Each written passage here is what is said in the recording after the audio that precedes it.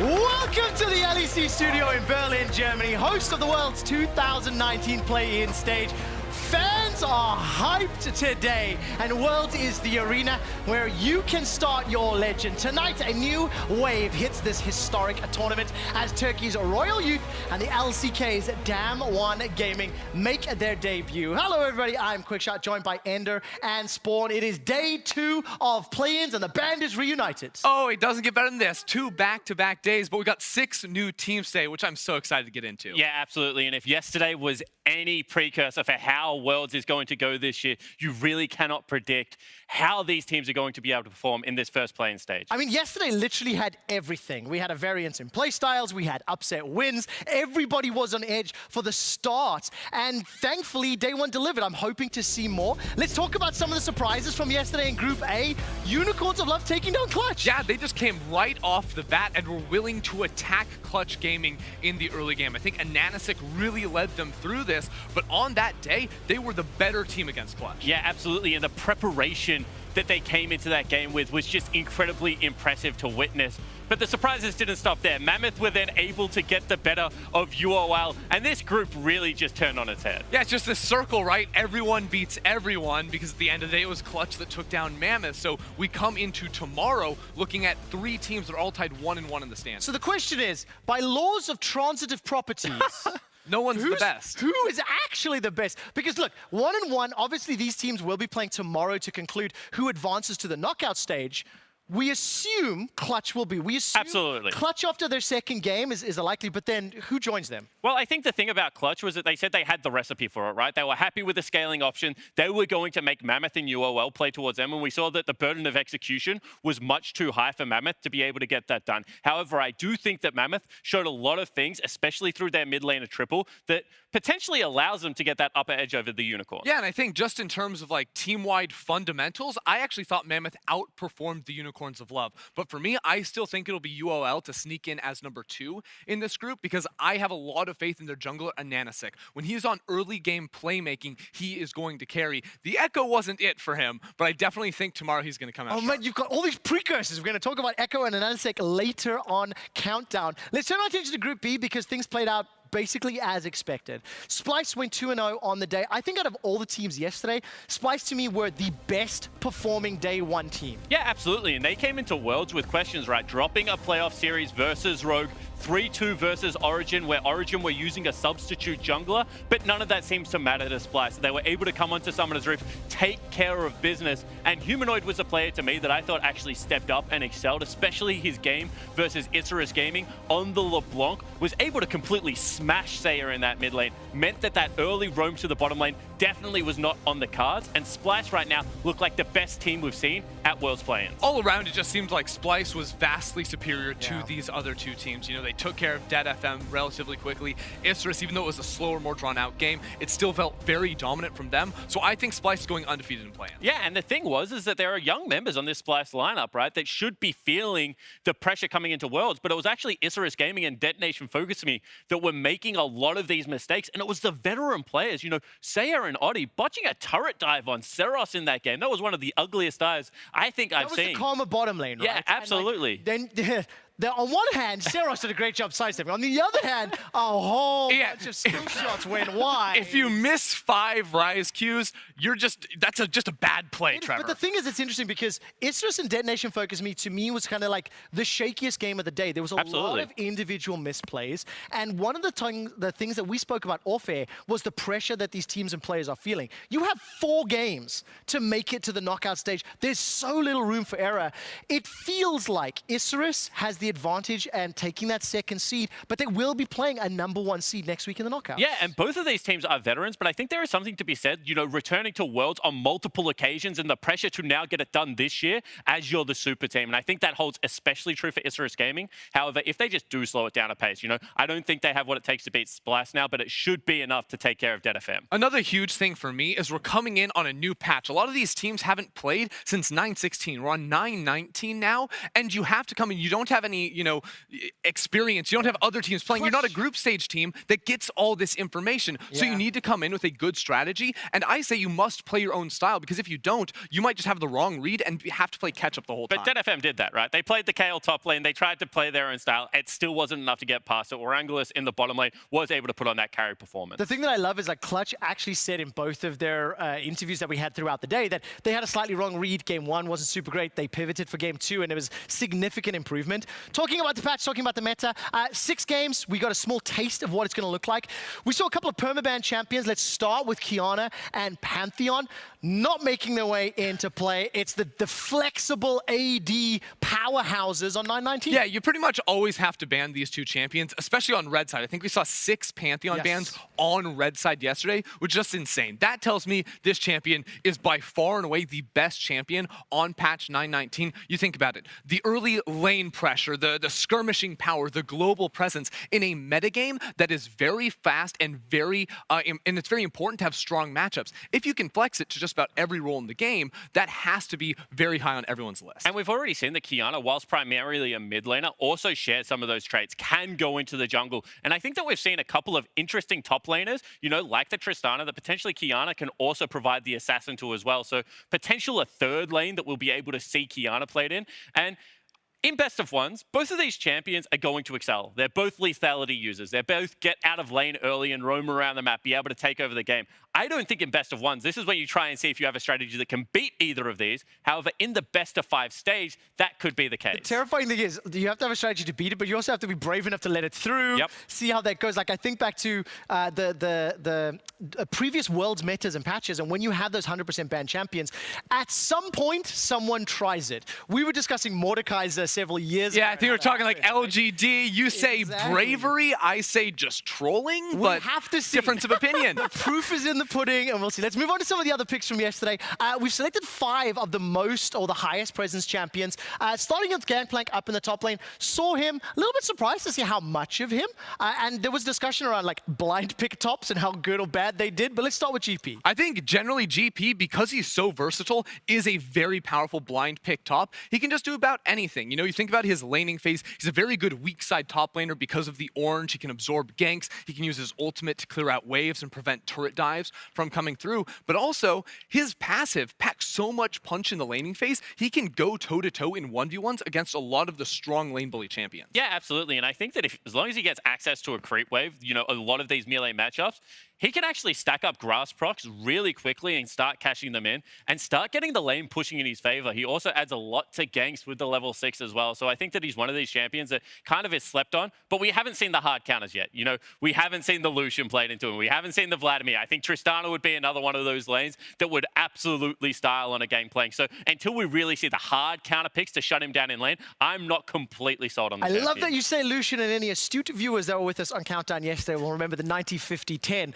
Which I'm hoping comes true. Let's turn our attention to the bottom lane. Let's start with Xayah. Xayah seeing a lot of presence. Kai'Sa as well. I know when we're talking about it, surprised you a little bit, Spawn. But we haven't seen as many mages as maybe we were anticipating. Yeah, absolutely. Because whilst there were 2 big 80 carries when we came into Worlds, we thought that both of them potentially had counters in the mages in the bottom lane, in the Cassiopeia, in the Syndra. Both of these champions, 500 to 550 range, and I thought they could be shut down. However, it seems that their continual presence of the team fighting 80 carries is still super high. Yeah, and when you look at it, these champions did both receive nerfs, but they weren't like massive nerfs. I don't feel like it was like cooldown reduction on the ultimate for Xayah. So there's larger windows where they are punishable, but still do what they do very, very well. Another honorable mention next to the Xayah is the Rakan. That duo was 100% presence yesterday, meaning it was picked or banned in every single game. And that's something we're going to continue to see for the rest of the tournament. It also suits the meta, the initiation tools. I think, especially when we get to group stages and the amount of support players that like that style of champion.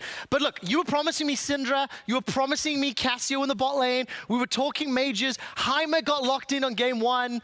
So is it just a group thing, or do you think there's still room more to see these mages making them? I think we're definitely going to see more of it. I think not every bot laner can pilot these mages, so it depends on which teams are actually in the game, whether or not we see it. But we also saw Syndra played in the mid lane, multiple Syndra bans as well, so this is a very powerful flex pick. When we throw around the word flex pick, you know it's going to be a champion that teams look after. Yeah, absolutely. And I think that this just has the best gank setup of a lot of the mid laners we're seeing right now. And whilst we have the delayed setup coming out of things like Echo, having that ability just to be able to open up the combo yourself as a mid laner is going to be important. You just said Echo. You just said Echo. You two argued all day yesterday about this pick. So let's add some additional context. Is Echo good or bad? Yeah, I mean, I'm still not completely sold on the pick, but Vedi did raise some good points on cooldown last night. We're missing a teamfight AP jungler now that Silas has been nerfed.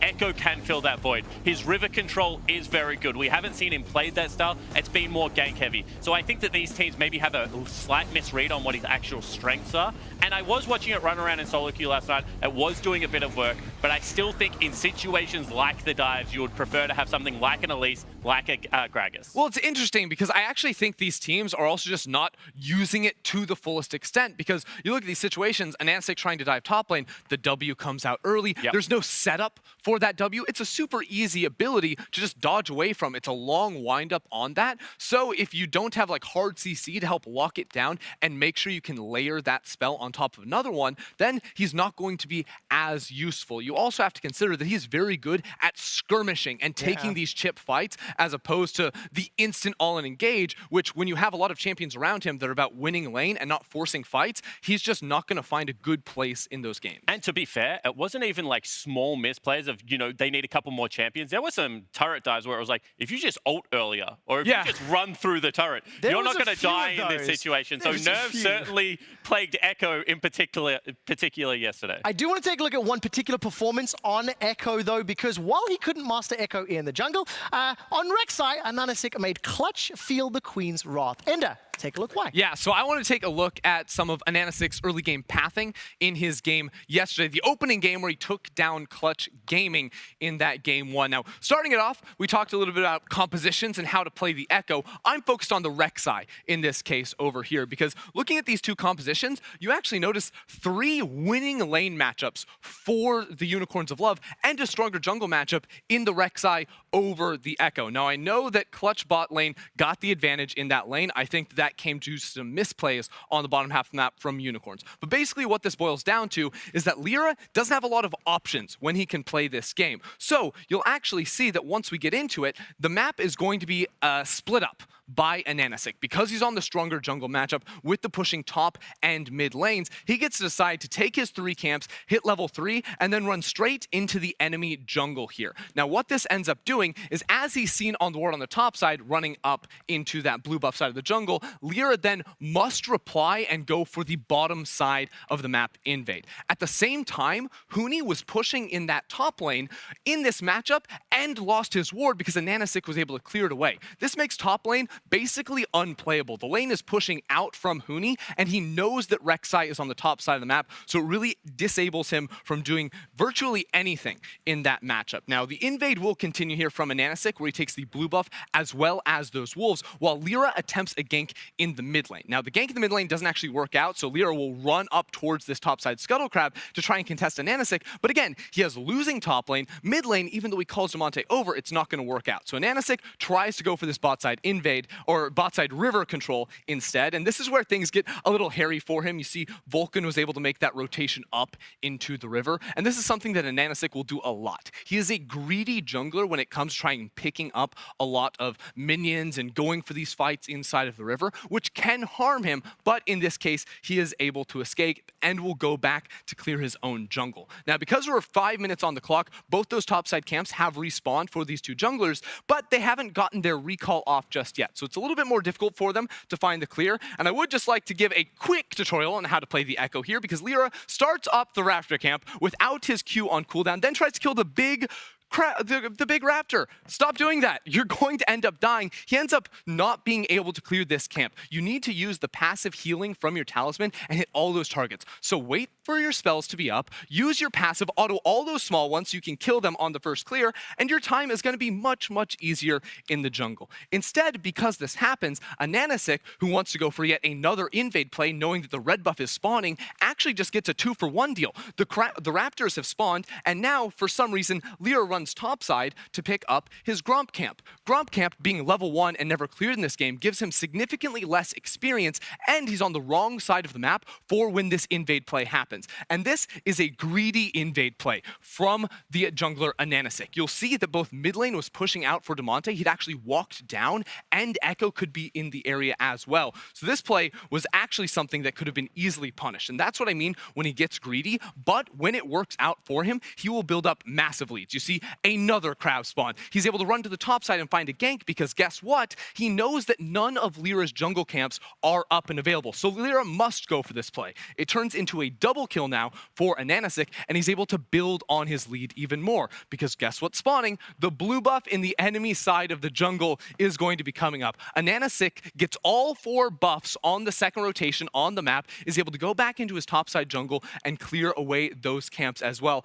And at the end of it all, it is a massive lead here for Ananasic. It is level 6 on Lyra, it is level 8 on the Unicorn jungler, and it doesn't get any easier than that. He was able to use that lead to take that game and to get that upset against Clutch in game 1. So a 2-for-1 discussion on both Rek'Sai and Echo. To summarize, if I will, you can't put pineapple on pizza and Echo, but you can on Rek'Sai. You can put it on pizza. It's good on pizza. Okay, so you should put pineapple on pizza. Pineapple goes on pizza and Rek'Sai. Great. For the first time ever, a Korean team takes to this play-in stage, and it is no surprise to anyone that DAMWON is considered a heavy favorite in their group. We're turning our attention to today, and we will be covering Group C and Group D. So let's start with DAMWON. Let's start with Group D.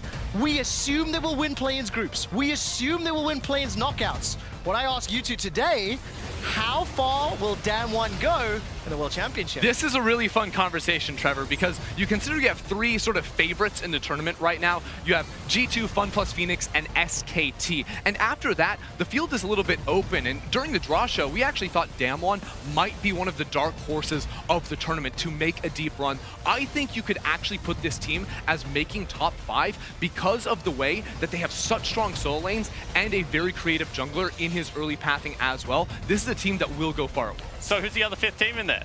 That's the question, top right? 3? You said top 5. Are they the 4th? Are they the 5th? Ooh. I think the competition then would be with an RNG, an IG if they were able to shake off their pretty rough summer performances and go to those high highs, or maybe even a Fnatic. No Griffin included in that one. Spawn, we are still in play-ins groups. Yep. We'll get time to discuss that later. Let's talk about the group that DAMWON are in, because we have made a lot of assumptions, right? Absolutely. We're assuming they're going to win groups. We're assuming they're going to win knockouts, and that is obviously the favorite. Let's look at Royal Youth as well as Flamengo, 2 teams that have the unenviable task of being the first play-in teams ever to compete against the LCK 3rd seeds. Yeah, absolutely. And when you have a look at the strength of this group, you can't really look past the TCL. Out of all the emerging regions, Turkey behind the VCS have shown the consistency that we expect out of one of those regions that's looking to take the next step. So I think that Royal Youth really are that team, especially given the fact that they play around their top laner in Armut. They were able to go through Supermassive in the finals and be able to beat them out. I think this is a team that has actually a really good shot of coming second in this group and then doing damage in a best of 5. Yeah, and for me, I look at this group and I see a lot of actually strong top laners. You have Nuguri, you have Armut, as you mentioned, and then Robo sort of the odd man out for me. I think that this group will be heavily decided by the solo lanes, and in that case, I think it will go in this order: DAMWON, Royal, Flamengo. Yeah, and unfortunately for Flamengo, who are a team that I really enjoy watching play, you know, the aggression that comes out of BRTT in that bottom lane, this is just one of those groups that is a group of death. Like the CB LoL, so Flamengo really is paying the price for a couple of poor performances out of CB LoL. This could very easily be a 0-4 group, when I think Flamengo in other groups could actually do damage. So I really hope that they can show us something and maybe buck the trend of the top lane playstyle and get something rolling early game in the bottom lane. I'm really excited to see what DAMWON do. They will be playing the first game of the day, and also to see what the new young LCK players do on the international stage. There has been a little bit of a trend of new, young teams from the LCK underperforming to expectations of the region. And I'm not saying they will. I'm just reminding people that that has happened. Yeah, absolutely. But none of the teams that failed in the LCK to get out of groups and put DAMWON in this situation are actually here at this year's Worlds. It's a brand new lineup coming through. DAMWON actually took second in LCK Summer. That's why teams are so hot on this. And I think that this is a lineup that kind of has that not arrogance, but that self-confidence to really be able to make clean runs through this stage of the tournament. Confident play in League of Legends right now, whether brave or not, definitely seems to work. Okay, let's turn our attention to Group C. This is definitely one of the more interesting groups for me in terms of none of these teams truly have super high profile. There's a lot of new players, a lot of new names to a degree, and expectations, especially for Hong Kong Attitude, are dropping more and more, as is the LMSs. And Trevor, we've probably been to these. You know, the 10-year reunion of high schools. Unfortunately, Andy, you're probably going to have to wait another 10 years before you get I think I need 7 more years, Spawn. But this is a GPL reunited, and this is one of those situations where potentially it's actually the VCS now emerging as a favorites to come out of this group. Yeah, it's really surprising because out of all the plans groups, this is the one where you say probably has the highest likelihood that a Pool 1 team doesn't come out on top. I think VCS's Lowkey Esports plays a really fun style that we're used to seeing from the VCS, where they actually just come in with their own views on how to play the game. This team went for multiple lane swaps in their playoff series to try and split that map, flip it around, and go for these crazy moves that a lot of teams will have never played against coming into this playing stage. And also just a different priority on champions. You know, we kept talking about Kaiser and Zaya, but Celebrity, he loves himself some Tristana.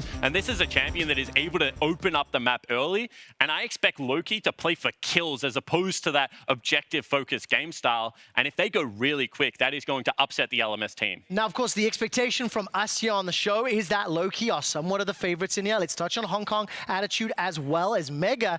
And for HKA, and more importantly for me than just the players or the team, it's the LMS that is very interesting. The LMS has been on a steady, consistent decline for a long time now. Yeah, absolutely. And as an LMS fan, it's kind of heartbreaking to see, you know, Flash Wolves and AHQ now go down that step. J-Team, kind of the last remaining dominant team within the region. Everyone else is sitting around 500 during the domestic season. And already this team in Hong Kong Attitude has failed to secure first place in a group play-in stage like this. It was against the TCL. This team, in my opinion, isn't even as strong as that Hong Kong Attitude team. So it's going to be an uphill battle. Yeah, it's definitely going to be tough for them. I still think that they will make it out of this group because, on the other hand, the 3rd seed Mega coming in, we don't think is going to be as strong as these other 2 regions. They have made some improvements, they think, moving Lloyd out of the bot lane position into the jungle to bring in their double Korean bot lane. Yep. So they make these swaps to try and make it work. All right, let's talk a little bit about the schedule very quickly. We'll see what happens when all of these teams hit the Rift. The action does start with the TCL's Royal Youth looking for a massive upset, if they can, against DAMWON Gaming. Then Mega and Hong Kong Attitude will be squaring up shortly after in Game 2. There'll be 3 more matches before we close out the day with a Flamengo versus Royal Youth. Correction, Hong Kong versus Lowkey. So let's take a look at our first match of the day and dive into it. DAMWON Gaming took the LCK by storm. They're ready to take on the world. And this is a new wave, new players, new team, new to the international stage. And one of the players we're very, very excited about is Nuguri. Yeah, absolutely. And this is a new style for the LCK. This is much more of the G2 light, as Vedius put it, you know, the crash, bang, take over the early game. And I think that Nuguri is one of those players that you put him on an island, you isolate him, he does work. You throw Canyon up there with some creative pathing, it only gets worse. Yeah, it's the solo lanes, it's the entire top side of the map for DAMWON Gaming because Nuguri loves just kill you over and over in the laning phase. One of the best top laners coming into the World Championship. A lot of people are hyping this guy up, and for very, very good reason. He is going to be the best top laner for sure in the play-ins, and any player going up against him is going to have to try to do their best just to hold on. And the thing about this DAMWON lineup is they kind of have something for everyone. I was reading a thread this morning and it had Dopa's opinion that Showmaker is pre-20 minutes the best mid laner in the LCK. This is a guy that is so hyped up, 19 years old, and has all of that swagger of a young new player. I absolutely love all the discussion around the mid laners from the LCK and who ranks above whom. We'll get to some of those discussions next week, some of Nuguri's stats. Let's turn our attention to the representatives from the TCL Royal Youth. This is another team of fresh faces. They beat Supermassive to qualify for the very first World Championship, and it was a big surprise. This was a young roster, it's a new team, and they impressed in the TCL. It surprised everyone because you look at the names that they were actually going up against. You have Wolf Zeitnot in the bottom lane. What a power 2v2. And they're going up against Supermassive as well. Everyone knows Supermassive. Hardly anyone on the international stage knows Royal Youth. This was a team of almost complete nobodies other than Pilot and his small stints over in the LCK. And they come in, they challenge the superstars of the region, get that huge win, and now they come in as many fresh faces to the international stage. Yeah, they certainly do. And once again, this is a team that bucks the international trend of the bottom lane dives, and Closer will play around his top laner, Armut, and be able to get things done. Game 5, you know, the clutch situation, they turn to the top laners, Jace. They're able to push in. They're able to get that big advantage.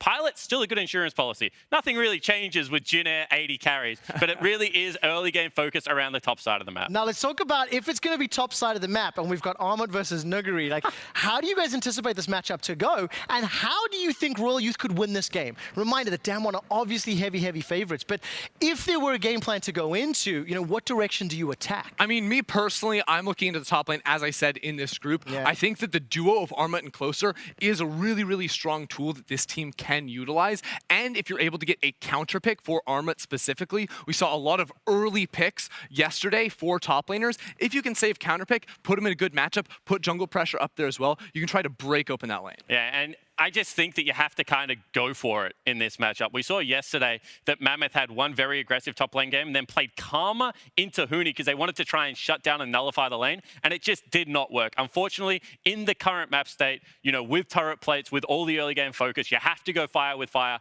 I want to see him take the Jace. I want to see him try and step up to the plate and have a really breakout performance, because you got to remember, sure, Nuguri's all that, but if you're able to have a good matchup, this can put the young man from the TCL on the international stage. I want to explore that idea. I want to explore that idea. If you can put up a good matchup. Now, this is the first time that the LCK have ever appeared in the play-in stage, right? Because, based on LPL success over the last 2 years. These teams and players are the first ever that will get to compete against an LCK third seed. This is both fantastic and exciting if you're a pro, and terrifying if you want to advance. So, you know, what are these guys going in terms of their mentality? Well, is it terrifying if you have to advance? Because you know that you can't get down one in the best of 5. And it's the best news they've ever gotten. This is the best group, in my opinion, you can draw if you think you're going to come out of group 2nd seed. So that's what I would be thinking. You know, let's get it done versus Flamengo, and then let's take our shots versus DAMWON. Let's make a name for ourselves. Let's try and worry some of these other seed 1 teams that we're going to come up against in the best of 5. And when we're looking, you know, we've talked so much about these two top laners. Looking at the stats, looking at their champion pools, they play to dominate in the laning phase. They want winning matchups. They want to push you in. They want to bully you. They want to kill you. These two people clashing against each other. Imagine if you could kill Nuguri. Imagine if you could solo kill Nuguri. What do they do?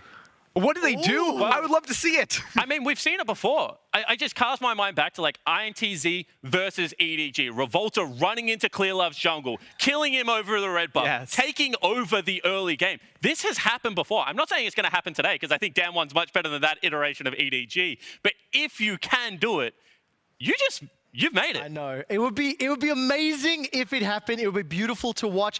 And it'll be up to DAMWON to prove that all of our assumptions are correct, and for your Royal Youth to surprise us. It is time to talk to the top laner with Law.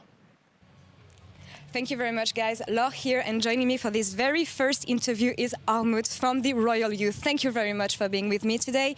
You're going to play your first game, and you qualified to Worlds after winning your first title as a team in the TCL. So tell me about the pride of being the TCL representative this year. Like, I'm really proud. My team also same. We are happy to represent our country. We beat Supermassive at finals 3-2. Like, we never did it before. So we are really proud, and we are ready to make our country proud. And that was a very intense series for you guys. 5 games when you had a very dominant year for the whole season. So tell me about the strength you have coming into the play-in stage against DAMWON and Flamengo, because we know that the TCL is known for being a very bloody and early game-oriented region. Yeah, like, I think our early game is really aggressive. If we finish the games fast, I think we can win every team. We can also lose to some teams. Like, I think DAMWON is really strong. I think we can beat Flamengo 2-0 kind of easy. DAMWON will be hard. They have like Nuguri, Showmakers. They are kind of best. Canyon also. Like, it will be really hard series, but we will try something else. Well, actually, tell me about playing your very first Worlds game against DAMWON Gaming, because usually we don't have any LCK teams in the play-in. This is a first, so what do you feel? Yeah, I feel like they shouldn't be in play-ins, to be honest. Like, they are so strong as a roster, as a team also. Like, it's fine, since we get them here, we will not face them in best of 5 if we make out of from our groups. So I think this is also good news. Bad news is like they might solo kill us. Like Nuguri and Showmaker is like really dangerous. So I'm kind of happy, also not happy same time, you know. Tell me about what you think about Nuguri as a player. Like he's best top laner in the world, that's what they say. I think I agree. But we will see about that today. Well, I wish you good luck on that. Thank you very much for the interview. Now back to you guys. Thanks, Lo.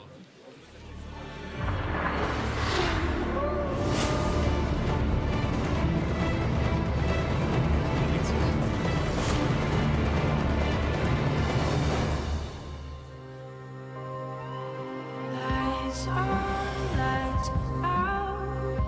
Heroes will be made. When you're walking on the streets, you'll find out. Titans will fall.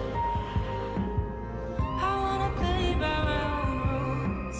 Nothing matters, nothing. I wanna tell them that we're not fools.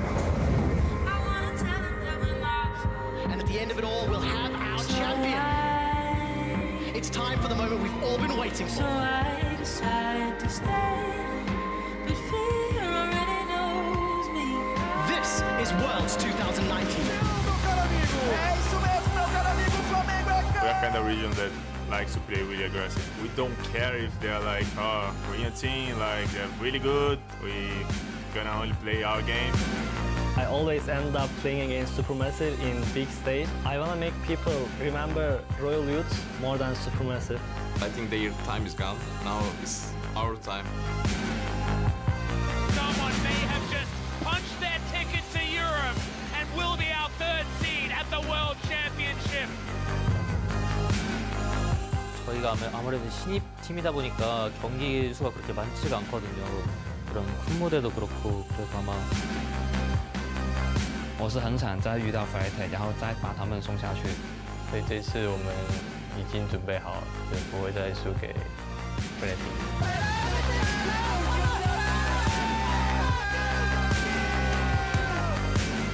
Sự khác biệt giữa Việt Nam và các khu vực khác thì Việt Nam tụi mình thường ưu tiên ăn mạng hơn là ăn mục tiêu. Vào một ngày đẹp trời thì mình nghĩ là mình có thể đánh bại được rất là nhiều đội ở vòng khởi động. ตอนแรกก็ตื่นเต้นนะแต่พอได้มาหลายๆครั้งมันก็ทำให้เราชินเวทีไปก็นั่นแหละก็ทำให้การเล่นออกมาได้ดีขึ้นผมคิดว่า 저희 말고도 다른 두 팀이 꼭 활약해서 높은 좋은 성적까지 좀 내면 좋을 것 같아요. 这次代表了 MS 是抱负住很多观众的期望。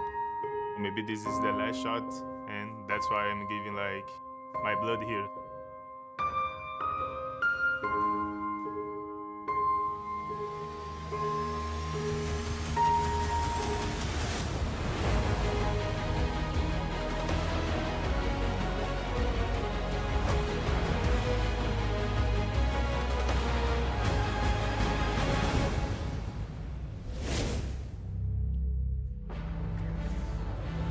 Hello and welcome to the LEC studio in Berlin, Germany for the 2019 League of Legends World Championship. Please join me in welcoming the contenders in our next match in the playing stage. Starting on the blue side from Turkey's TCL is Royal Youth.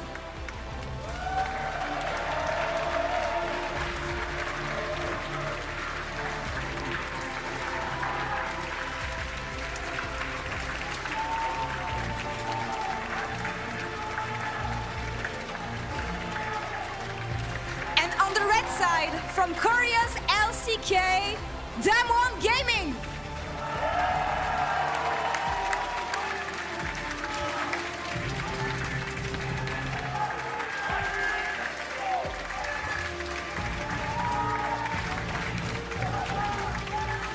One more time, let's hear it for Royal Youth and DAMWON Gaming.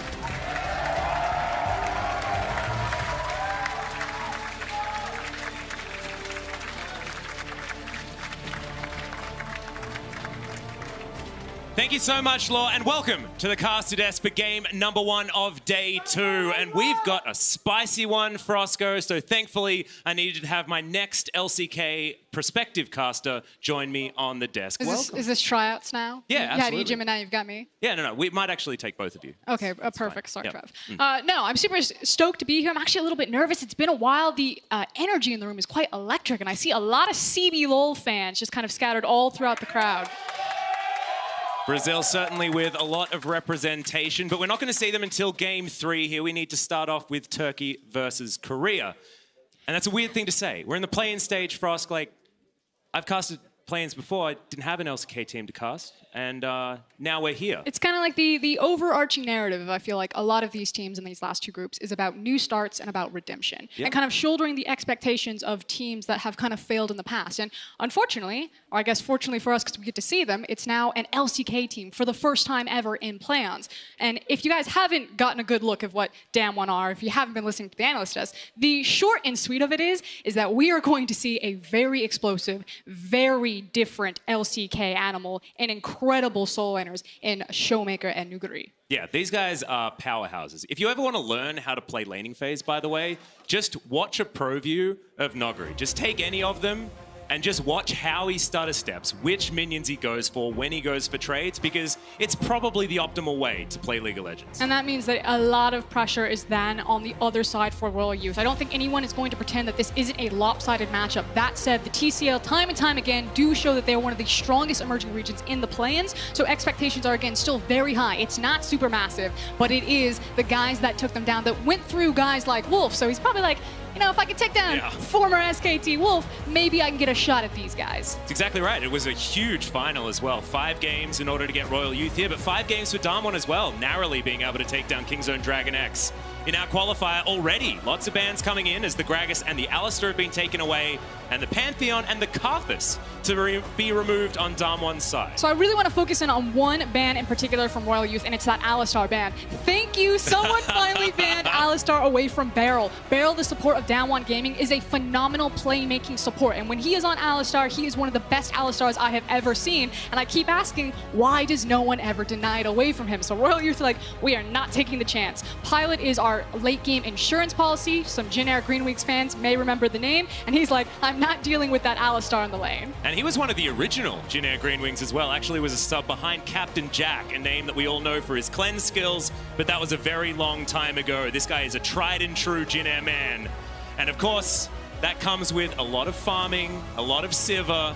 You know, this guy lives up to all of those expectations. The Renekton is going to be the first pick, as there's Canyon's Lee Sin to come out second round, and Nuclear is going to be on his ever so comfortable Kai'Sa. To quote a very intelligent man, Bryce, whenever Lee Sin is in the meta, it is a good time, and I'm very excited to see it. Now, I'm curious, with the Rakan and the Xayah still left open, if that meant that they were going to try to prioritize the Xayah-Rakan duo up front, or if they were going to try to separate the Nautilus, because Nautilus Kai'Sa is kind of the go-to that you see in that bot lane, but right turn, I'm getting a Leona instead. I love Leona into Xayah. I think it's such a good matchup because A, Rakan is super telegraphed when he dashes for you, so it makes hitting that stun on Leona very easy. And then also, if you think about the Xayah ultimate, if you drop a well-placed Leona ultimate, you can force Xayah to ult before the team fight even begins. Yeah, and then you can follow after, of course, with the Zenith Blade plus Shield of Daybreak with a bit of a buff.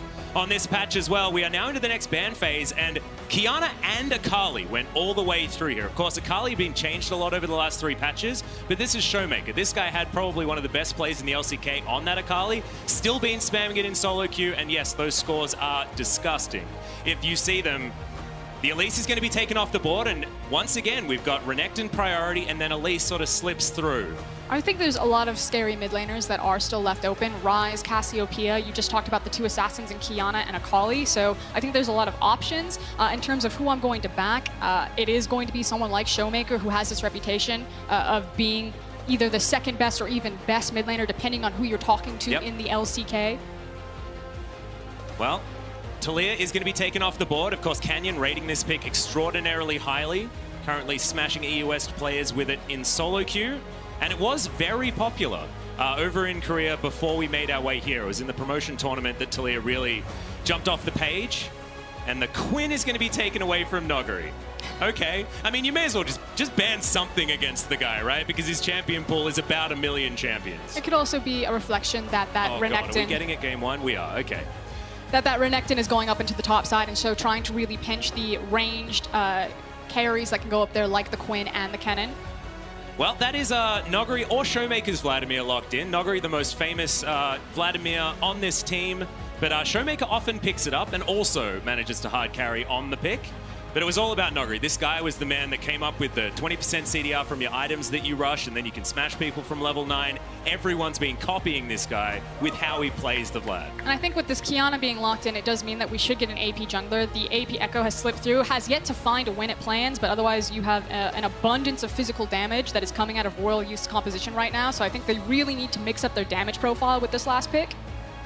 See whether they can find one. Currently, 8 seconds to go. Still haven't really figured it out yet. The Karthus is banned away, the Elise is banned away, and the Talia is gone. So Sylas is what they're going for.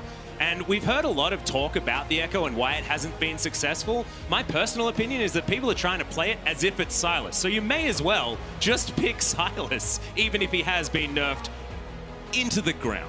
Also, the interesting thing about the Sylas pickup here is it meant that we got to wait until the last pick to see Showmaker pull out the LeBlanc, and now Royal Youth can start organizing their composition. By taking the Sylas, it gave them another flex pick. This is cute. So they could put him in the mid lane and then throw Qiyana in the jungle, but you're kind of getting the same thing from that, which is post-level 6 junglers. Qiyana does have a window in level 4 where she can CC lock, especially if she has CC set up for herself, but otherwise it's usually about that big hitting ultimate.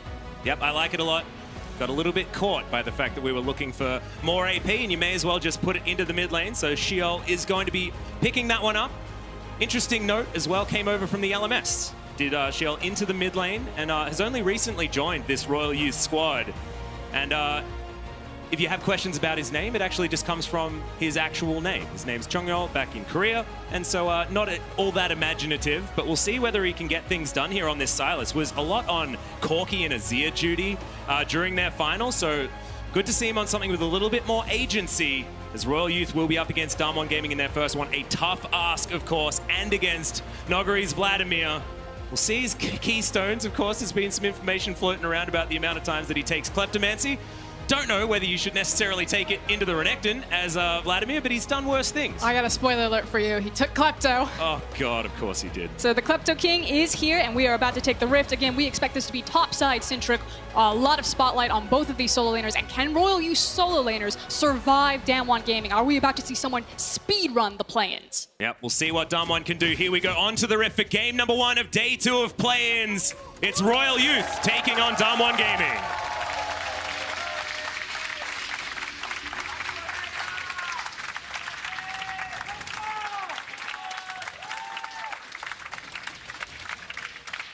So already, we're at level 1 for Oscarin, and it feels like it's tough for Royal Youth. Because you have to get over the sort of hurdle that's mentality, right? These names are coming in with so much weight behind them, even though this team only just qualified for the LCK. They've only been in 2019, and still, Noguri, Showmaker holds so much weight. Showmaker already throwing himself into the enemy jungle. He's also already picked up a ward from a Klepto proc, so you can see that Vladimir and LeBlanc are both running the Klepto Keystone. You can see the ward sitting in Showmaker's inventory, so I'm curious where he's going to place it to get some information on early pathing, because if you give Canyon early game pathing information, that's when you start to see these LCK junglers really destroy you, is how efficient they can be with any sort of knowledge. Yep, also closer on this Qiyana. We'll see how well he's going to navigate his jungle with Canyon, potentially able to meet him at almost any point. Does like to play a little bit more aggressively with his paths on the Lee Sin. Likes to get things done. But Canyon, he's a counter ganker, right? That's how Canyon plays his game. That's why he got so many LCK MVPs, because he'd come to a lane that Nogura and Showmaker have set up for him, and he just picks up a kill. And so he walks away at the end of each game like 7-0-11 saying thanks guys for the carry, but still picks up an MVP. We'll see whether he's going to be able to have some agency himself to get things done, or whether he'll even need to, based on the laning phase that DAMWON are going to have here. Miankos talks about this a lot. When you're a jungler for a team that has such incredibly talented solo laners, it makes your job easy, but it also makes your job hard, because when they are playing forward, when they do need pressure and resources, you need to make sure that you're kind of balancing everything. If everyone wants to be aggressive all the time, then he needs to be on point. Nuclear already with a flash on the bottom side of the map, had to get out of the way of that grand entrance. Pilot almost down to below half health, but that potion will get him back up over the top. And let's kind of have some real talk while we are focused a little bit on DAMWON before we move over to Royal. I think if you are going to try to attack DAMWON anywhere, it would be in their bot lane. They typically do draft more defensive style bot lane, so obviously going kind of the opposite way there with Kai'Sa, Leona, and full combat summoners. This is maybe just trying to find that confidence on stage, and you are probably at a skill disparity between an LCK seed versus one of the emerging regions, but I think if you really wanted to pack firepower down here, this would be a way that you could try to break DAMWON. And already they've got a flash, so in theory, certainly a place that you can attack this squad. Nuguri pretty safely under his turret, but that's a great trade there from Ahmed.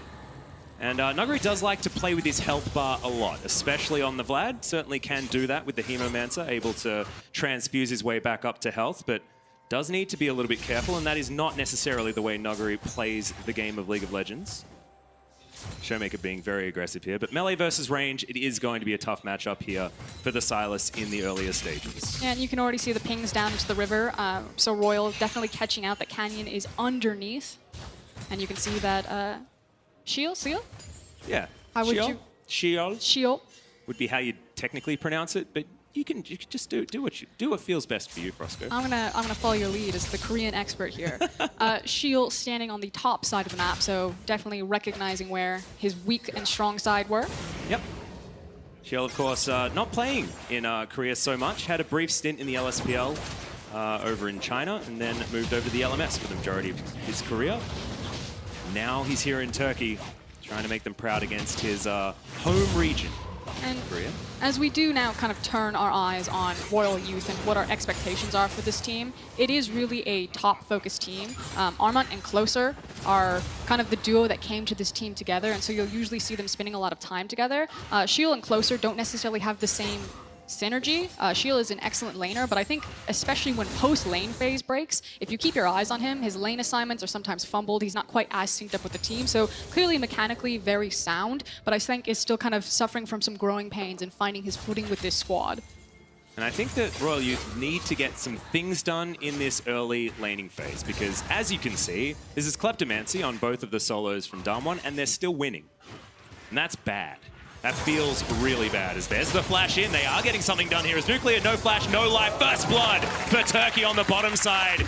Beryl just has to look on in horror as Closer comes down, and successful first game. I mean, Closer was really just there for moral support. He's like, yeah, guys, Great moral get support, on. though. That's first blood, right? Didn't even get the assist there, as it was all just Pilot and Tolerant making good on the flash they burned earlier. So well done there. We talked about this. If you just add a bunch of firepower into the bot lane, you can try to break DAMWON's bot laners. And also, talking about firepower, that's why they've added Tolerant here to this roster. They actually took out Dumbledoge in order to get this guy. Dumbledoge, of course, as everyone remembers, the guy that first-blooded FLICKR on Janna. Like, this guy was a Bard main, things like that. But Tolerant, he plays the Rakan, he plays the Nautilus, as we have a look at the replay. Yeah, and it's kind of one of the coolest storylines for this team is Hold It. Yeah, we're fighting again. Nuclear is at full health, but Beryl not so good. Flashes forward, Shield of Daybreak, Tolerant, battle dancing to try and get out one more auto, and Nuclear's going to answer back. TP? Bottom side, we got teleports, we got a party on the bottom side. 3 versus 2, Nuclear's dead once again. Is it going to be a double? I think the answer is going to be yes, and Royal Youth are attacking the weakness of DAMWON beautifully in this early game. And the fadeaway on the other side of the map. Nuclear is just like, question mark, missing ping? I mean, to be fair, he's not going to follow that down as the Vladimir. You're looking at a double Doran's now. Executioner's calling from the Renekton, so Armit was going to do a lot more damage. But what did he sacrifice on the other side of the map? Multiple waves getting shoved in. I'll take a look at the CS discrepancy. It's about 15 right now, so we'll see if that pays off for Nuguri in the farther on in the future as we go into this game. I just really like that we're seeing exactly the DAMWON Gaming that we were expecting. The solo lanes are places that everybody else wants to get out of, and the bottom lane gets punished. Yep, just overcommit there for the kill. They go back in, they try to play it. You can see, pretty much written in stone, TP behind him. Thanks very much. Yep. the Ocean Drake is taken pretty comfortably there by DAMWON with the help of a teleport back to lane from Showmaker.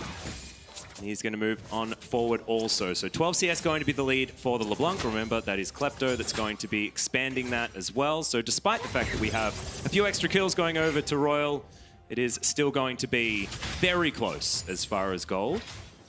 But now it's about kind of where does Closer actually attack next on this map. You can continue to try to abuse the flashless bot lane. It's now Beryl who doesn't have his flash, but a tankier opponent. I kind of expected him more, again, to play around this top side of the map, but maybe he's looking at a Vladimir and he's like, there's no way I can try to break that. You know, Vladimir's a great champion into Renekton. It's really hard to tower dive him. He can basically just walk away, self-sustain, and sit into that lane. And you can see, again, that Armit's trying to itemize to put some sort of dent into Nuguri, but with the Klepto, with the CS lead, and now with the TP lead, it might just turn into a free farm lane, and we see it team fights. The thing that I really like, though, about what Royal have is they have Closer now with 2-0-0 on that scoreline as a Qiyana jungle. So he's going to be extremely relevant moving into the mid game that Royal Youth are going to have to make good on. Yeah, and I think the issue is that the dragon was actually taken. So when you have a Qiyana, she is so good in the river because of how it uses with her CC, and if there's a dragon live and available, the opportunity of actually being able to catch people out with your Qiyana rises because there's more reason for people to be in the river. Now, since the objective is gone, the lanes are pushed forward, there's just no gank access, Closer might actually just be sitting with this Qiyana like, I have to force a play, I have to do something, instead of having an opportunity to look for a big 5v5 around a dragon pit.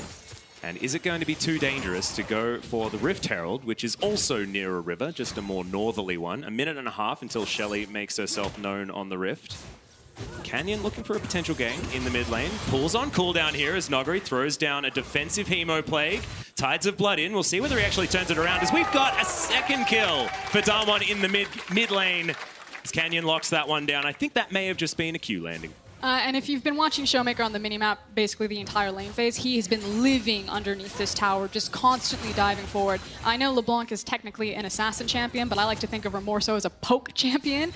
She's just basically, if Nidalee Spear was a person, you're just constantly throwing it in, chunking people out. I like that. I haven't heard that reference before. As Beryl, he's got the Eclipse running, as that's a lot of damage onto Tolerant, but Beryl very close to falling. Nuclear misses the Void Seeker, and that Q hasn't evolved, doesn't do a lot of damage. Tolerant just chugging some potions will be okay, but Beryl not going to be able to go in as easily. And even though Nuclear and Beryl still look like they're playing on the back foot here, because Showmaker has pretty much destroyed this matchup, Sylas isn't going to be able to do anything. Not being able to pivot from the mid lane and then try to rotate to your bot lane to continue to pile in on Xayah and Rakan's success is really going to slow down any sort of snowball that Royal Youth are trying to create. So again, it's the fact that they don't have the access to immediately play around a dragon when Qiyana's feeling really good, and it's the fact that they don't have mid lane priority to try to unlock Sylas and rotate out to their duo bot.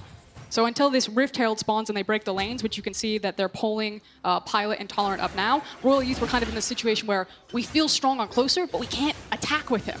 Well, we've got a control ward here. It's going to spot out that Shelly has been attacked by 3 members of Royal Youth right now, and with the fact that Vladimir is able to push out this minion wave and head down to the river, we might actually have a bit of a fight. Beryl makes his way up, and Nuclear with Killer Instinct in hand is moving on over, so too dangerous for Royal Youth. They will pull away. Yeah, this is absolutely a terrible setup from Royal Youth right now. If they force this and they find a pick and get lucky, they don't have priority in either top or mid lane, which means walking into this river is, you just don't control the space. So they need to get forced out of this and really respect the minion waves, force these waves out, and then slowly move in as a group. Yeah, feels a little bit like taking a Rift Herald against DAMWON Gaming is a bit of a bait. Let's just not do that one, as DAMWON are considering doing it themselves. I actually like this call better. If you look at your minimap, you can see the on-the-way things from Royal to trade the objective bot lane for the Renekton for the Herald. I think Tolerance just, again, keeping vision, does need to be respectful. Yeah, at the same time, we've got all 3 lanes being shoved, in fact. Pilot topside as the quickness comes in. Shield of Daybreak's going to put a stop to it as Closer dives on in. That's a great ulti that's going to run around the Baron pit, but I don't think it's enough damage. That's the kill under the Qiyana, just destroyed as Pilot has to flash instantly. A defensive kick gets rid of Shield there on the backside as Tolerant will be running for the hills. And DAMWON, they take Shelly and they take a kill and they'll walk away. But they did pull up Armont. He had roam potential because Nuguri TP'd into the bot lane. He now has some access into a possible plate on mid lane, depending on how quickly DAMWON can get back behind their mid lane tower. I'm just scared though, because Noguri has a CS lead still, 10 ahead, and he's building very aggressively as Tolerant has to get the hell out of the enemy jungle. And they're overstaying. Royal Youth actually need to back because the Infernal has spawned, and because their jungler, top lane, and support are still on the field, they're going to lose so much priority over the mid lane, which will bleed into this river control. I think the fact that they tried to overstay for that plate in the mid lane will actually cost them the Infernal. Yep, and already 2 plates actually went to Noguri in the laning phase on the top side of the map. We've still got 2 minutes until they do break down as Armit looking for Nuclear. As if he stuns him, there's going to be Killer Instinct opportunity, but he's not going to be able to because there's just no one there to get any CC, so he's eaten up by the Culvermeek. Slicing and dicing, and look, Nuclear, that was on brand, but it's not necessarily what we want to be seeing here from our DAMWON 80 carry. That's a welcome back to Europe. Yeah, I think so. TP. Whoa, that's an aggressive teleport there into the DAMWON jungle. That's a double teleport. Look at it as there's the grand entrance, immediately pulled. And Noguri says, that was cute, but we're not going to do anything. Speaking of not doing anything, Royal Youth just steal away the Infernal Drip. Yeah, and here's the thing. You saw DAMWON was set up. I was like, Royal Youth, they've overextended for that mid plate. They're now going to lose tempo on the field. They're not going to be able to set up for Infernal. But with Nuclear just kind of piecing out of the top lane and Armont able to walk from bottom all the way to top to kill him, kind of a head scratcher. Yeah. DAMWON just are looking at the Infernal. They had the space. Good staggered backs from Royal Youth to make sure that they had the numbers advantage to kind of peek in their head. And they end up walking away with it. So very well done from the Royal Youth squad. Yep, and of course trading an Ocean Drake for an Infernal Drake makes our Royal Youth feel really good about how this one's gone. This plate may go begging, so we don't have very much longer before we can take that crockery off the map as Shelly pops down and should be able to get rid of the last ones up here as Nuclear probably should be scared of crocodiles, but does see him on a ward. But in time to get the plates for Nuclear, which I think is the big thing right now because Kaisa was not doing well in between a lot of those items, just sitting with the BF sword. So that was some very much needed gold for Nuclear to pick up. Yeah, it looks like it's not going to be the Manamune build as well coming out from Nuclear, so see whether that one's going to work out better than the previous Kaisa builds. It feels like you just build damage items and she's going to do stuff, right? I think it's also the versatility, kind of one of the reasons why we see Kaisa as such high priority with Xayah and Kaisa is not only because everything got nerfed around them, but also the flexibility and build path for Kaisa, that she can emphasize more towards a magic damage versus physical damage. And obviously when you're between a Vladimir and a LeBlanc, helps just to start stacking them BF swords. Yeah. That attack speed. Or pickaxes, whichever ones you want, as long as they have some at least easy 2 stuff on them. Yeah, perfect. As Royal Youth, they're probably feeling pretty comfortable with how this game's gone so far. 4-3 as far as the kill score is concerned. They can't see the gold, so they're probably still fine about that. And the Infernal Drake is really going to be helping them as they move further and further into this game. But as we look at these compositions, I see a Vladimir in the hands of Noguri. And that just sounds like it's an ominous sign. You know, I've had to deal with this so many times in the LCK where DAMWON, they fall behind, but in the end, the analysis is, but Noguri Vladimir.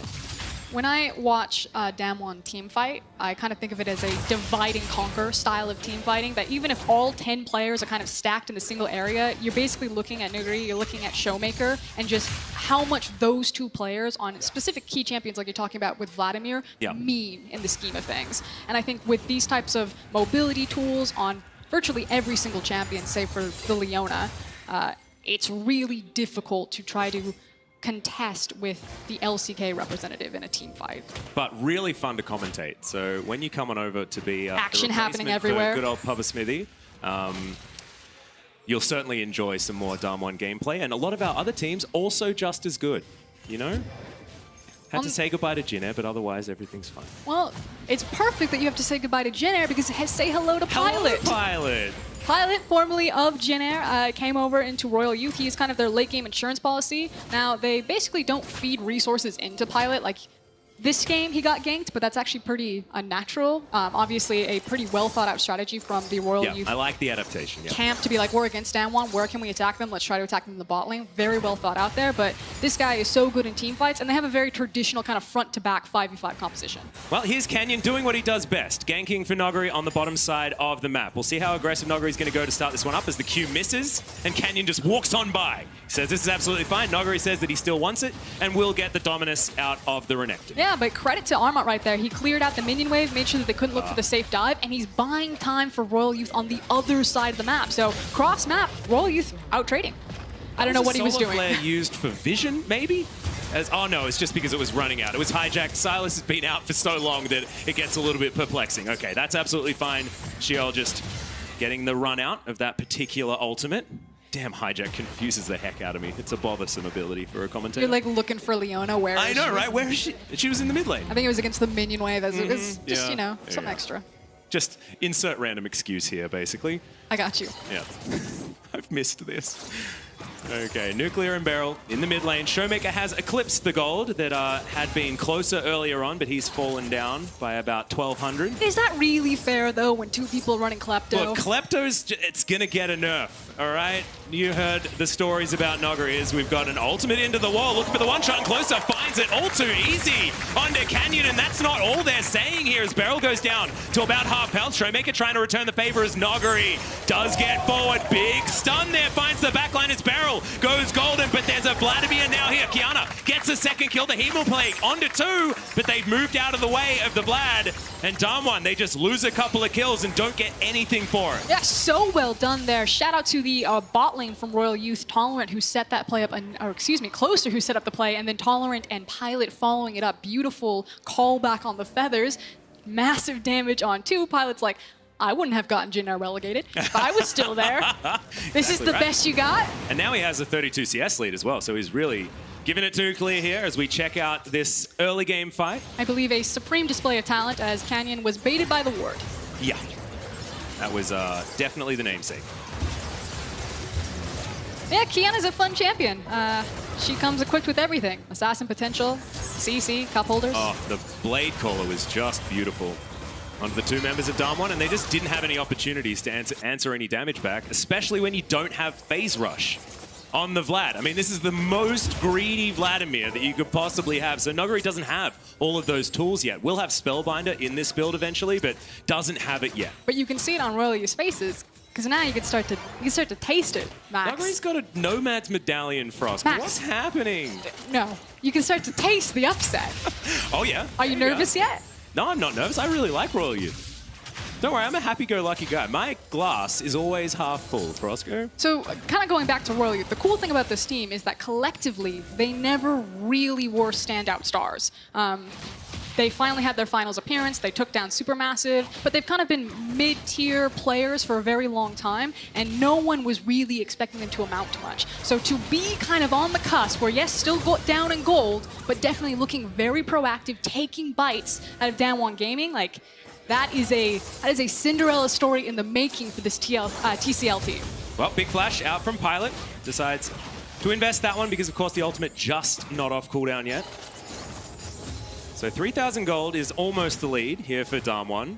And it's all Kleptomancy. And yes, Nogari has augmented his build by adding a cool hat. He's always very sun smart when he plays these AP champs towards the top side. Gets towards that hat as quickly as possible, needing a wide brim. So he's going to hit like a truck. Yes. Which means that the potential win condition for DAMWON at this point is eventually it's going to be really difficult to deal with this Vladimir into a side lane. And by eventually, it may actually even be now. I'm curious how the trades are going to go, especially with the death cap completed.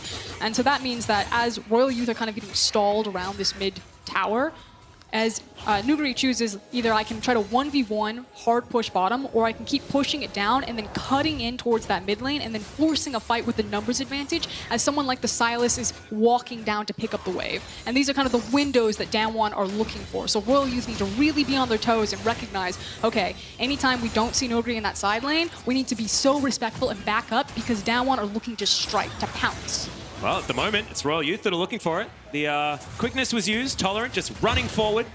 And DAMWON not as tolerant themselves, just didn't want anything to do with that Rakan. Even though, oh, I'll hold it. Yeah, that's the chain. It is going to not register. Okay, pops back just in the nick of time. Even though no one is being caught and there's not a big team fight, look at the CS lead. DAMWON are doing a far better job. Just Nogari trying to start it. Pilot does get slowed down, but remember, does still have the ultimate, and they just brute force the outer turret in the mid lane, not wanting any more, unless Showmaker throws the longest chain and hits someone, but doesn't. And again, back to the CS. You've got 200 versus 163. You have 190 versus 155. Outside of the 80 carries... I see you didn't go any further than that. Outside of the 80 carries, it's basically your two champions that can go out into a side lane. DAMWON Gaming have been doing a much better job of picking up the resources in the side lane, and then, like you said, brute forcing into that mid lane. And while they are forcing that that brute force, that means that Royal Youth don't have their carries out into a side lane picking up that farm. That's so much golden experience that's dying and that they're losing. And then over time, DAMWON Gaming are just getting stronger and stronger and stronger, getting more resources more often with a better scaling comp. And I want to talk about Royal Youth in this instance as well, because DAMWON Gaming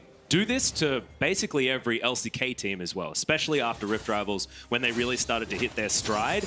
So a shout out to Royal Youth here, being able to basically go into about 20 minutes into the game at a similar standing to a lot of our LCK representatives, which is a shout out to Turkey and how good they are as a region and how much they've been improving over the years. Is Frosk, are you okay? I was very scared. I was like, that's a bold call. No. I just think that Turkey has been steadily improving. We'll see whether they can prove it here today. So they have a lot of Baron Looking for the vision. flank. That's a decent grand entrance. Canyon just insta-pops him though. Nothing that he can do about that one. Supreme display of talent might be a problem, but Nuclear has the heal, keeps himself alive. Closer, running the hell out of there, as now we've got two different fights, and it's being won for the moment. Shield trying to get the work done. Kingslayer is going to keep him healthy as low health bars. On DAMWON's side, it's pretty clean, but Nuclear is going to go down. They're chasing after the Croc, but it looks like he's created enough distance. A Showmaker pops back to the distortion, destroys their Silas, and finally DAMWON have found a severe team fight win. And that is one of the DAMWON team fights that we were looking for. Again, so much mobility on all of these different champions. These team fights get so hectic. It's going over walls, it's in and out of bushes, it's flying underneath people, flashing on top of them. You have to be ready at any moment's notice to change the course of battle with what these guys choose to do. And it started with Royal Youth looking at a flank, and you look at any other team, you're like, yeah, that's a perfect flank right now. They're overextended, they're separated, we can just pounce and kill them, and they don't get the chance. Nope, not a chance. And I said severe teamfight win. I think it was actually relatively even, but it was one of the first times that DAMWON have actually been able to find a team fight or an opportunity where kills are happening where they've come out on top so far this game. Yeah, and I do want to give credit to Armont right there. He tried his hardest on that Renekton. Looked like he might have turned the fight, but again, the mobility came in and it was slivers of health from DAMWON to walk away. Caster curse. Sorry, Armont. Yeah, you certainly didn't need to talk about that one. That was pretty clear cut. Land the first chain, and then the crocodile was certainly dead. That's a handbag. I like shoes. Bottom side. You like shoes? I know you like shoes. Yeah. I follow you on Twitter, don't worry. I think you like shoes too much. Has someone spoken to you about this? No, not yet. Okay. We'll see. Okay, Canyon is going to be soloing another Drake. DAMWON just love their oceans. That's the one little Infernal that's probably, in a lot of analysts' eyes, better than 3 Ocean Drakes. I mean, if we're constantly ducking in and out of fights, I'd give it to the Ocean. I guess it's all right as Supreme to player talent. And see you later, Showmaker. Closer comes down. That's what a Kiana can do. She can just stop you from being able to play League of Legends. And frankly, what you doing there, Showmaker? He's like, I'm safe. Split pushing bottom lane, I think, is the technical term, as Tolerant going to miss everything in the mid lane underneath this outer turret. Beryl just wandering backwards. That was his strategy. Maybe it's one of those situations where you're so used to Kiana being banned that you just forget how quickly she can move on a map. Well, Beryl actually out of position here. Not going to find too much, but does get the Zenith play, which is largely defensive, not defensive enough, as he's taken down by Pilot. He says thank you, as the Q is going to land onto Shield, but not going to follow it up just yet. Now, you were talking about, you know, the Jin Air Pilot, and I was talking about him as well, but my favorite iteration of Pilot was the MVP Pilot. It wasn't because he was laning with a guy called Max, which is also my name, and that's pretty cool. The Scion support. Yes, that gets quadra kills on the Scion. Yep. Guys are pretty damn good at that champion. How's but also my resume looking here? I got the LCK yeah. history. Oh man, you're even trying. Bryce didn't give me anything when he was on the desk. Thank you so much, Frosco. You're definitely ahead of him. So I'm moving your resume up the stack as we speak. No, I'm listening. Pilot, yes. Yeah, so Pilot, when he was playing for MVP, he sort of subbed in and out for Maha during that particular split. And this was an MVP that was struggling a lot, as we will watch closer, just one-shot Showmaker. We call this gameplay, ladies and gentlemen. Not a lot of it available there on the bottom side, but a huge bounty going to Closer. I mean, Closer's a cool story because I think, again, not a lot of people were looking at him. His summer split, he really popped off in a lot of different instances and started finally getting a lot of the acclaim that he needed in the TCL. I think he's, to me, the X factor or the difference maker. I know that, again, they rely on Pilot. Pilot is such a strong ADC in the league. But for me, Closer was the make or break difference for while Royal Youth are here.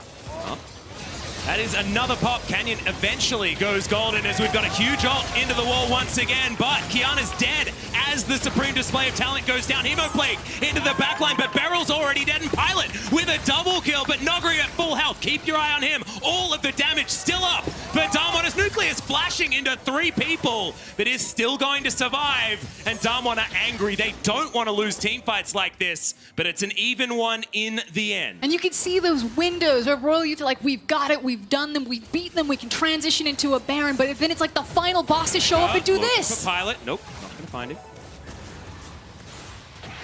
This is a 2-man army. Showmaker and Nuguri right now. Yeah, it's basically all the champions that you need at this point in time, especially with Noguri so incredibly accelerated. That Nomad's medallion getting even more value. He's got a 400 gold bounty, a 67 CS advantage over his Crocodile opponent. I think the idea of kind of falling back to a champion like Vladimir, which is a comfort pick for him, but also having that scaling potential in a tournament where there are so many new teams who don't necessarily know how they're going to play is actually pretty ingenious and very safe, because then you know that you will always have that scaling option. You will always have that win condition.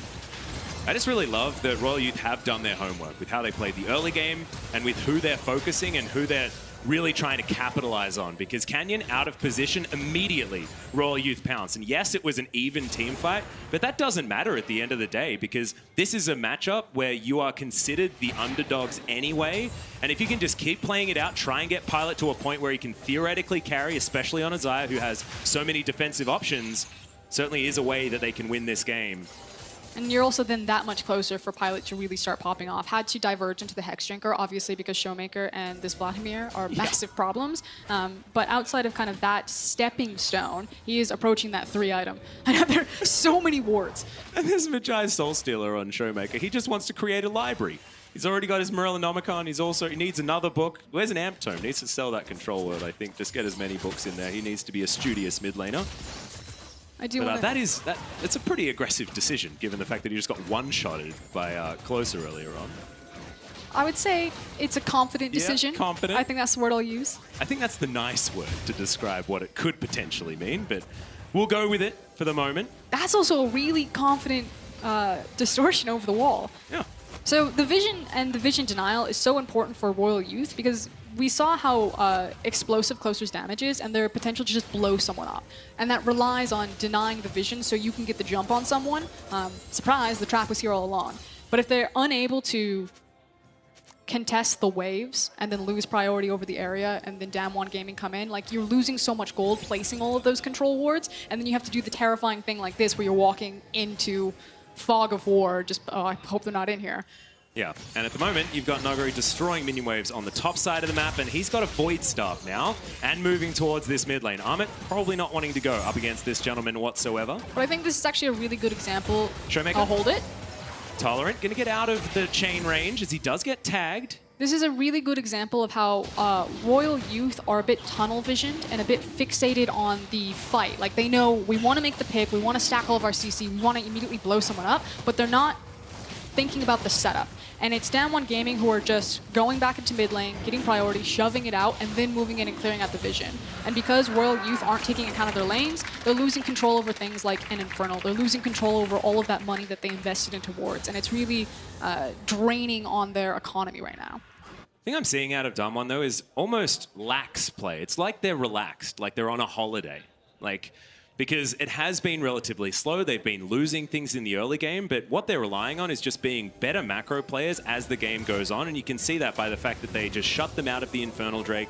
They managed to get all of that free vision around the Baron Pit with little to no resistance on Royal Youth's side, and they have had control of these side waves much more effectively as Closer tries to do it once more. I don't think it's going to work, though, as Canyon just closes the gap, and Amit's going to have to slice his way out. Shield also trying to abduct, but that's a really nice hijack solar flare to stop him from dying. And the difference then was the hourglass. Picture perfect there from Showmaker to make sure that he absorbed a lot of that damage and a lot of that time. Had the chain, came out of it, and just blasted them. That's now the jungler dead and DAMWON Gaming on the Baron. Yep, they have started it up, and that's a lot of damage onto this Baron as well. Already down to half health as Amit Dominus pre-popped to start this one up. He's sliced in, he's dicing out as the Baron is dead for DAMWON Gaming. The solar flare comes in, he tries to commit to it, but the Crocodile was already dead, and Closer still in the death chamber from earlier. DAMWON just walk in, take a Baron, even out the kill score, and it's like another day at the office. And I like the fact that Royal Youth were trying to look for those continuous picks. They had worked for them over the course of the game. Kiana shows up into a side lane, you blow someone up. But this time around, the itemization was there, the reaction time was there from Showmaker, and it was the difference maker into finally cracking open this game for the Baron. There's the hourglass. Closer's like, oh wait, he's still alive. Yeah. Got to check for that timepiece before you go for these sort of plays. You can do it once, but not going to be able to do it again. As Royal Youth not out of it just yet. 6,000 gold is now the lead at 32 minutes into this game. But Nogri, he's got his Spellbinder now. He's got a full build. Nomad's Medallion, definitely part of it. This is how you add the Korean League of Legends to it. I loved Frostmancy for this case. That was facetious, by the way. Didn't love Frostmancy at all. But you get more wards. We love playing with wards, Frosco.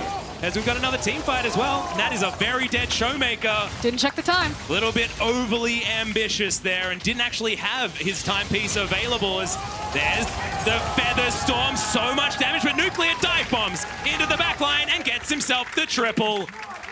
Was that really Nuclear's damage, though, or was that... No, it was not, but he was the one that had his name on the triple kill, all right? I'm pretty sure that was the Vladimir damage. You saw the Spellbinder, the Void Staff, the hat, and the timepiece come out, and this boy hits like a truck. Look at that. Yep, this is a 1v2, you don't want, mate. Oh, dear. Nogri just turns around and kills him. That can be your shoes this time. That's what the Crocodile's turning into as Nuclear turns up towards the bottom side, and Closer is already out of there.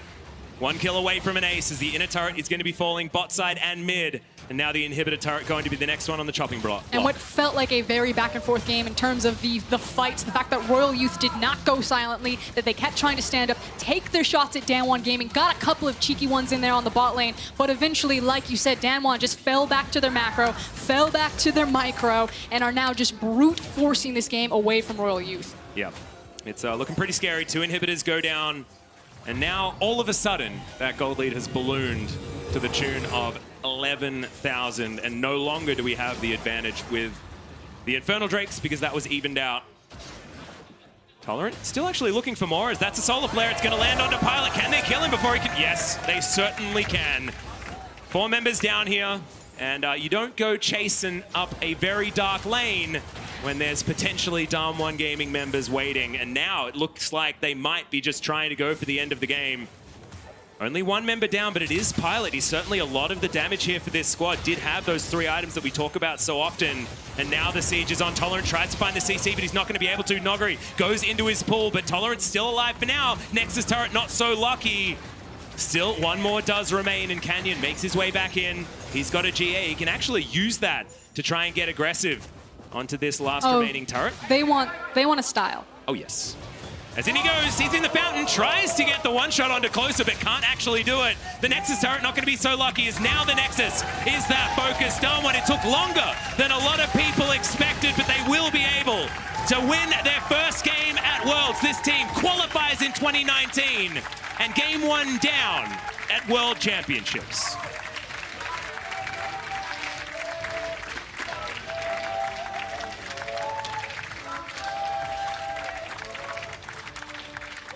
Not everything went according to plan, though. No, and certainly I think didn't. That's the takeaway.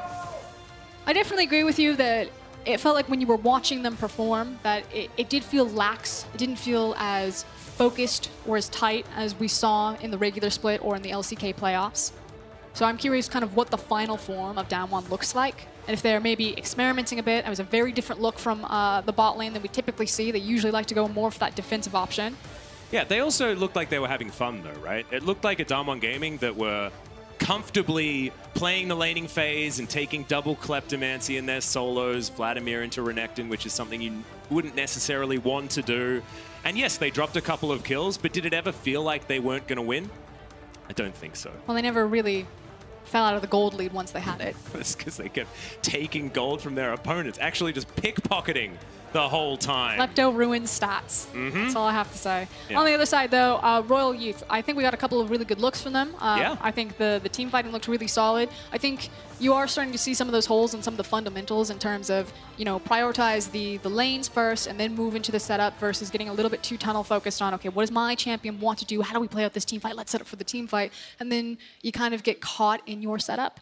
I just think the first 20 minutes of that game was actually really clean from Royal Youth. And yes, they got sort of outplayed micro-wise in the laning phase, but if you can keep up that level of just League of Legends in general and play that style of game, you're likely to get out of this group, right? You don't need to beat DAMWON to get to the next stage, and you're guaranteed to not have them in a best of 5. So I think it looks great for Royal Youth as far as moving up in this group. Yeah, and I want to credit Pilot and Closer. I think Closer had a phenomenal game on the Kiana there. Arma as well as kind of a honorable mention with some of his Renekton turns into the team fighting. So I think there's a lot of good things to take away for Royal Youth, and now I'm just that much more excited for the potential Flamengo versus Royal Youth showdown. Yep, welcome to the DAMWON Gaming Gold Graph. It's not like what we were seeing yesterday with Warangelis doing all of the damage for his team on his Ezreal. This is what it looks like when it comes to DAMWON. It is all about Nuguri and Showmaker. And yeah, of course, Nuguri just having a really good time transfusing a Renekton over and over again.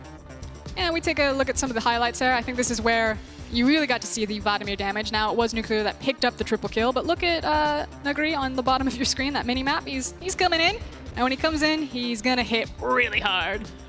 Yeah. Tides of Blood after the flash, and I don't even think he needed a Hemoplague right there. Probably could have just killed them anyway. Yeah. Look, it's just what happens. And Nuguri's Vladimir has been banned in the majority of games, regardless of which patch it is. So just definitely a scary thing, and we'll probably see it on ban lists from now on. I would think so. Now I just hope that we finally get to see him face off against the Shy. That would be... Hey, that's going to be coming up potentially I know, I'm like in a looking little way bit ahead. more time. You're certainly getting a little bit ahead of yourselves. But let's see what DAMWON's top laner has to say after that win. Thank you very much, guys, and thank you for joining me after your first victory. Congratulations on the first game on the world stage. Talking to Royal Youth before the game, they didn't think they stand a chance against you, and yet they made them run. They made you guys run. So what do you think about your first performance on the world stage? 우선 롤드컵 오셔서 첫 승리 축하드립니다. 사실 딱 경기를 봤을 때 로얄 유스가 우리 진짜 안 되는 경기다라고 생각했는데 사실 초반 때 좀 힘들었어요. 어땠나요, 경기하시면서?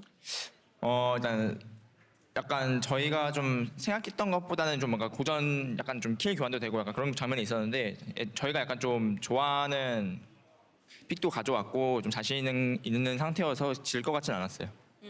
Yeah, it's true that there were some kill trades in the early game, but we are confident because we got the picks we wanted, so you're pretty confident during this game. Oh, glad to hear that. Now, as we mentioned on broadcast, you guys are the first LCK team to go through play-in. But for me, you're also the first LCK team to go from Challengers Korea to the world stage in 1 year. So how do you feel about this? 올해 LCK 팀 중에 플레인부터 시작하는 팀은 담원이 처음이에요. 그리고 담원은 특히 챌린저 코리아에서 LCK 롤드컵까지 바로 한 번에 오셨는데 어떤가요? 플레인에서 플레이하는 느낌이? 일단은 좀 예선전부터 한다는 것 자체가 일단 저희 입장에서는 저희가 이제 아무래도 신생팀이다 보니까 이렇게 좀 경험을 쌓는다 약간 이런 생각을 좀 많이 하고 하는 것 같고요. 이런 부분 좀 긍정적으로 작용하는 것 같아요. We're actually we think positively about this, like starting from the play-in because we're a new team. So it's a really good opportunity for us to get experience. So as a new team and as rookies in this competition, how do you see the play-in stage? Are you going to make it through easily? 그럼 신인으로서 딱 플레이인을 봤을 때, 그룹을 봤을 때 어떠신가요? 이길 것 같으세요? 쉽게 올라갈 것 같으신가요? 저희가 그래도 쉽게 올라갈 거라고 생각하고 있어요. Yeah, so I think we're going to move on like pretty easily. All right, very confident. Thank you very much, Nuguri, for the interview. Thank you, Hajin, for the translation. And we're going to take a break, and in a few minutes, we'll come back for game 2.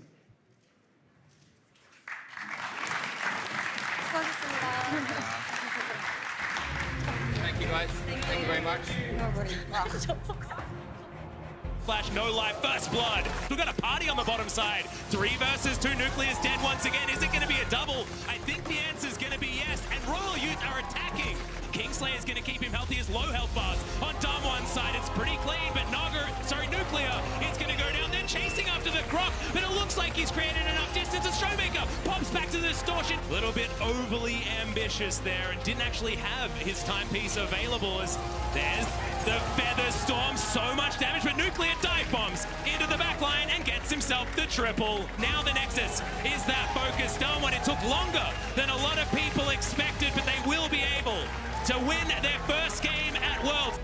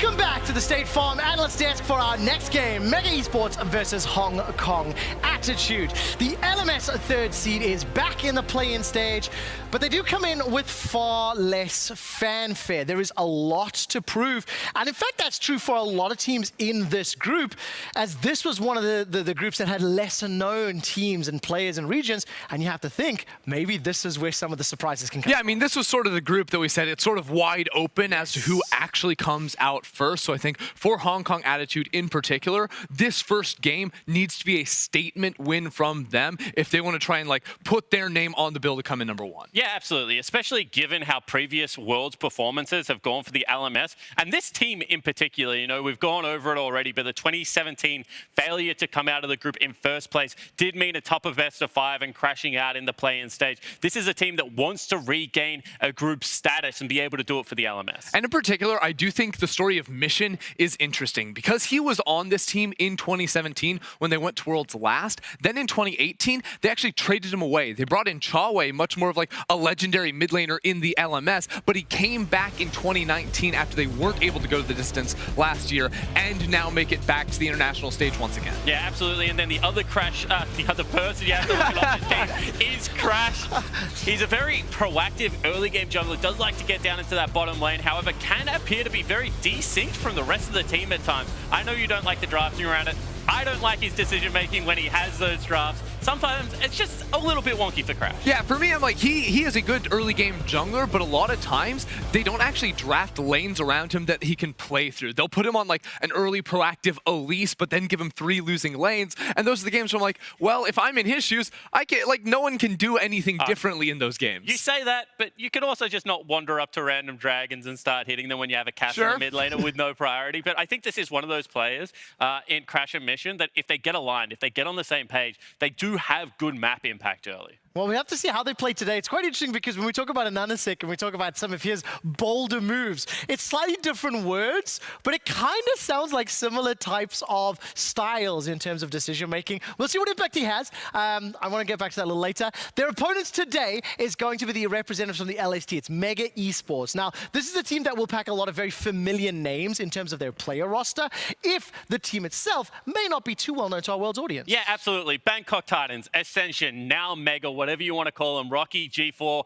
and Lloyd, Pop and Dale down in that bottom lane. And this is a lineup that has been coming to these international events for the LST region since like 2015. I remember great matchups between themselves and Oceania's the Chiefs, and it was G4 back then that was a star player, and it is still G4 on the Assassins that have so much of the early game potential for this team. Yeah, you can go back even deeper too, because since 2014, G4 and Lloyd have been playing together. That duo has been unchanged. Now, Lloyd hasn't been in the same position, so he's been flipping to like the left and right hand sides between jungle and AD carry around G4, but it always has been this duo that has been so good. And for G4 in particular, he is the only Thai mid laner to ever play at Worlds. Unbelievable. Now look, this is speaking from experience, right? But you can't teach old dogs too many new tricks, right? So who are the star players on this Mega roster that we should be looking out for today? So I am always looking at this bottom lane. Now, after MSI, when Lloyd was down in bot lane, they switched him up to the jungle and brought in Daewoo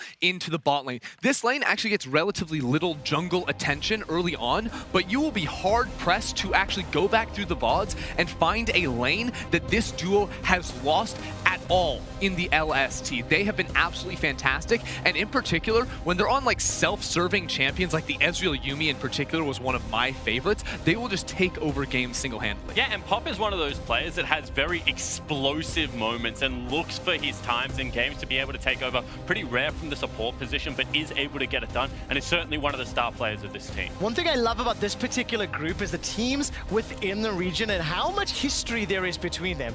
VCS, LST, LMS. We are expecting the VCS team to come out on top. We're anticipating this is the only group where the Pool 2 seed could come out. And when you think of the impact that has, and you think of how much pressure there is on the Hong Kong Attitude as the LMS representatives to be fighting not only for their own team's honor, but their region as well. I mean, just look at those numbers. 9KD first in damage share, damage per minute, CS per minute. This is what I'm talking about. So if there's a lane to be concerned about as an LMS fan, it is this bottom lane for sure. Yeah, it certainly is. And I kind of wanted to talk about, we're talking about the former GPL region. These guys all played together. However, there was a divergence in style. The LMS did slow down, especially as people like Maple and Casa left the region, went over to the LPL. Now we have kind of the VCS and the LST that play at breakneck speeds, play for the team fight, play for the early skirmish, whereas the LMS is a little bit more slow, is a little bit more control, try and pick their poison a little bit more. So I think stylistically, even though we talk about these teams as being regionally very close, there is differences to look for. Yeah, there absolutely is, and especially when you look at how these teams have evolved. And one of the discussions that I'm looking at a lot more is we find LCK in the playing stage for the first time ever. When we start looking at some of the math and the numbers, it'll be interesting to see at what point could the VCS overtake the likes of LMS. And LMS have been on the decline. So let's turn our attention to the LMS. You've already said a lot about how Mega and their bottom lane could be a problem here for Hong Kong Attitude. How do Hong Kong Attitude fend off Mega to look for a win? Right, so Hong Kong Attitude are always, in my eyes, a team that loves to seek out team fights. Now, this isn't a team that loves to play around their side lanes. It's very much just take care of those side lanes and then quickly run into the mid lane, look for fights all over the map. It doesn't matter if it's mid lane, objectives, they look for these 5v5s. Now, one thing that they don't necessarily do is all the preparation in front of that. Like the deep vision control, the knowing, is this a fight where we have a numbers advantage? I don't think they actually care too much about that. They're just a very confident team where regardless of if it's 5v4 or a straight up 5v5, they are more than willing to take that even fight. Yeah, absolutely. And I think that if you're going to look for a player outside of the stars that we've talked about to step up, 3Z or Z, depending on where you're from, is one of those top laners that I think has actually had pretty good performances. I typically measure LMS top laners against Ziv because he has always been there. In their best of 5 versus AHQ, this was a player that had a mixture of good and bad performances. Some botched turret dives, but also some successful laning phases. And Rocky has been a little bit of a liability at previous international tournaments for this lineup. So I think that this is an opportunity to open up the map, get a side lane pushing, and then be able to force them into the 5v5 team fight. I do believe also that both solo laners for for HKA Hong Kong Attitude, 3Z and Mission led the league in terms of solo kills for their roles too. So these are two players that like to play for those 1v1s and make plays happen. What I have seen as a potential problem for them is actually when they are in side lanes, especially Mission, he likes to go for plays, and sometimes teams will just like send 3 people down there. He thinks it's an honorable duel. It's not. Okay, we're going to find out how these teams and individuals play. We're going to head back on stage to meet our combatants.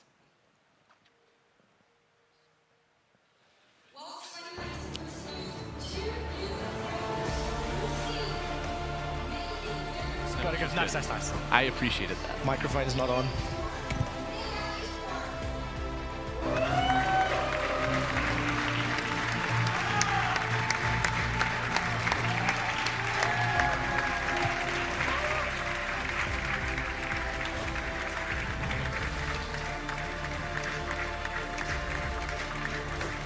And let's welcome their opponents from the LMS, HKA.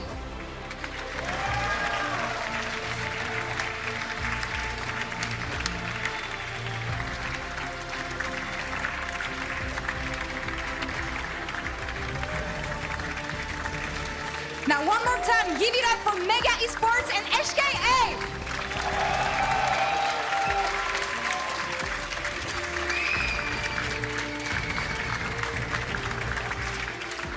Thanks so much, Law, and welcome to Game 2 of the day. For the caster desk, it is, of course, Frosco and I back at it again. And when Game 1 was Royal Youth taking on DAMWON, certainly a David versus Goliath, I can't necessarily pin where these two teams are going to come up against one another here today. And I totally understand where Spawn and Ender are coming from on the analyst desk when we look at this group, and it's basically the revenge of the GPL. Mm-hmm. You've got the LST, Southeast Asia representative in Mega, you have the VCS, Vietnam representative, and you have the LMS. And it's kind of like an old school throwback for hardcore like League of Legends fans to see these teams and these players who are very familiar with each other really clash on an international stage. So that's super exciting. Yeah. But I'm not quite sure yet to pull hope from the LMS.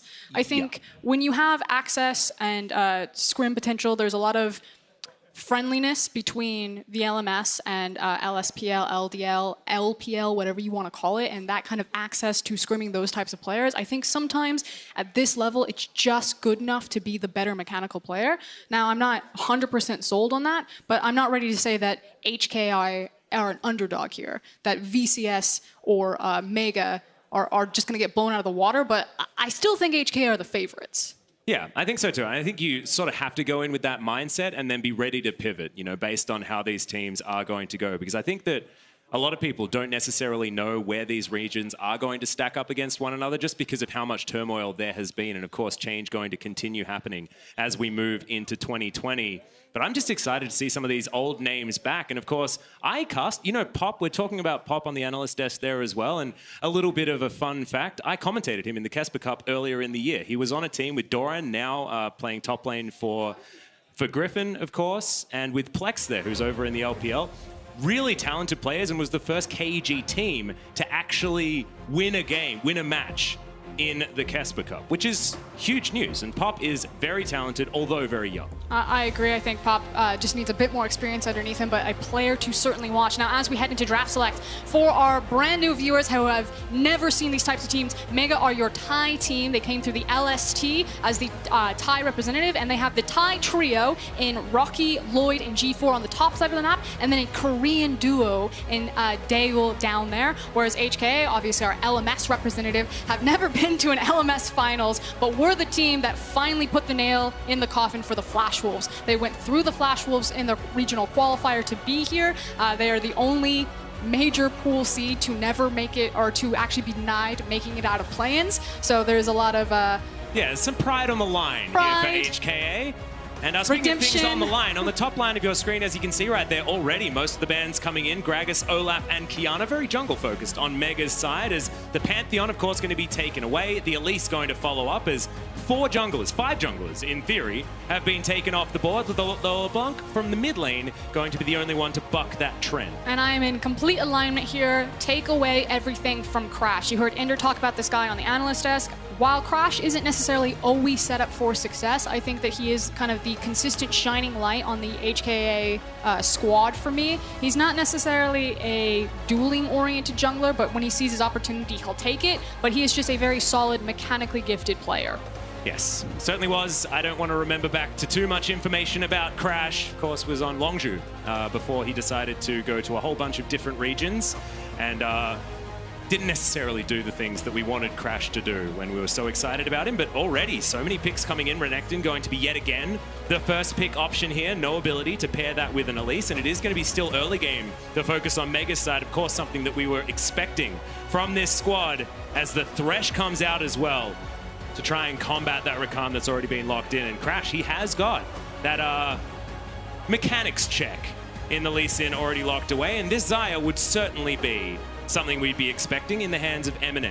But I do want to kind of quickly point out the order in which they were picked. You normally never see the Rakan as such high priority. I mean, people can think back to the Fnatic versus G2 final, but that matchup was very, very different. Usually you see the Xayah prioritized because when you separate the Rakan from the Xayah, it's harder to find a winning matchup for Rakan. Usually you just maybe you can do like an Ezreal Rakan or even like a Lucian Rakan. It's about like that poke. So to see Xayah kind of left open and the higher priority on the Rakan makes me really curious if Daewoo just doesn't feel necessarily as confident on the champion. He did play it. It's not one of his big standout champions, much more of like the Kai'Sa player, but that is something to watch out for. If HKA only do that versus Mega, or if actually potentially as they move further on in this group, by putting so much priority on Rakan, they end up with a losing bot lane because they allow the Xayah to be separated from them. The thing I really like about it is the fact that they've just locked in Engage in that first round, right? They've got, I can go in with these champions, and does certainly fit their play style.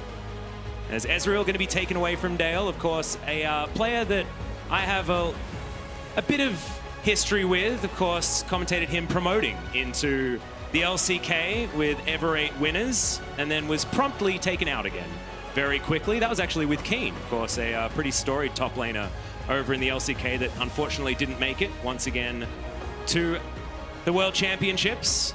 280 carry is going to be banned, as that Kai'Sa that you mentioned before going to be taken away here by HKA, and Mega Esports get rid of the gangplank on the top side of the map. 3Z not going to have that, and 3Z is the standout name here for HKA for me. Of course, was their big player when you and I were commentating Rift Rivals last year. I think 3Z's a bit streaky, however. Like, some games he looks amazing, and then some games his mentality just doesn't shift, and he tries to play hyper-aggressive when he doesn't have it. And though Quinn was banned in our first series, it is actually going to get through. I expect it to be a top laner, but of course it is a flex pick. Yep, Uzi certainly showing us that you can theoretically flex it to the bottom lane. Don't know whether that's necessarily a thing we want to see happen again, but This is a bird comp. yeah, there is a lot of flying around. What's the next pick then? Anivia? We going Anivia mid lane? You know something's gotten real strange if we see the Anivia locked in. No, that has to be it though, right? I'll be very disappointed if it doesn't happen. As the Syndra is going to slip through the ban phase once again. So it's going to be locked down by G4 most likely, but could of course be in that bottom lane pairing Syndra with Thresh. Something that could happen and something that could still happen with Tristana. Now the decision as far as AD carries are concerned. Now, what I really like about what Mega have put together before we see what HKA are going to fill out with their composition is that there are so many different avenues of attack. You have hard CC and gank set up in every single lane. So it really allows Lloyd to kind of pick and choose how is the lane phase going, what do these matchups look like, and he has the option that he can attack anywhere top, mid, or bottom. As HKA would round out though, I really like the Corki pick because you can have the early Hex Drinker itemization into the Syndra to just deny the all-in unless Syndra gets snowballed that farther ahead of you, so I think it's super safe. Otherwise, HKA, they've got a lot more scaling. I like to call them bridge options in a sense of kind of bridging you from your early game to your mid game or your late game in the Quinn and Lee Sin. So a lot of eyes are going to be on Crash and 3Z in the early sections of this game to make sure that HKA allow Corki and Xayah to scale up to those 3 items. We'll see how the team fights are going to go, because still a very squishy roster and will mean that Lloyd can hold on to relevance for much longer in this game on the Rex side that does like to take the Halo Blades and get a lot of damage down early. We saw Ananasik doing great things on the pickup earlier on. Of course, Ender, thank you so much for taking us through his fantastic jungle pathing. But like you say, I like the combination of Corki and Xayah. It is a tale as old as time as far as the similar range on these two and the fact that you have perfect damage balance between these two champions. Which is why I also really love that Mega put priority on Tristana, one of the few champions that can match some of that range, especially with something like a Syndra or even a Cassiopeia. I think as we go longer into the tournament, watch these two champions and how often they're matched up together, because it's impossible to dive back and kill Tristana if she's always standing next to these types of mages. The Scatter the Weak, the Cassiopeia ultimate, it basically creates this massive buffer zone in front of her that just lets Tristana abuse you with her superior range and walk front to back in team fights. Not to mention, Buster Shot pretty good for the self-peel, as well as Flay being available from the Thresh that you're going to have on the bottom side of the map. But the Lovers duo certainly formidable on the side of HKA. I like both of these compositions. Let's see which one comes out on top as we get into game 2 of the day. Mega versus HKA.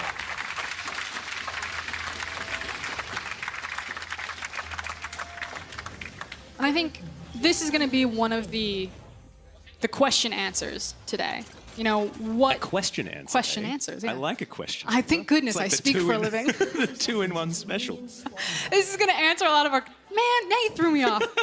No one really knows what to expect from any of these teams. To be frank, the real talk is these regions are so lopsided. These teams come in and they smash. They maybe lose like 3 games an entire split. Now, HKA played a lot more games in the LMS, only lost to teams like J-Team and AHQ, kind of the other representatives. Dropped a couple of games. No, I think they 2-0'd Flash Wolves every single time, so never mind. But it's this idea of how good are they really? Because in their own regions, it is nothing but dominance. These are the top end of everything that you could see from the VCS and the LST. Yeah, these are things that we've spoken about before. It's like the big fish, little pond syndrome, and how much of a small pond is it that you're dealing with? And thankfully, we're going to be able to find out a little bit more about it here now as the minions finally crash in the mid lane. Bit of HK history on your screen right there. Second Worlds appearance for this squad, and we don't want to talk about their first one. Let's just move on past that.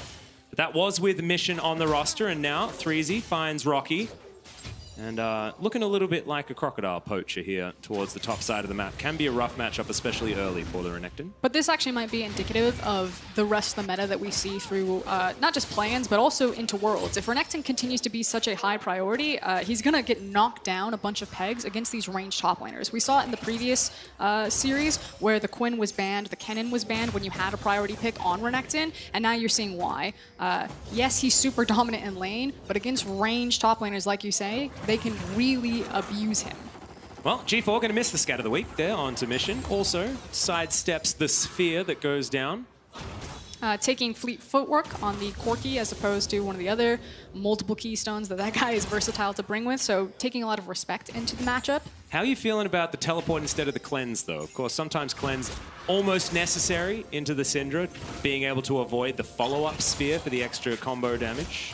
As the hook is going to land bottom side of the map, good play back there as well, but Kaiwing not going to be too worried about the situation presented. I think the difference between taking the teleport summoner and a combat summoner, something like either the ignites, the cleanses, the heals, things that either help you prevent an all-in or look for an all-in. It's just about how you get pressure in the lane differently then. So Corki and Mission will be able to get pressure by kind of cheating backs, getting onto the field when his opponent is kind of walking back to lane since Syndra opted for the heal here. And then it's a question of what does he do with that extra time? Is this a TP when he has access to a package? Is this using a package on one side and then TPing back to his lane? So that's what we need to keep track of with a summoner spell like that. Or if he just gets blasted because he eats a scatter of the week and then gets knocked up by Lloyd and dies, probably going to wish he had that cleanse. Yep, 3Z, he's going to have lane priority here, which is why G4 wasn't able to exert dominance, and it looks like this blue buff isn't even going to be touched by Lloyd, going to concede that, and the idea of a Hail of Blades Rek'Sai conceding anything is a really weird thought for me, and he's going to move back and prove us wrong anyway, so just delayed a little bit there as far as that particular camp's take. And another hook going to land on the bottom side, but it's going to be turned into an engage opportunity. Good buffer there on the rocket jump, and Diol going to be absolutely fine. I think when you're playing Thresh, you kind of have to think about the idea of kind of multiple rotations through your spells. I know a lot of times in solo queue, people will just play the Thresh like, okay, I'm looking for the all-in. If I find that hook, I'm absolutely taking it. We're killing him here and now. But in professional play, it's a lot more slower. It's usually kind of the third hook is the charm, especially when you're playing around the windows of the attack speed steroid between Xayah and Rakan. You'll see Thresh look for the hook, trade some health down. He'll hit one eventually, Atlas, I promise. I'm waiting, man. I'm waiting. He'll hit the hook, put some trade damage down, and then they'll wait out the steroid from Xayah and Rakan and kind of look for these little trades. Well, see whether Pop gets in position to land another one. So far, his eye has certainly been in, as that's a great use of the Vault there from 3Z to get out of the way of the Ruthless Predator. And Rocky going to push a minion wave into this turret and possibly buy himself a back timing. Actually, the farm looking pretty good here for the Croc. As another hook going to come in. Hook to flay practice here for Pop on the bottom side. Not actually going to be getting them too much, though. As you say, it's sort of a little bit more fishing. And even though he's landing them, he's sending them back. I think it's also just really hard with the Keystone from Rakan to make any of that damage stick. Because you can see it's Thresh Death Sentence into Flay, into Auto Attack, into Trist Auto, into E. Yeah. And they're like hoping that that's enough. And then Rakan's like, I just throw my Q, get some health back. Guardian comes through. Totally fine. But it is buying a little bit of space here, so Dale, you can see, with a little bit extra CS here in this lane. Another hook, that one's going to be a minion. Not exactly the kind of prize that he wanted to get from that particular ocean. Also nice that Pop took the coin if he's going to be throwing out Qs like this and looking for these types of trade patterns. Not only for obviously the gold coin, but for the mana coin to keep him topped up so he can constantly look for those Qs rather than relying on some of the other advantages from some of those support items. Well, it's going to be another buffered rocket jump. Pretty textbook as far as how to deal with the Rakan on the Tristana. Feeling pretty comfortable here as both junglers paid a bit of a visit, but otherwise not too much going to come from it. 200 gold is going to be the lead here for Mega in theory, but basically means nothing at this stage. We'll see whether the Rek'Sai can find something now as Flash play? Tunnels on forward. That's going to be that flash play that you were talking about, and Lloyd going to be flashing as well. Another hook going to land as First Blood comes on over. Dell was looking for the reset, but decides not to go too far as Crash was making his way down. Great start for Mega. And really good timing from Lloyd right there, making sure that the wave was finally about to push back in towards Mega, so he had the opportunity to look for that gank and then just found the hole in the vision. Really clean stuff Now Lloyd going to go back into his jungle feeling much better. I think that if Crash is going to pay another visit, it's going to feel a little bit better if you're Lloyd as we have a look at this one once again. And it's just the fact that HKA didn't respect standing on that side of the lane when they didn't have vision. Now, to be fair to them, their jungler had just been down there. So ships passing in the night, it was a 2-second difference of, yeah, we're totally fine, or Lee Sin just checked this bush. Nah, you weren't fine. Yeah, very much not. I loved Lloyd's sidestep at the grand entrance there as well. Just really well mechanically played, straight into the flash, locking down the Xayah. So this means that Dale's going to be even more comfortable. And kind of focusing on Lloyd a little bit. Did you just say Dale? Well, it's basically Dale. It's hard for me with the... Do you know what we call him? We know it says... We just called him Jewel. We know it says Duel. Yeah. We've heard it is pronounced Daul, so we can read. We're just trying to. We're trying to read it correctly. Twitch chat's freaking out. Yeah, exactly. I'm just going to call him Dale, apparently. So G4, Lloyd, and Rocky have kind of been the core of, I think, international appearance from the LST. And yeah, going all the way back to the Bangkok Titans, yeah, right? C forever. And Lloyd in particular, this guy has position swapped multiple times. Was previously the ADC, has now swapped back into the jungle. So obviously kind of like the core of C as a region. And it's always nice to see him return to the stage and see a familiar face, because every time I'm in planes, I'm like, okay, where's G4, Lloyd, and Rocky? I'm ready to see these guys again take another shot at it. And unfortunately, last time we saw them at MSI, they went 2-4. They did take a game off of Vega Squadron, who ended up kind of being the team to beat. So they did kind of rise to the occasion finally. But a lot of their fans felt the sentiment that you didn't get to see Mega's playstyle, that they went to an international stage, they had a brand new jungler, and they kind of choked or they fell apart. So this is, again, that redemption storyline that we're talking about, that we actually just want to see Mega play their style and represent their region with pride.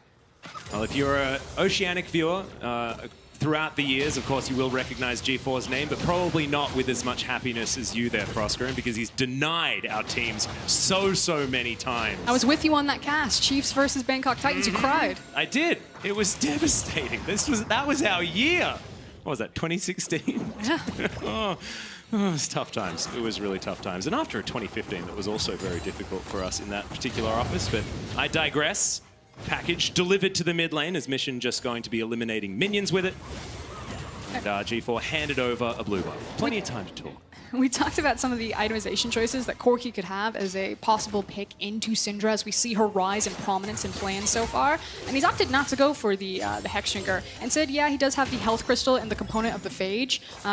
But I think he's actually just kind of testing his luck, wanted to see how the lane phase would go, and he's like, I'm not actually really feeling threatened by G4 here. He's not hitting his Scatter the Weak, he's not laying down, making a lot of that damage stick, and so probably opting to not diverge his damage by looking for that Hexdrinker early and instead going straight towards the Trinity. And also going to be much more difficult to hit, because now has Rage passive and the Fleet Footwork, so a lot of extra movement speed here for Mission. But is going to be potentially face checking a jungler and mid laner. Going to be too worried about it, is yeah, you can't keep doing that. The slices straight into the Quinn aren't necessarily working out. But this is crazy. You almost never see this, and a lot of HKA are getting access to this river because Xayah and Rakan had gotten priority over the bot lane and then rotated up. But the fact of the matter is that Corki is a late game insurance policy. His lane phase is super safe, but he's not very good in skirmishes, whereas someone like a Syndra and a Hail of Blades Rek'Sai hit like a truck if they hit their skill shots. Well, if Syndra hits their skill shots. So the fact that Mega actually just got forced off of river control there is actually a pretty big deal. It shouldn't work like that. Well, they're going to get forced out even further as Lloyd down to about half health and actually smites Crash. Interesting. He's trying to dodge a Q and does so very nicely. I don't know whether he necessarily need to. Not very many friends around to help Crash out there, but maybe Lloyd just without enough information. Bottom lane going to move on back here for HKA, and we've got a back timing for Mega. A possibility for this Mountain Drake if HKA want it. I'm going to be frank here. Crash just completely bullied Lloyd out of the jungle. And I think a lot of that was on G4. I think G4 needed to collapse. Now, G4 was getting zoned away by Mission, throwing out those rockets, but I think G4 needs to be a lot more proactive and a lot more aggressive here. He is the firepower of his team, especially as a level 9 Syndra. If he hits you, he will chunk you out of the fight. Well, we'll see whether he can hit this one as he throws down the orb. Valkyrie now on cooldown as the rest of HK moving on up. We've got a teleport to come in. Mega are committing to this fight. Good stun is going to land. Stolen is the Mountain Drake, but the kill is going to go over. And Lloyd is already dead. Disengage options now as 3Z. He's already flown down down. The Skyfall's coming in as Rocky just copying auto attack after auto attack. Over the wall there with the slice, and it looks like Mega should be able to make their way out, but Harrier should be proccing yet again. No, not going to find it. As 3Z moves on back, so kill for a Mountain Drake.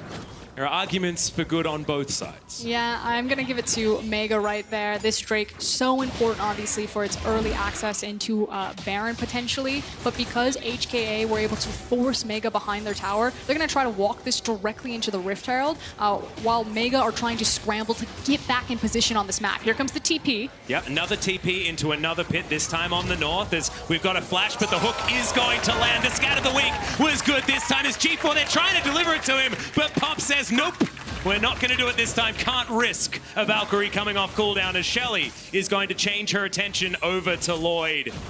Mega, they definitely won that one. Yeah, HKA overreach, and that's going to feel real bad, man. You had the setup on the Mountain Drake. It's stolen away from you. You say, it's fine. We can rock up to the Rift Herald. That one's taken away from you as well. Tristana now rotates into mid lane. Not one, not two, but potentially 3 plates. Two and a half. 2.5 plates.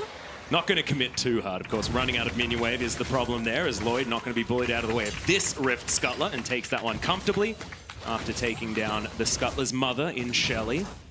Going to be utilized in one of these lanes. We'll see where he goes to try and grab some plates. 1 minute left on that one, and he's going to use the faster back timing and probably not going to find any money from Shelly. So taking another look at this one, it is going to be, I think, the hero move from Lloyd to a smite to steal this one away.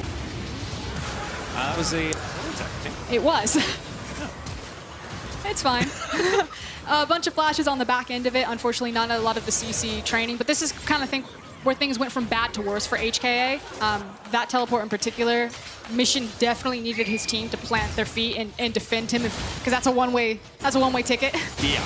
And also did use the Valkyrie, didn't get over the wall, so that's going to be the problem, is we are going to eat these last couple of plates here. Shelly will pile on through and gets the most valuable turret here for Mega. So a great start here for the Southeast Asian squad. So there were 2 ways, or not just 2, there were a couple ways you could play that. You use the Rift Herald and you take down that mid lane tower. You just called it the most valuable in terms of access and opening up to the map. Or you use it with your Tristana, because we're still so early, or excuse me, well now it's crested over. You use it with your Tristana to try to get some of those plates off and try to snowball Tristana even further ahead of the clock, because having her on 3 items means so much more in this game. I didn't know that Lloyd was actually going to be able to get to one of these side lanes to take out those plates after he backed, and there was only a minute to go, so I'm impressed that they were able to get those last couple of plates mid. And I think that was the call on it. It was just the fact that they didn't set it up, and then they just immediately had to use it to make the most bang for their buck. But now my concern is with the map being so open now, these kind of outer towers falling down, I actually don't think that Mega's composition does very well on an open map. They do really well when they're grouped up,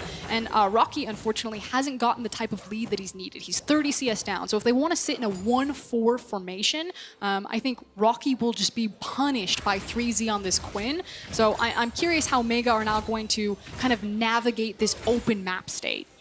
Well, Mega, what they're doing is they're putting a Tristana into the inner turret of their opponent on the bottom side of the map. So feeling very comfortable. But that could be a great adaptation. If your Renekton didn't get the lead that he wanted because he just got pushed in on his head by Quinn, then you feel that you have the safety on the Tristana. You're getting solo experience, solo gold. She's got the rocket jump, the booster jump. She can push it away. And again, you're trying to get that snowball for Daewoo ahead of the clock. And also he has so much vision there on the bottom side of the map as well. So he was relatively comfortable just moving up and getting pressure on the inner turret.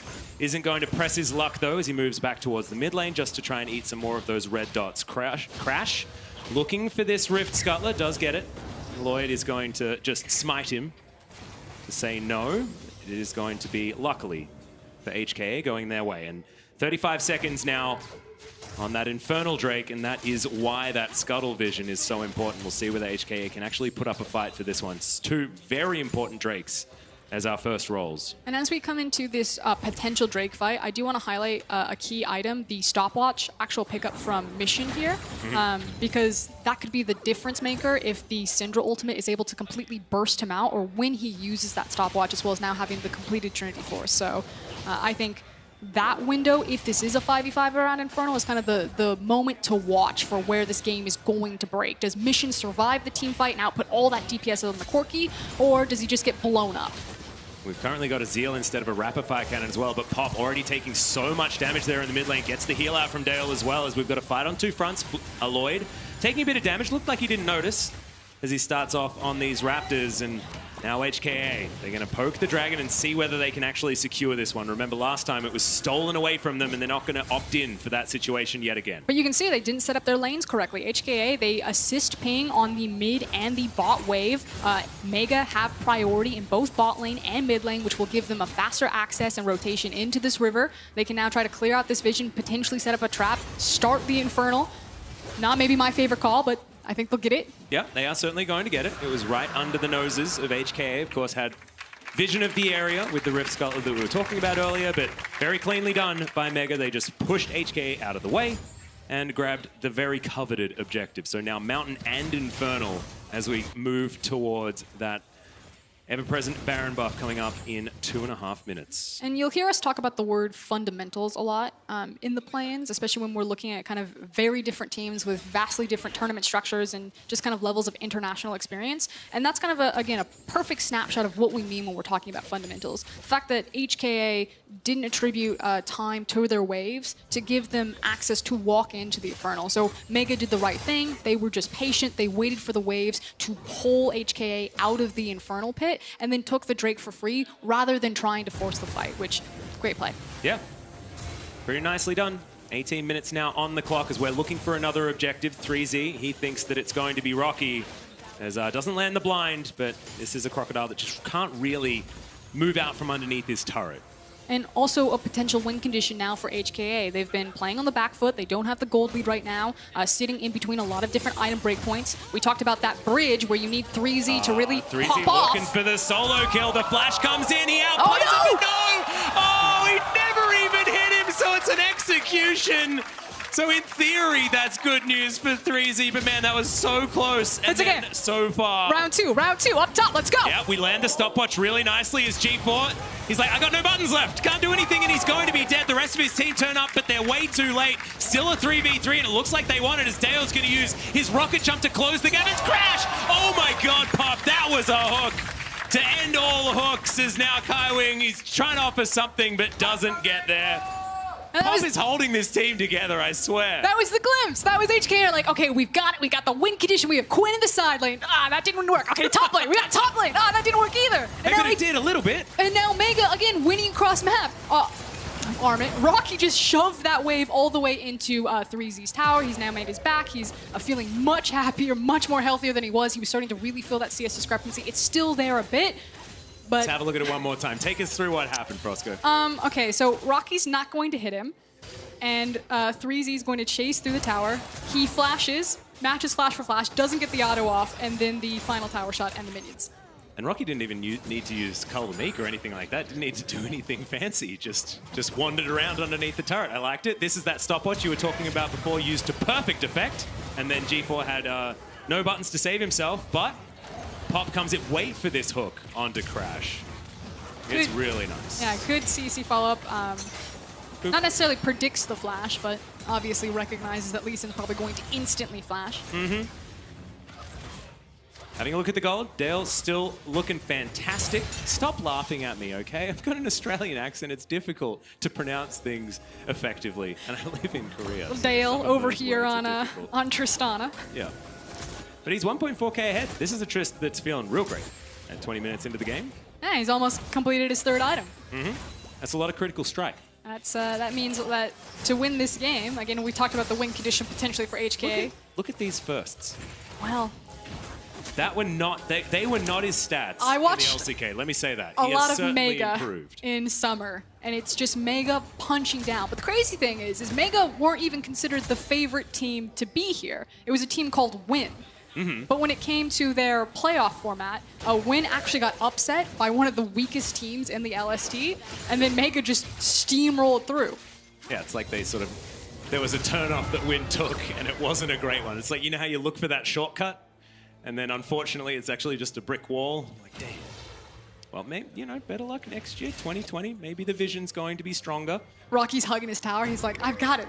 Yeah, this is my best friend. Outplay this one.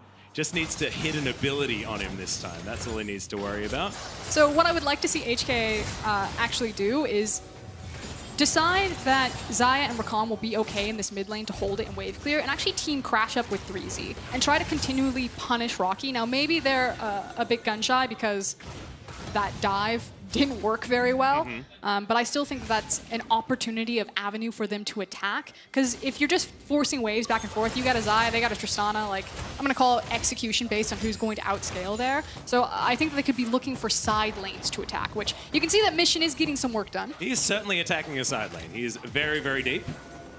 And Crash is here just flanking as well, looks for Agatha or the Gronk on the blue side of the map. For those of you who don't watch the LCK, and Mega are just going to go on down and pick up their second Mountain Drake, meaning that if a Baron is something they want to look at, they're not going to have to look at it for very long. And that's the concerning thing here for HKA. It's that if you are trying to find kind of table scraps into these side lanes because you're afraid of the 5v5 at this point in the game, when you're looking at double Mountain Infernal, you will be forced to 5v5 because now Mega will have so much freedom to walk up to the Baron and say, if you do not challenge us, we are going to take it instantly. So the time has come, HKA. You will have to fight them.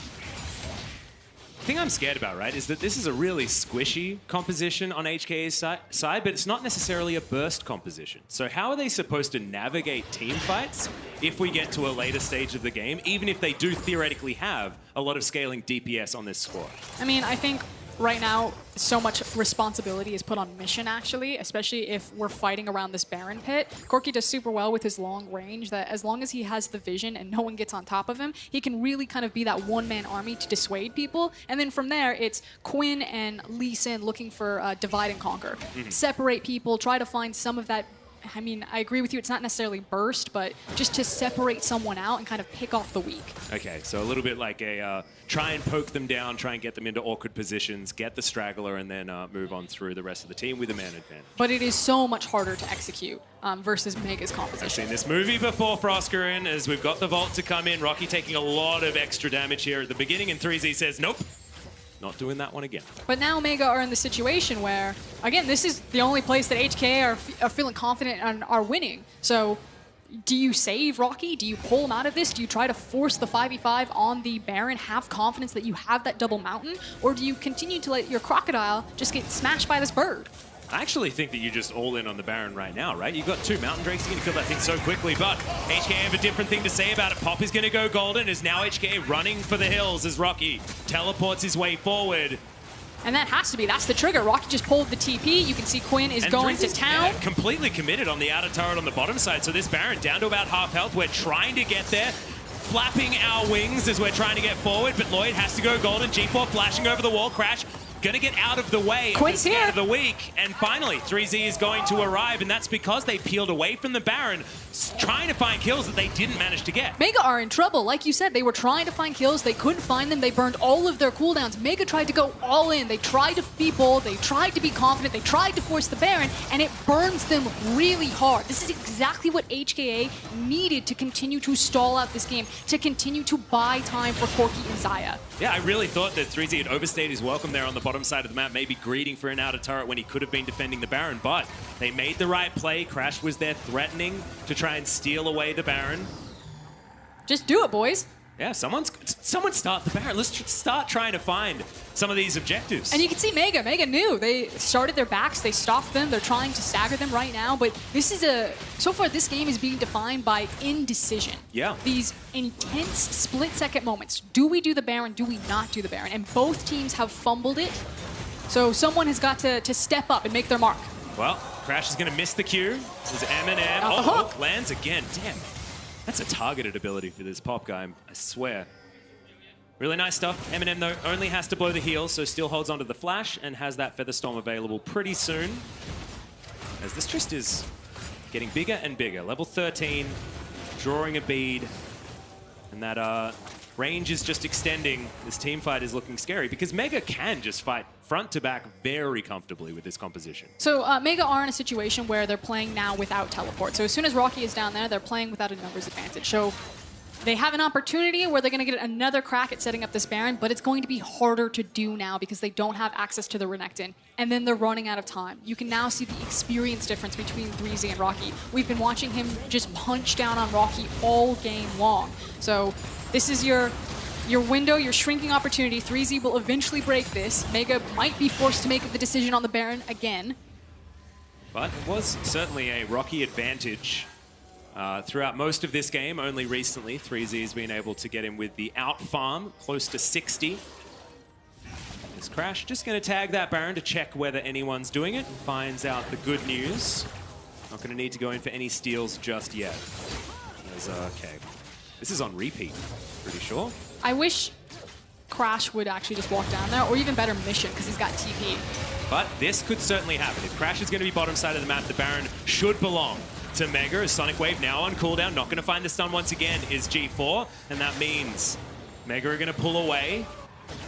Rocky, oh, he stepped a little bit too far. Blade of the Ruin King comes forward, trying to get as much health back as possible. But once again, 3Z not going to bite off more than he can chew. So your two options if you're HKA and playing kind of this map formation is that you send down Mission with 3Z because Mission has the TP, and you actually just kill Rocky and then force the tower. And you're no longer playing to defend the Baron, you're playing to kill the bottom inhib.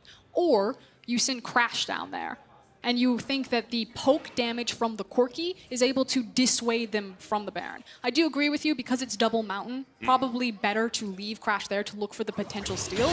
But if we just keep lining up in kind of this 1-4, I actually think it means less for Mega.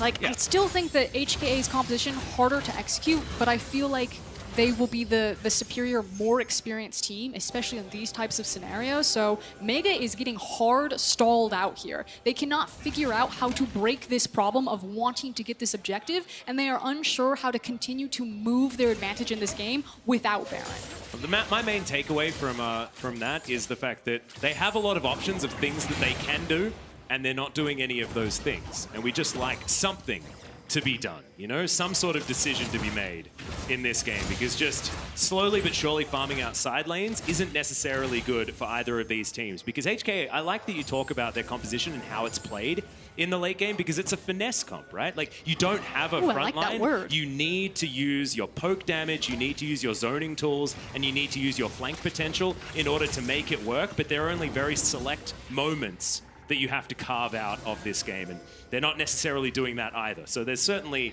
some criticisms on both sides. And I actually don't know where the breakpoint's going to be between Renekton and Quinn. It could just be that with Rocky's... Surprise, surprise, a lot of burst damage as G4, of course, is going to be there. It could just be with Rocky going away from the Spear of Shojin build and instead going just like straight tank, that eventually 3Z just loses the ability to kill him, continues to farm up there, but the Renekton's just unmovable. Well, Kaiwing looks for the grand entrance, doesn't get there, as Mission now throwing rockets over to the side as 3Z has found Rocky yet again. Now, with the ability to block some of these crits, certainly good for the Crocodile. You saw not taking as much damage, but still has no way to fight 3Z if he just stands there or tries to fight back. And we are super even. It is 30 minutes, about to tick over, and it's 200 as far as the gold. This is extraordinarily close. Earth, Wind, and Fire going to be the Drakes. September just passed, unfortunately.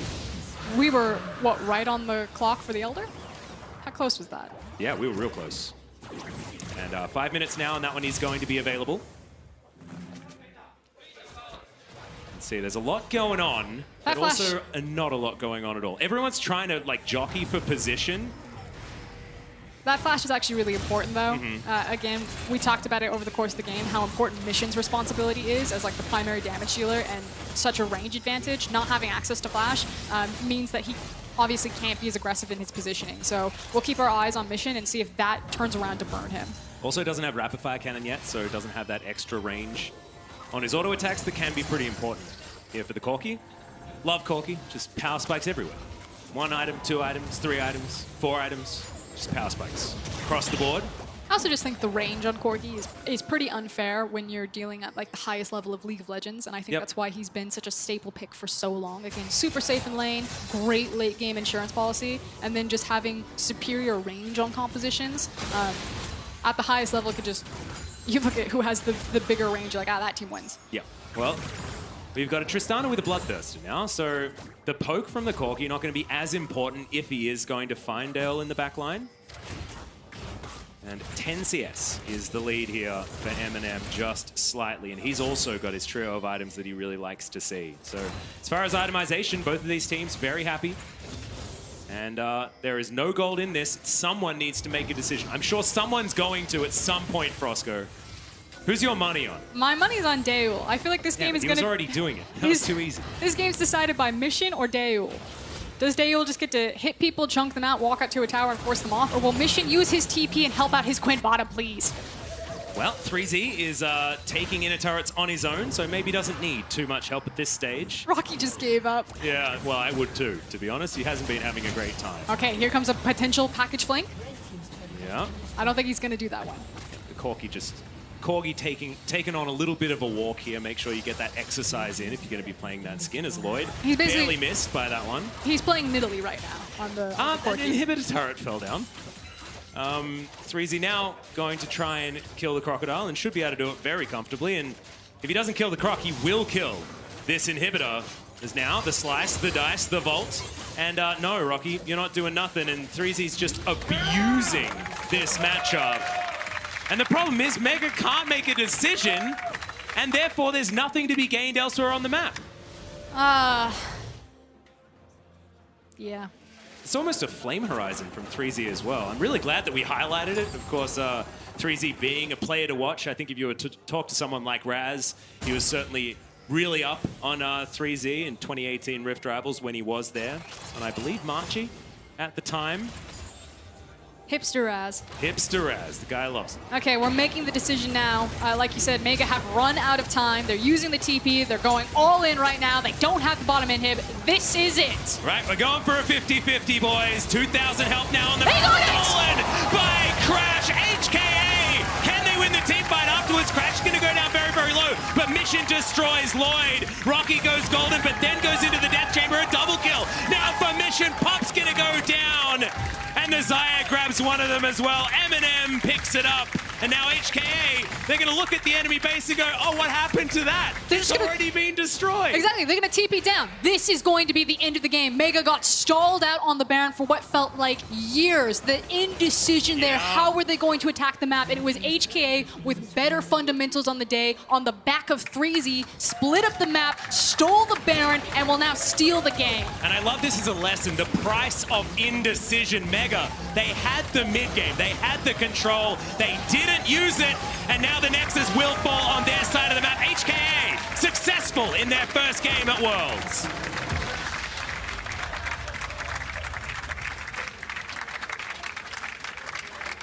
That one was a doozy.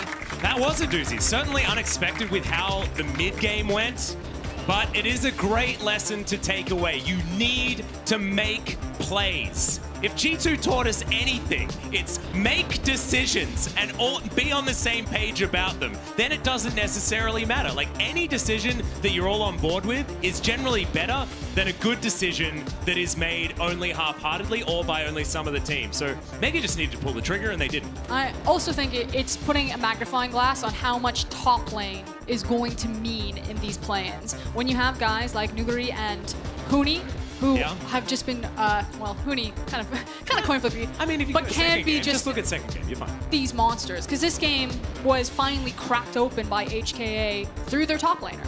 Yeah, and it was abuse of Renekton's as well. We've seen so much priority on this Renekton. And of course, Noguri on the Vladimir into the Renekton earlier on.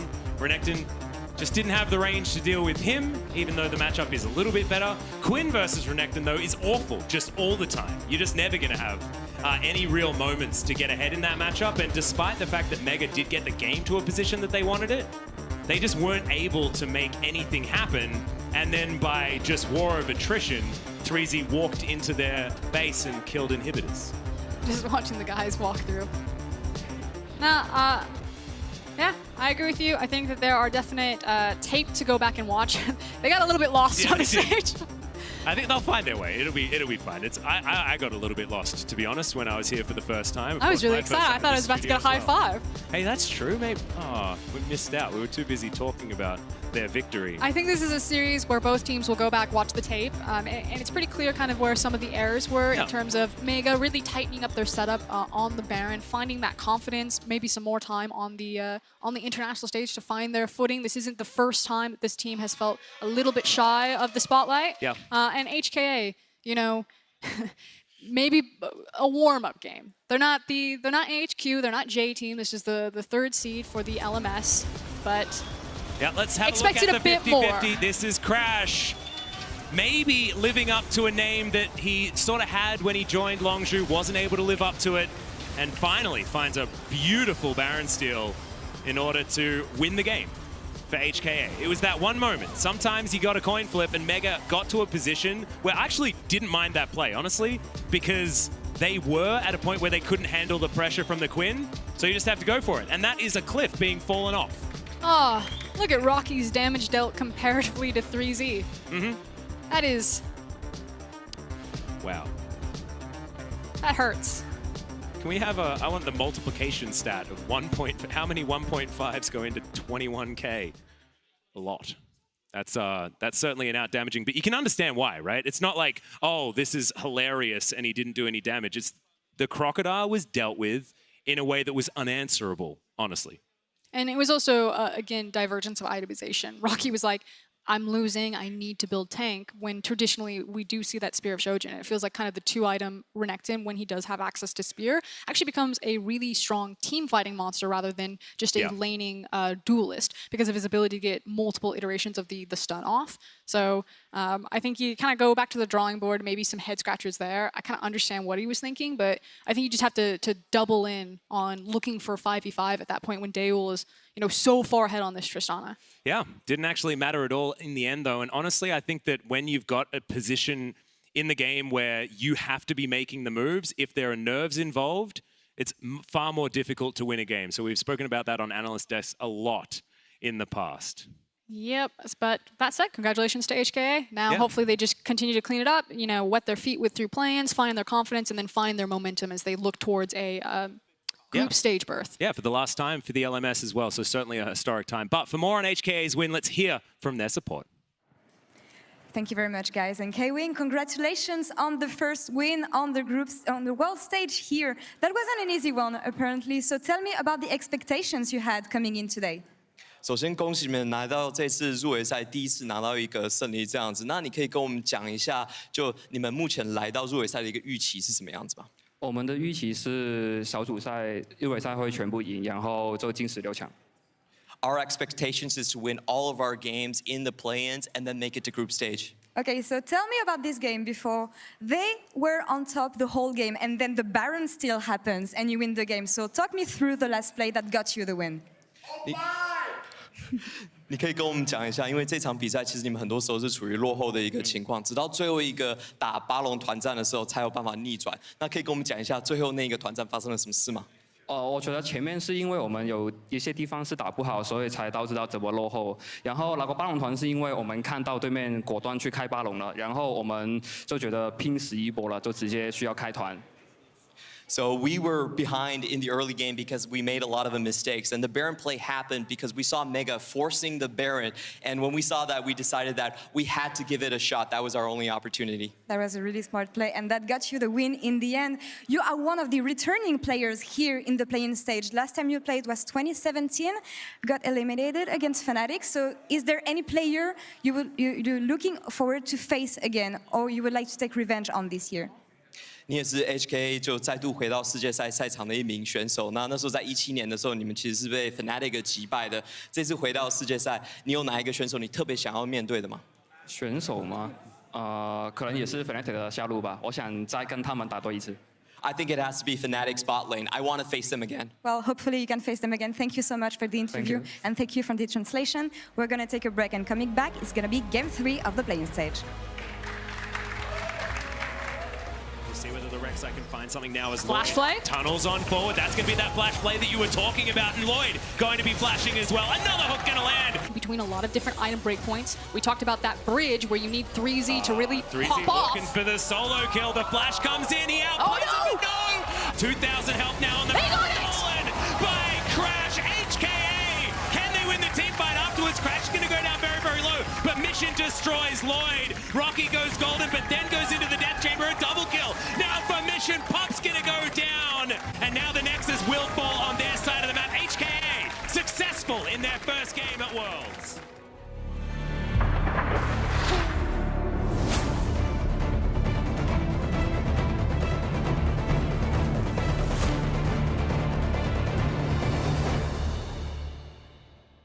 我的左手是天生的，在我最艰难的时候，英雄联盟给了我力量。钻石3，这是我现在的段位。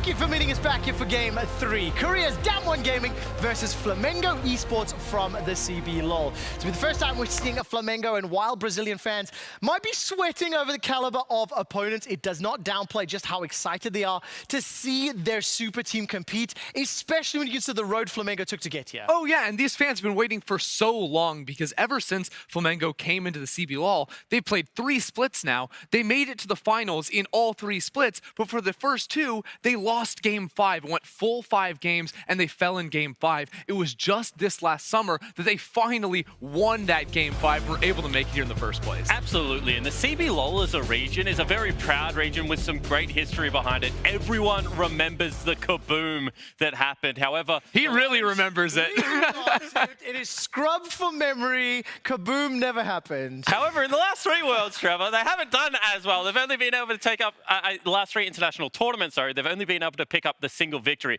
Now, that hasn't been Flamengo. That's been INTZ. That has been Kaboom returning to the international stage. So I'm so excited to see what this team can actually do and whether they can shake up this group. Of course, BRTT back on the international stage. And a lot of fans, especially LCS fans, might recognize Shrimp. He did play in the LCS.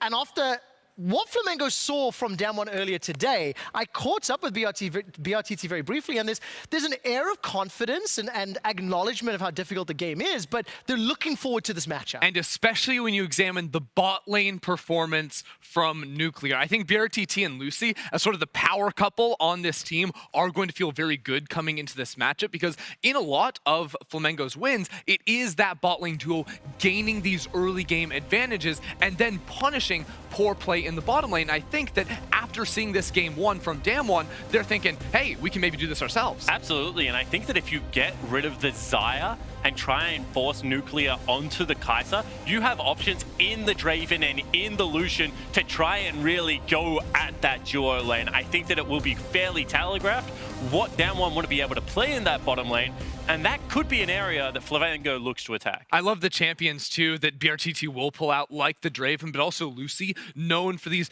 aggressive playmaking supports. When Lucy sees a window to make a play, he'll take it every time. Now, let's talk a little bit about expectations for this matchup. Obviously, DAMWON, still a heavy favorite. Let's talk about their game performance from Game 1. It never felt like they were at risk, right? It never felt like they were really going to lose the game. They were even, but you had 2 scaling solo laners with Klepto that were significantly ahead of their opponents, and Nuguri just came in and literally instigate people right at the end. Form is temporary, class is timeless, and you can see that with Nuguri as well as Showmaker, they have 2 very classy solo laners. These guys were just willing to take the Kleptomancy. They built huge individual leads and then were able to run over teams. Take a look at the damage that pops out there. I mean, Nuclear ends up getting the triple at the end, but it was not his damage, I think is what Frostgurn was trying to say. So online, I saw a lot of comments saying this game looked like a 2v5 from DAMWON. Yep. I have to say, I completely agree. It was literally just the solo laners trying to drag the rest of the team. I think Canyon was like half alive, but they were trying to drag him across for a win. Yeah, absolutely. And I guess that is the good news for DAMWON fans, right? Canyon, not a great first game. Beryl, certainly not up to the standard that we're used to seeing. So if they're able to get,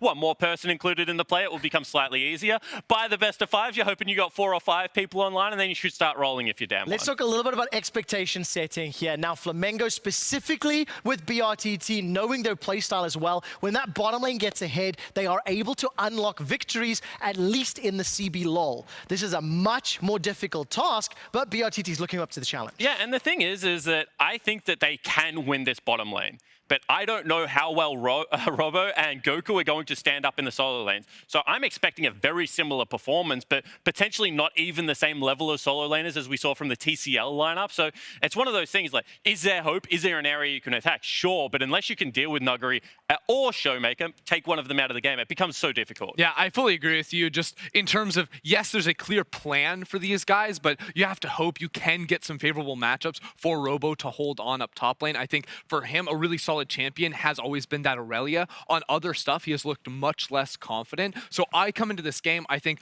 very similar to yesterday when we saw Clutch get beaten in Game 1 and bounce back for Game 2. DAMWON looked shaky in Game 1, still won it. I think they're going to look in fine form for this one. And of course, for Flamengo, this is now the litmus test. You're now going to see how both of the teams below DAMWON perform against the #1 seed, and it gets to set up some expectations for a matchup later in the day. 2 teams advance to the knockouts of play-ins. They are almost ready on stage. So let's talk a little bit more maybe about the jungle matchup and in particular how this could play out. You touched a little bit on Canyon's first game.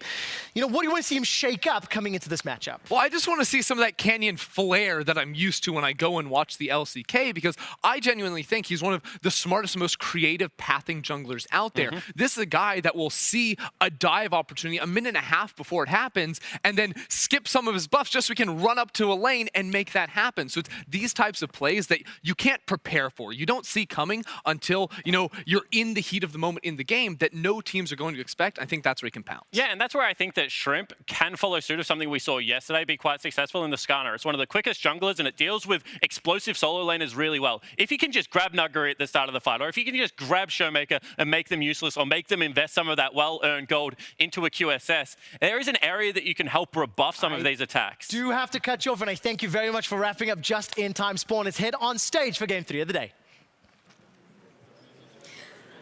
As we turn back to Group D, please join me in welcoming a team making their first appearance at League of Legends World Championship. From Brazil, CBLO, it's Flamengo Esports!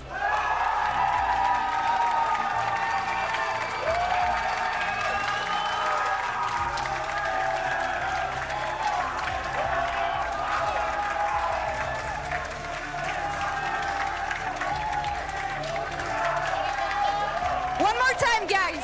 Hear it for Flamengo Esports.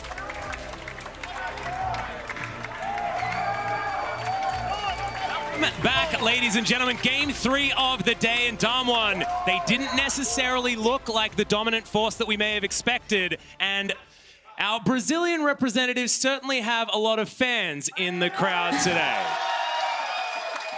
Is that fandom going to be enough to get them across the line? I'm gonna tell you real quick. BRTT rocked out here. He's got some very rare sneakers, the SpongeBob collab. Of course. I am now actually also a fan. I was like, that is some sweet footwear on right now. But as you're saying, DAMWON coming in. Yes, it was a 2v7?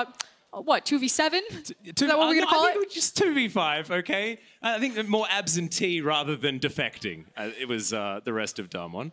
It was a Showmaker and Nuguri special here, and I think the blueprint has been set out for Flamengo about how they want to attack, and it does start with this guy on your screen. Now, they can attack through BRTT. He is a very aggressive laner, and I actually think that maybe you could even bait giving away the Xayah pick. I know that Jake on the analyst desk was talking about maybe forcing Nuclear on Kai'Sa, you know, get him away from the Xayah so he doesn't have so much safety. But Draven into Xayah oh yeah, feels good. Is a great matchup for BRTT, and I would love to see a Draven into a Xayah matchup. And he looks pumped up as well on your screen right there. So let's see what they can do as we get into Champion Select for game number 3. Already, Cat on a Book going to be banned away, not going to be able to augment the power of BRTT this time around.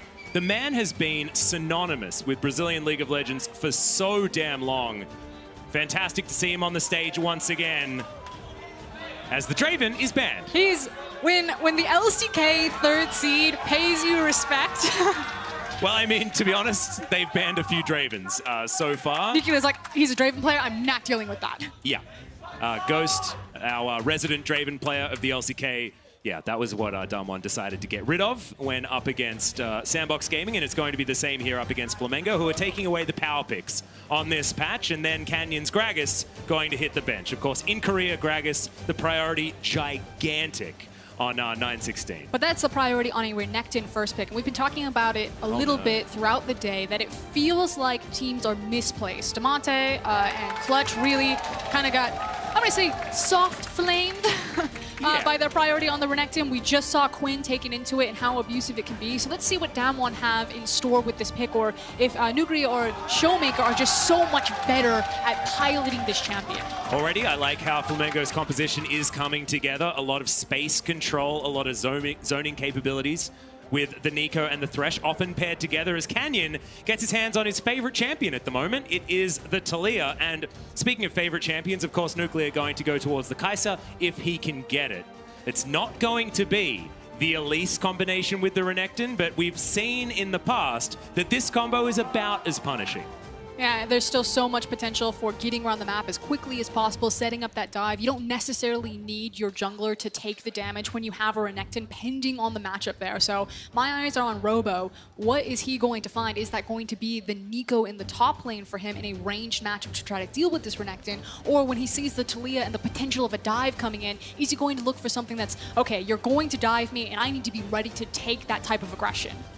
Well, still yet to know who's going to be playing the Renekton. My feeling is that it's going to be Showmaker. He did play a lot more games on the champion, and DAMWON do love to pick late for Noguri. They like to get him into a position where his pick is providing as much surprise as possible. And look, albeit they are on the blue side, so not able to really surprise Flamengo that much. But as we're seeing in the bans, that Xayah that we were talking about before is going to be taken away from BRTT.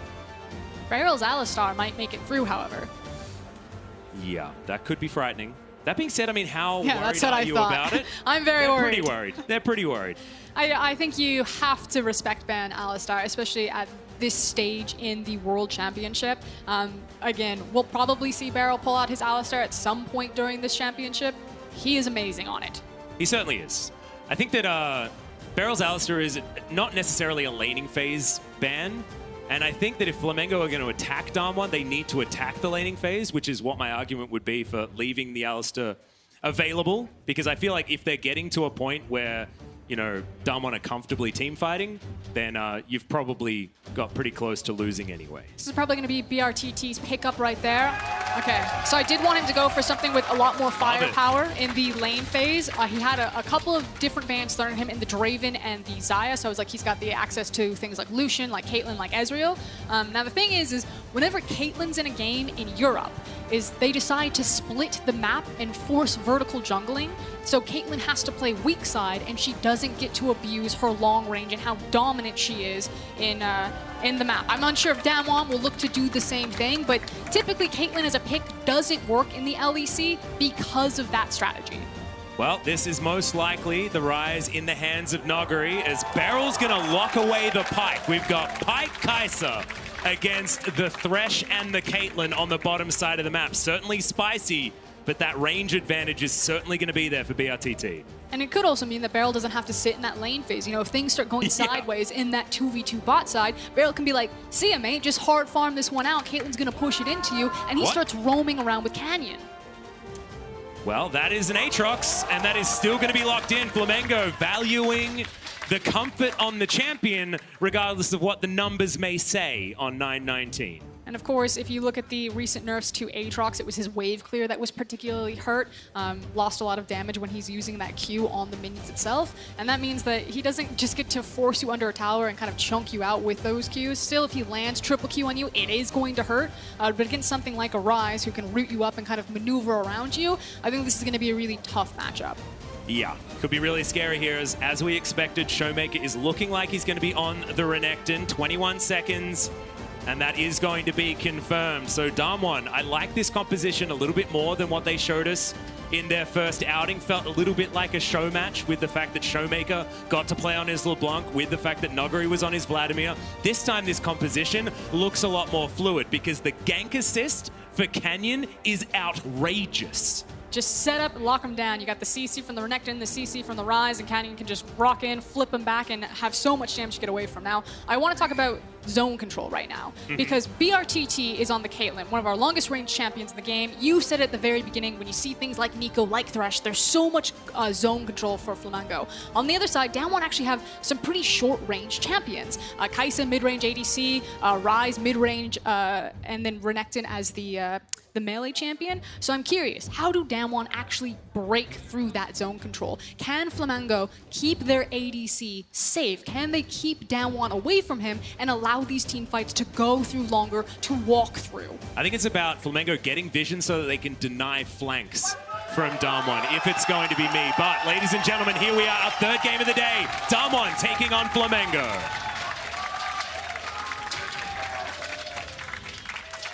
And they certainly have the sixth man of the crowd behind them. Damn right they do, and maybe they'll need it moving into this one as well. As we described DAMWON's first game as feeling like they're on a European holiday, hopefully this is going to feel a little bit more serious as DAMWON already piling in.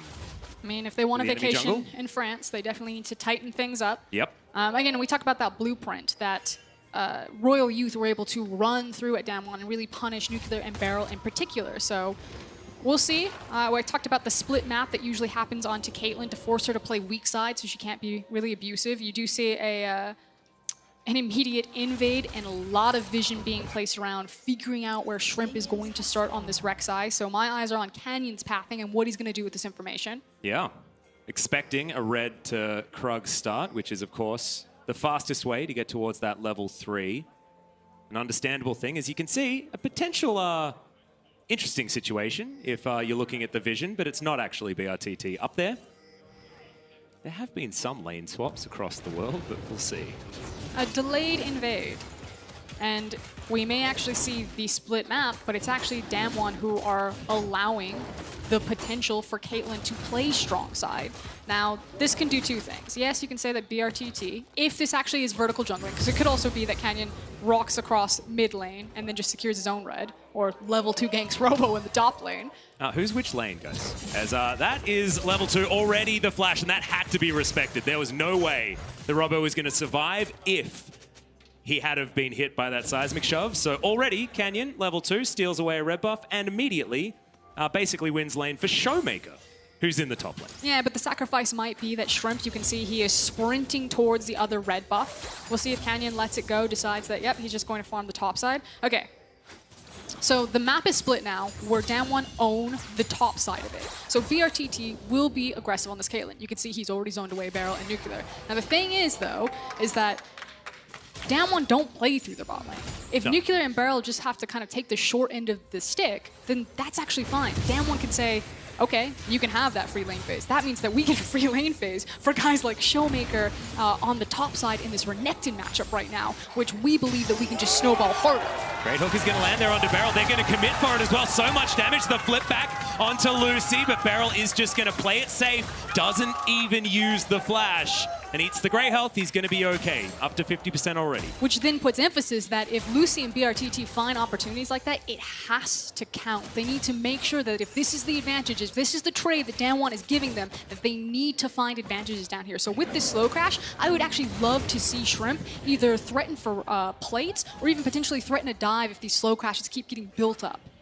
Well, Showmaker level 3 does have access to Slice Dice and the Ruthless Predator, which could just spell death here. He goes for it, the flash in to try and guarantee, but Canyon presses his buttons in the wrong times. It doesn't even matter though. First blood goes down, and DAMWON have struck first for the first time here at Worlds. And it's going to be free for that, because Shrimp doesn't have any reason to be on the top side of the map. You can see he's playing with the Scuttle Crab right now. He does have access to his Krugs. But otherwise, his camps were all down. He was going to be spending time towards bot lane, which means that Showmaker can continue to play aggressive. That's the flash in. Halo Blades needs to be respected, but the seismic shove is going to land. Robo is going to come down and does get there first, but still, Canyon trying to juke around. Goku gets on in there, and Showmaker, so much damage. The first kill does go over to Flamengo, but Robo is looking for another one. Noguri completely out of mana. What was he doing there? A double kill to Flamengo. Shrimp's on the board. And this is so important. Again, remember, DAMWON chose to split the map, and Shrimp has now broken and ripped it back. Don't play with that, though. Yeah, Showmaker, a lot of damage, but didn't have flash, remember, so Shrimp tunnels away to safety. Again, so important, though. You now have 2 kills onto Shrimp. Maybe he can start fighting back with this Hail of Blades Rek'Sai to get more control around the top side of the map to say that, okay, BRTT, Lucy, you guys are fine. You got the strong side of the map. DAMWON have misplayed this, and now we can get our foot back into taking control over the top side of the map. Well, you can see just outside of vision is Canyon, just looking to set up a tent on the top side. Robo not having a great time. They are ahead in gold, though. Those couple of kills certainly were good news. We're going to find the Ruthless Predator, though, as Canyon looking for it. Infernal Chains land, but it's going to be onto the Crocodile, and they don't even need the seismic shove until the very end. And another kill goes into the hands of the Talia. And it's just frustrating. You can see it in the CS. It's 25-7. Reminder that it's Showmaker on the Renekton that's in the top side, but basically is 4 times the CS that Aatrox has right now. And now it's going to start bleeding into experience, and that is only going to go from bad to worse. But here was kind of the glimpse of hope. You can see that Flamengo, they're here to party. They're here to play. Yeah. They are not going to go quietly into the night. And like you said, you called out the mistake. Nuguri doesn't have any mana. He really can't participate in this fight, so he's just a body walking around. Yeah. And that leads to the double for Shrimp. Yeah, and I really like the kills going on to Shrimp as well because he can translate this advantage that he'll have around the map, and stopping Canyon from being able to go wherever he wants willy-nilly is really important. Unfortunately, may not necessarily be the case, given that Canyon does have a couple of kills himself. Not quite at the Runic Echoes just yet. Shrimp also still building towards his Warrior Enchant, as Noguri just playing as safely as he can. As Shrimp and Goku, this is frightening. We are going to get the flash forward. That's the Pop Blossom, and pop goes the Rise. All too easy for Flamengo as Showmaker, he wants it. It's a big call to me because now he's focusing on the Rek'Sai. He'll get that kill, and now Goku has to run away. A 1-for-1 after the teleport. Still 1-for-1 in the TP, but that means that Robo finally gets a chance to breathe as well. So yes, Showmaker is continuing to snowball, continuing to get stronger, but Robo's finally getting access to a CS wave. Froscar, and this is Canyon on the bottom side of the map. I've never seen this before as Beryl's going to dive forward, wants to get the stun. The seismic shove avoided just so narrowly. Lucy, oh god, the turnaround for Flamengo. Outplayed by the Brazilian bottom lane. And so well done from Lucy. You called it, the sidestep right there. Turns around, finds the death sentence into the tower aggro, and Flamengo across the board have come alive. They have a gold lead above DAMWON. Anyone saw this like LCK? They're gonna speedrun. It's a big accomplishment, Alex.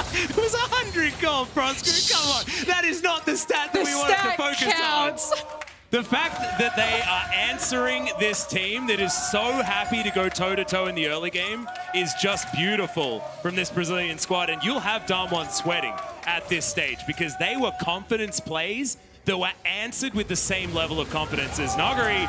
Caught in transition, the Hail of Blades certainly a problem. Sidestepping though, and that's the seismic shove you didn't want to get caught in. Beryl doesn't get the stun, but the fling back's there and the double kill comes down for Canyon. And just like that, as we're celebrating, we're so happy to see You gotta take the moments though, Froscar, okay? Really hit back. DAMWON Gaming suddenly find alive. They silence the arena. The gold lead has now swung wildly back into their favor, and Beryl was like, bot lane is not going well. I am heading mid. Nuclear, good luck. And this is exactly what happens in the majority of games. You know how there were passengers in the first game for DAMWON? Generally, it's Nuclear that's in the passenger seat and everybody else is just doing stuff. Just running around. His seatbelt on, just being normal. You know, everything's absolutely fine, trying to pick up whatever farm he can. And Beryl is outside of that lane having a party. Just hanging on the car. It's like Mad Max. Killing people as 3 versus 4, things like that around the map. And Nuclear doesn't really get to play with them. As we have a look at this one more time, this was just stunning we from can BRTT and Lucy. Relive the Flamengo heydays for that small moment that we had it with Lucy's outplay. BRTT's response, yeah, that's right. That's a man who knows how to work a crowd. Damn right it is. But let's see if he can continue to do it as this is the same play. I was wondering whether this is back to live, but is just going to be a look at Canyon's double kill. Pretty elementary, honestly, in the end, as there are so many flips and flings from this squad. The Bone Skewer plus the Seismic Shove. Speaking of Bone Skewers, that's going to find Lucy, but avoids the stun. BRTT just offering auto after auto. It's only 1 pickaxe worth of damage, though.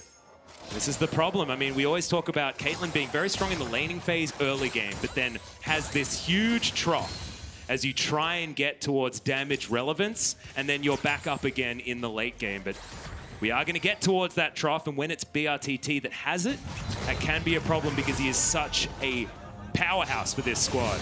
Bit of a dive topside though, as that's another seismic shove. You've got to be looking for them circles because that means death.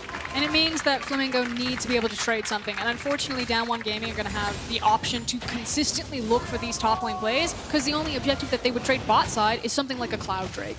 So Flamengo need to push their advantage on this bot side of the map or try to create a larger one while Robo is just taking the brunt end of Showmaker. Well, Cloud Drake is going to be taken here by Flamengo comfortably, 10 minutes into the game. Now Shelly has reared her head in her own pit, and we'll see whether we do get any swaps. Canyon was still topside, waiting for another counter gank, as we are going to have Beryl. He face checks, the hook is going to land, the flayback's in, and he just explodes. Lucy grabs the kill, but that's another assist going over to BRTT. So the play that Canyon and Showmaker were waiting for is they expected Robo to actually teleport up into the top side, and then they were immediately going to dive him again, pick up that gold, and then kill the tower. Robo actually instead walked down to the lane, and it looks like we're finally going to have the swap come in. You can see BRTT Lucy, they had that clever little trap play. They're now walking up top here, but Rift-Tailed is going to be the next objective on the table, and Showmaker after this back is going to be a really big deal. This is a very fed Gator. He's even with his theoretical lane opponent, but he's almost double the CS of Robo. He's had a really rough time. Back is going to get channel, but Goku going to stop it, so a little bit of a spanner in the works there.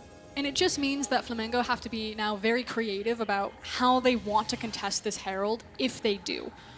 Because Showmaker will make his back, he's going to be very strong. Spear of Shojin now comes back in, and as long as he's there, like, Robo doesn't count as a person right now. He's got a Kindle Gem and some brown bags on his feet. He's got the soldier build plus an orb. Yeah, he needs time to scale up. So this should actually be, if it's just clinical setup, a free objective for DAMWON, and then there's just really nothing on the map that Flamengo can trade for it. So at this point, Flamengo want to either figure out how they can break this either through a pick or try to stall it out. Otherwise, DAMWON are like, let's get this Rift out, let's continue to snowball on this Renekton, and as long as he's there, we are so much stronger. Yep, Noguri with his teleport available. Showmaker's about to come back up, but that means Noguri is going to have bottom lane duty up against Robo there. So finally, we see top laners actually meet after our weird lane swap that we had earlier on.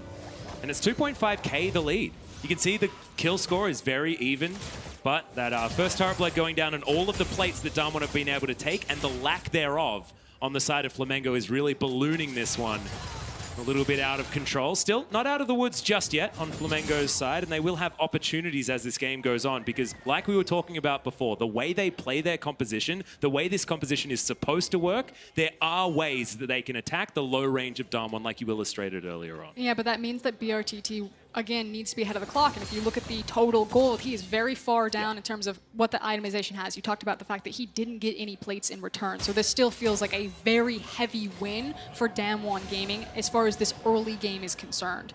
And has rushed the Spear of Sojin as well. We've seen a lot of Black Cleavers, we've seen some tank Renektons, but this is Showmaker wanting to be able to be a Showmaker in some of these team fights in this mid game. And Spear Sojin's just so strong because you talk about team fight and the fact that it gives Renekton really strong team fighting, but it also just makes him a great duelist as well. Like best of both worlds. Allows him to do lots of stuff when he presses up. Here's the TLDR.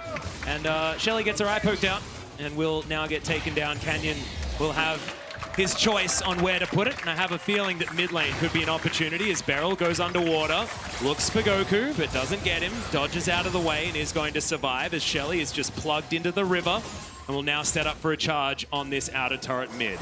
Minion waves are going to crash, but charge, is it actually going to get set up? Because you can see minions getting in the way for the moment, but it looks like Flamengo not going to be able to get rid of her. She will get that charge off successfully and gather some more of that plate gold. Yeah, but just a plate gank right there. Flamengo successfully collapsed around their mid lane tower to make sure that it didn't translate into the objective. But that's what we were talking about with DAMWON. Using the Rift Herald, continuing to snowball, getting that gold on necessary characters. And now we can start kicking them out into their side lanes and testing Flamengo's lane assignments. Because I don't actually know who can survive with Showmaker's Renekton at this point.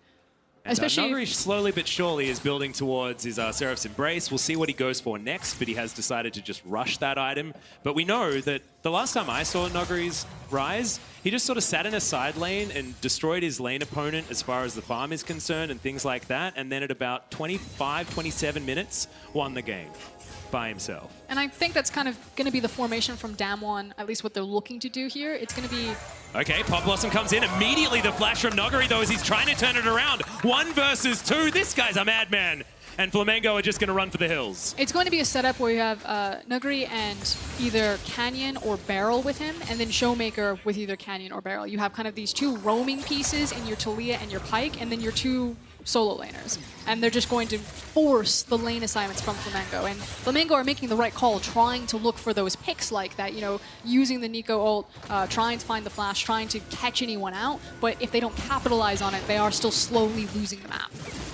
Well, Ocean Drake going to be the first dragon that DAMWON are going to go for. Of course, we got very used to Oceans with our, I believe, 8 of them that we had yesterday. It was a ludicrous amount of Ocean Drakes. No, it was only 7. Only 7. We were spared, but Ocean Drake going to go over to DAMWON. They gather it just to cycle towards the next one, which will be the Mountain Drake.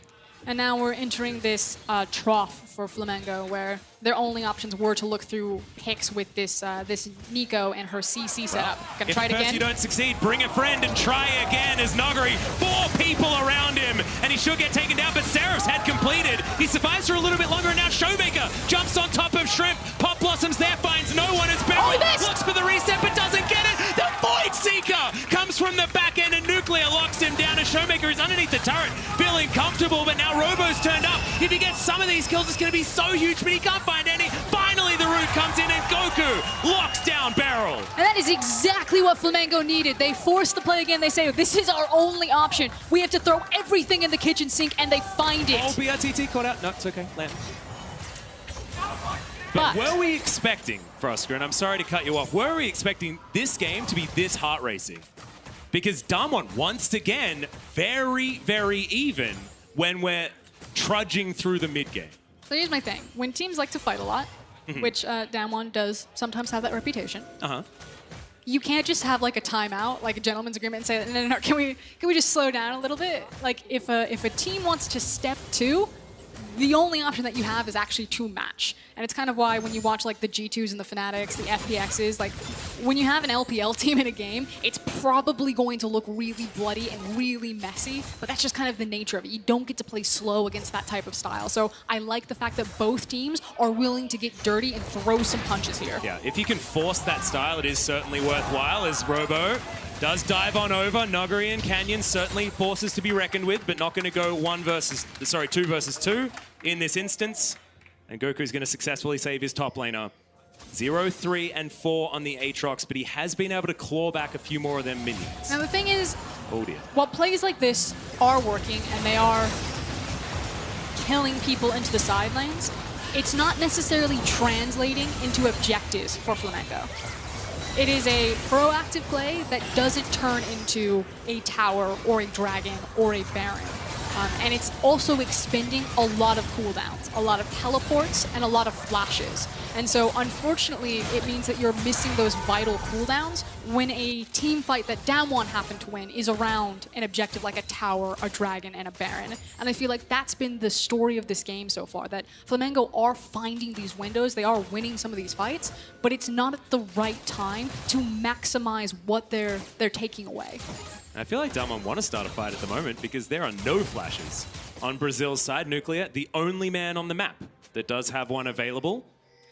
He is getting towards his Rage Blade, slowly but surely, but sneaking away that kill was certainly good for the Kai'Sa that has been outranged this entire game. DAMWON closing in onto Goku, but a bit slippery on the Nico, and isn't going to be dying here. I think they're going to dive BRTT. Well, can they actually do so, as we've got another dive coming in, as Nogari spotted on the Tremor Sense. Gets himself away far enough. They're looking for the Talia ultimate, or threatening with it, so this is a really good response from Shrimp and Lucy, that they, DAMWON have lost members where Flamengo are, so they're respecting the potential that Flamengo have brought the resources, but it does buy time in the end for DAMWON Showmaker to get the spot tower. Yep, Showmaker going to be the one that makes that play worthwhile for DAMWON. Of course, Nogari forcing so much pressure there on that top side. You can see still surrounded by Flamengo members, even if it is just 2 of them.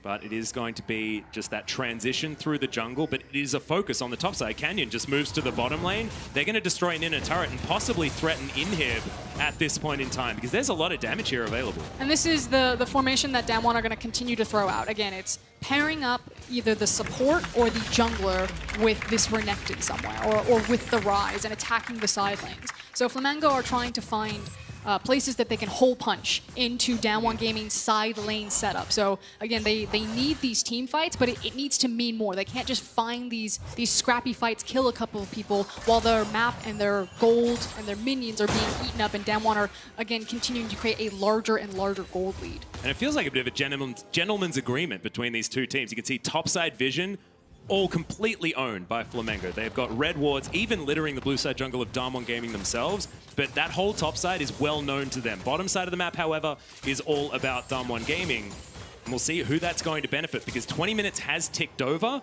my money is on Flamengo working out as 1 second and now a Mountain Drake is on the map. The first one that feels good for either of these teams.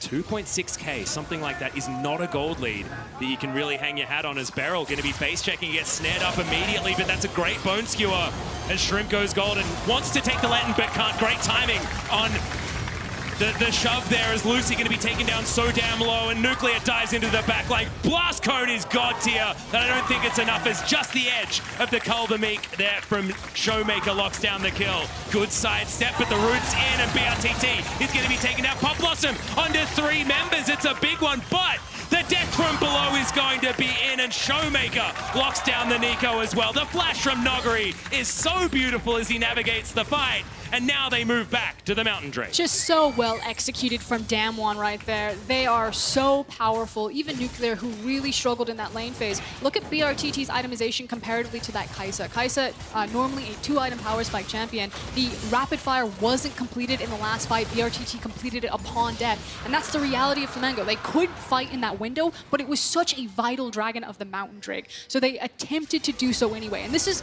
the right play. Look for a pick, because that's the only way you can win the team fight at this point in the game due to the item power spikes. But they didn't find the pick, and then DAMWON just cut, divide, herded them around and directly into a meat grinder. Just really beautifully executed on multiple fronts. Yeah, and watching Canyon here as well is just stunning. The seismic shove timing initially was beautiful. This one made sure BRTT was out of the way. Nogari gets himself the root down very comfortably. And Goku, despite the fact that this was very well timed on the Pop Blossom, it was too little too late at that stage of the game. And yeah, Nogari's out of there.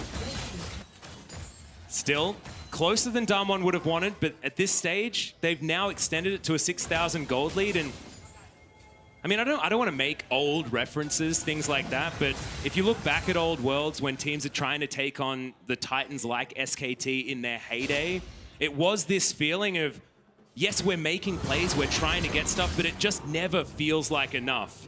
And that's what it's starting to feel like here this game, despite the early game that worked well. And now Showmaker, remember, he can stun so many times, but after the Dominus, wasn't able to close the distance to get another Ruthless Predator. And Robo survives with his splash up. But I think point made for Robo and Showmaker right there. That is going to continue to be how DAMWON split up the map and pull Flamengo around. We are basically waiting on BRTT. That's the next big moment where Flamengo fans can start to feel more confident in their team again.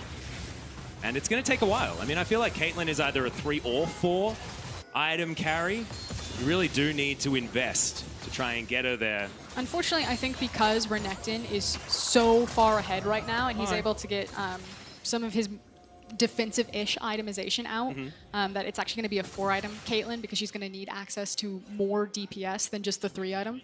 Yeah, I think Mikura's Scimitar will need to come in, and we'll see what else BRTT is going to go for. I will say at this point in the game, Caitlyn doesn't necessarily have to be that big team fighting threat. With the rapid-fire cannon and then just headshot, she can actually be used as a poke champion, like what she just did to Nuclear right there. But then that means that our eyes are on Shrimp and Goku as kind of the follow-up. So if BRTT right now is literally just a poke machine, you need Shrimp and Goku to follow up on that poke damage. Well, there's ults traded here between Showmaker and Robo, but I like it. Just gets the heck out of there as soon as he sees the ultimate button, because it does a whole lot more with that Spear of Sojin online. Speaking of items that are online, Nogari does have his Spellbinder. He needs to be really careful. Showmaker. He's hungry for some Caitlyn. Not going to get him as Lucy tagged by the Void Seeker. I think they're in trouble. Yep, Canyon, he can set up a wall if he wants to. He's holding on to the button for the moment. It was looking really dangerous there for Flamengo, but they do survive the storm. 2 minutes, and we've got a Cloud Drake on the board, and the Baron is still not really being looked at by either side. No wards inside the pit, but you can see DAMWON with a lot of control wards around it. Nogari very comfortably just farming minion wave after minion wave. Just going to soon be that Rise threat that we know he can be. So I felt that they were waiting for specific itemization to come in. So Showmaker has just now completed his 3rd item. And so normally when you see a team, especially one as practiced as DAMWON in their Baron setup, not turn towards the Baron, it feels like they're almost extending the the farming portion of the game and saying, okay, as soon as I get this item, like I'm close to it, we might as well wait for it before they start setting up the fight. So I think that's what is about to happen. We now have the backs in from DAMWON from all of this farming that they've been doing. You have Showmaker, who is setting up the bot lane wave, has access to his TP, and it's going to be the setup for the Baron in the next 30 seconds to probably a minute and a half. And Flamengo recognize this. They're like, okay, you know, we can no longer deal with this side lane threat. We need to quickly get in here, place as much vision as possible, and then again, stall out this potential Baron. Well, that's a great block there on the Bone Skewer with the shape shifter coming out from Goku. But you can see Renekton has pushed that minion wave all the way towards the inhibitor turret. Now Lucy tagged once again. There's a fair bit of damage actually coming out of Nuclear as Showmaker's behind them. Judges forward. Yep, seismic shove once again, flashed by BRTT, but how is he supposed to save himself as the wall comes down? He's just going to walk behind his team. He will survive for the moment. Showmaker closing in on the back line, but not close enough. Very, very rough. But it is a Flamengo team that were able to avoid the engage. I'm going to say that I think Canyon's ultimate actually close Showmaker around from the flank, but they immediately use the Rise ultimate. They're now on the Baron. That is a Mountain Drake. Yep, Realm Warp towards the Baron pit. We'll see whether they got enough damage, and they certainly do. The Baron is dead in about 4 seconds. And Lucy now flashing to try and get a play, but misses the hook. It's a fight on a couple of fronts as Nogari's trying to get out of the way as the Seraph Shield is gigantic. The rest of the fight is going well, though, as the Rek'Sai does eventually take down the Rise. But now the resets. The Pop Blossom comes forward, but it's under a Golden Canyon as Robo's down to about half. Shrimp is out of this fight, but Goku's landing the snares. Can he get it again? No, he can't. He's diced up by the Crocodile as Canyon out of mana, just driving by Nuclear. Grabs that kill off the back end, and it's an ace out of nowhere for DAMWON, but it looked so close at the beginning to being good for Flamengo. Except when you put your eyes down on Showmaker, who just watched through this replay, this man is like 1v3 at some points, 1v2 for majority of it, but just no one can stop him. Look at the damage that he's doing. Robo and Shrimp are just playing with this giant gator while his carries are being obliterated. That was the problem, and it felt like there was a bit of tunneling onto Nogari there, which allowed Showmaker to get so much free damage unanswered. And I can't even blame Flamengo for that, because you look at Nogari's name, you're like, I want to get him out of the team fight before he does so much DPS like you can do on the Rise. And unfortunately, despite the game plan being understandable, it didn't work out, because like you say, when you've just got the backlines fighting each other, just wasn't good enough. Speaking of not good enough, this is what happens. The damage trough that BRTT is in right now, that low damage number is purely based on the champion that he is at this stage of the game. It was felt like a handshake from DAMWON to split the map. Looked good for Flamengo when, you know, Shrimp picked up those 2 kills, but otherwise it has just been all downhill for Showmaker versus Robo in that top lane. And because, again, Renekton is so far ahead of the clock, BRTT doesn't need 3 items, he needs 4 items before he can even do any damage to Showmaker. And unfortunately, Flamengo just don't have the damage to deal with DAMWON's threats right now. Yeah, and we talk about the Caitlyn and trying to get online at 4 items and things like that, but if the game is accelerated out of your control, you look at DAMWON and they've got Rise.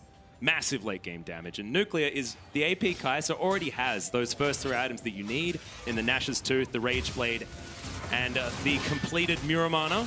Now with a pretty cool stick on top of it as well in the needlessly large rod, just boosting up that Void Seeker damage. You can see Lucy taking a lot of poke from this particular Kai'Sa as they've split the map. You've got a Crocodile top lane, you've got a Kai'Sa mid lane, and the rest of them are hanging around the bottom side. Robo caught behind the wall, wants to Umbral dash in, but not going to be able to. Has to take a Lantern in order to get out Showmaker. In the meantime, 1v1 against Goku, but is he going to be able to get held down? That's what this comp could theoretically do. The Colombic is gigantic. The rest of the team coming on over. It's a 1-for-1 so far, as the death from below did register lots of money as Nogari picks up yet another kill.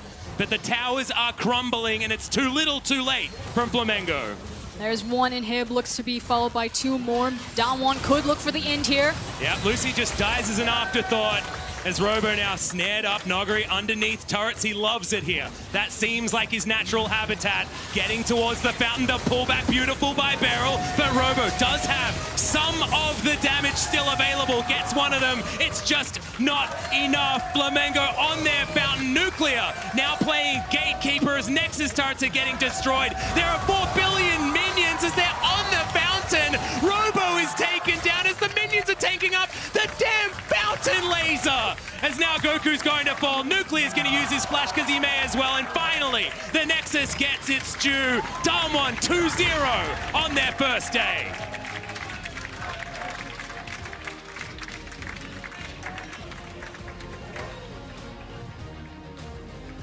And with a fountain play like that, you can tell that DAMWON are really feeling themselves right now. I feel like it's still the European holiday, Frosker, and sort of what we coined it in their first day out. This is a DAMWON having fun, but Nuclear will be having way more fun after that performance. Brilliant on the Kai'Sa, undying after being a bit of a problem factor in their matchup against Royal Youth. Was definitely dominance, was landing the Void Seekers that he needed to. And this is what we expected about this, from this DAMWON squad. We really wanted to see them come out and dominate because this is Korea for the first time in the play-in stage. We need to show the world why that shouldn't be a thing. But now you have a really good measuring stick of Royal Youth and Flamengo versus DAMWON. And frankly, it felt like Flamengo were willing to go a lot more kind of tit for tat against the LCK seed. And so I think that's what most people are going to be looking at the tape of and trying to figure out as we kind of speed towards that matchup. Because it was very clear, LCK probably going to be the #1 seed out of this group. But with Royal Youth and Flamengo, two teams that a lot of analysts are saying are hyper competitive in the emerging regions, like that's where the real trial is going to come here. Yeah, that really is, it feels like the group of death, right? I don't want any of these teams to be eliminated from this group. And the thing that I find really interesting is the fact that we haven't actually learnt that much as far as who's going to win the eye test between these two, because both Royal Youth and Flamengo had different strategies in mind when it came to tackling DAMWON. Neither of them necessarily worked, but there was merit on both sides. And it's also just so hard to gauge the top laners. Arma and Robo both didn't really have the greatest time. Arma, I think, felt a little bit better in terms of what he was transferring into team fights, whereas Robo just got shut out so early in the game by kind of design of what happened with the vertical jungling. So my eyes are actually going to be on the top lane and what seems to be a group defined by the solo laners and by the top laners in particular. Yeah, and I guess a lot has to be said for what Ender was talking about as well at the beginning, with the fact that DAMWON came in, looked shaky in game one.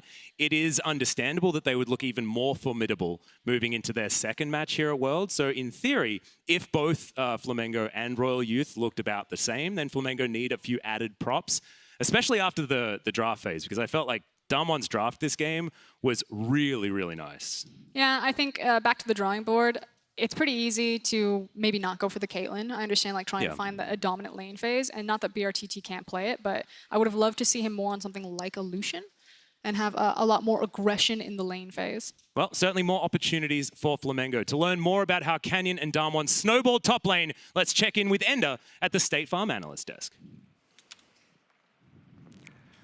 Thank you very much, Atlas. Now, I wanted to give all of you at home a quick tutorial on how to make the enemy top laner want to rage quit from the game, because that's exactly what Canyon did in this one against poor Robo. And it starts at level 1 here, because DAMWON really want to get the right solo lane matchups for their two players. Showmaker on the Renekton really wants to play up against the Aatrox. It's a much more favorable matchup for him than against the likes of the Nico. And Ryze is going to do very well in that ranged versus ranged matchup. So right off the bat, at level 1, DAMWON have this early game plan. And the plan is run into the enemy jungle. Now this ward here from Shrimp only sees Showmaker. They only see one person walk into the top side of this jungle, and it gets even worse because even though DAMWON do leave, they only see Nuguri this next time, so they're still not sure if there's actually an invade happening. Now, on the bottom side of the map, Shrimp was actually starting on his wolf camp to try and path towards the top side of the map and then go for that quick level 3 and play top side. But instead, this level 2 gank comes through. Robo hasn't even seen Showmaker in the lane, but instantly is forced to lose his flash. And this is where everything goes downhill for him, because you will notice right now that there are 4 ranged minions in this lane pushing towards the side of DAMWON. So Showmaker is allowed to play super disrespectfully and virtually just walk between the minions and Robo. Robo is unable to CS whatsoever. As soon as he ticks over to level 2, it gets even worse. And at this point, because of Canyon going for that enemy red buff and stealing that away, you'll notice that Shrimp had to go from his wolves down to that bot side of the map. This is something I was talking about a little bit earlier on in the day, where after the map is is split, all of a sudden it becomes so miserable to play top lane when your lane is pushing out and you don't have a jungler nearby. Still, Robo's like, okay, I can stand near the minion wave, get some experience, even if I'm never going to get a last hit. But then it all goes wrong again. Level 3 now for Canyon, even though they miss literally everything, they're still able to get the kill because they have that much damage and Robo doesn't have his flash. So now he's like, okay, great. I have to TP back in, but the lane is messed up once more.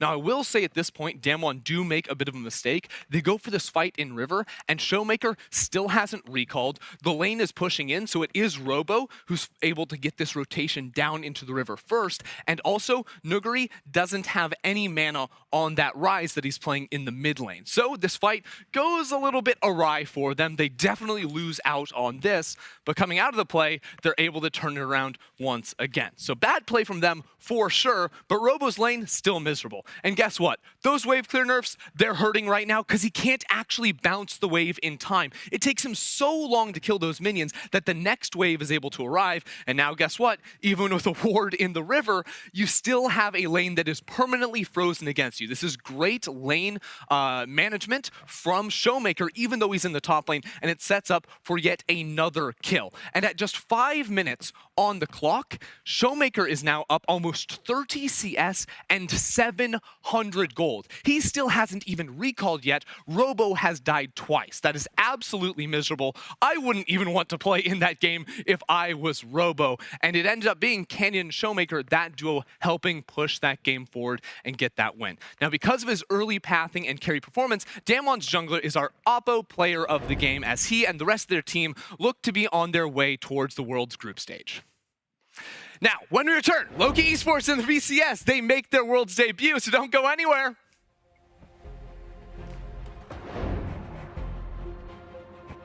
Which could just spell death here. He goes for it, the flash in to try and guarantee, but Canyon presses his buttons in the wrong times. It doesn't even matter though. Frosker, and this is Canyon on the bottom side of the map. I've never seen this before as Beryl's going to dive forward, wants to get the stun. The seismic shove avoided just so narrowly. Lucy, oh God, the turnaround for Flamengo. Good side step, but the root's in, and BRTT is going to be taking out Pop Blossom onto 3 members. It's a big one, but the death from below is going to be in, and Showmaker, Shrimp, is out of this fight, but Goku's landing the snares. Can he get it again? No, he can't. He's diced up by the Crocodile as Canyon, out of mana, just driving by Nuclear, grabs that kill off the back end, and it's an ace out of nowhere. His Nexus turrets are getting destroyed. There are 4 billion minions as they're on the fountain. Robo is taken down as the minions are taking up the damn fountain laser. As now Goku's going to fall. Nuclear's going to use his flash because he may as well. And finally, the Nexus.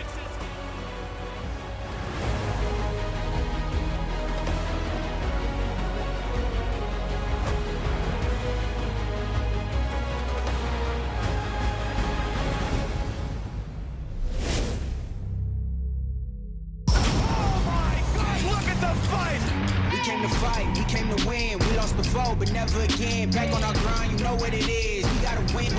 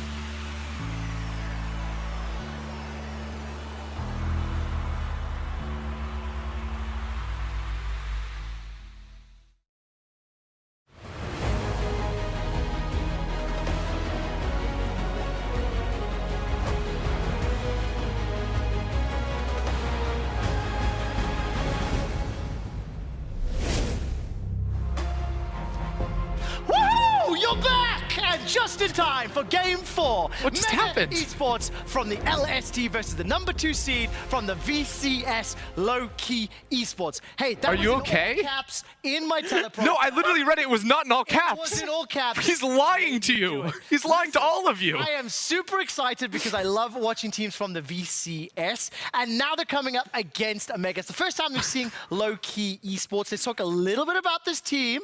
Are we done? Are you Are you done? Okay, okay.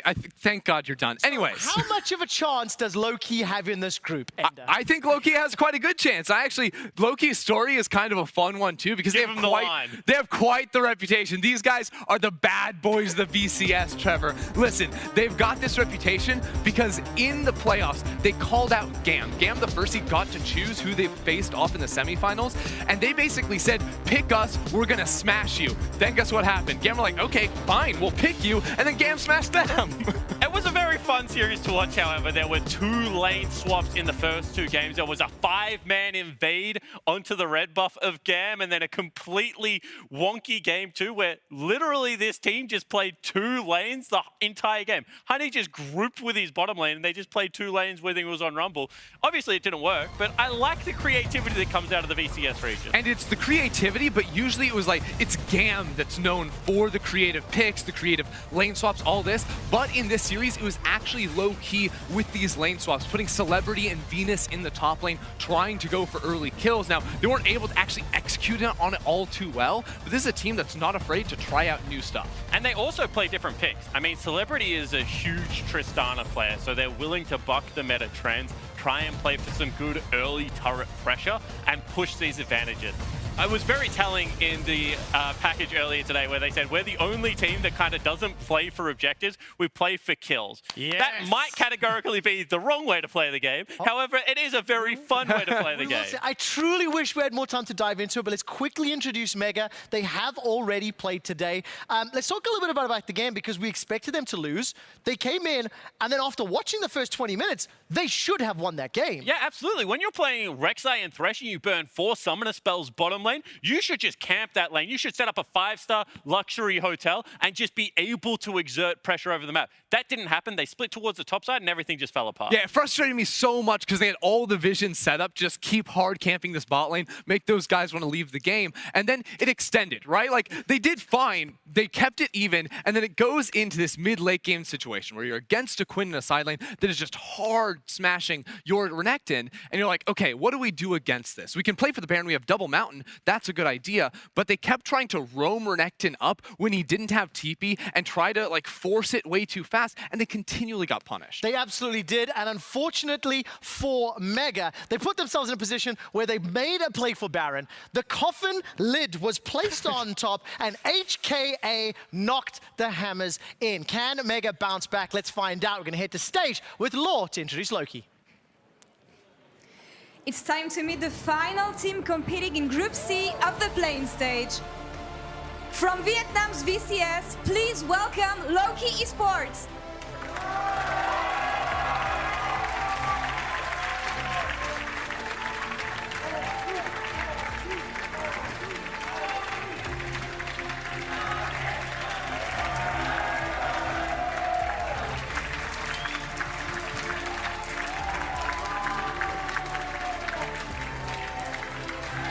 One more time for Lowkey Esports.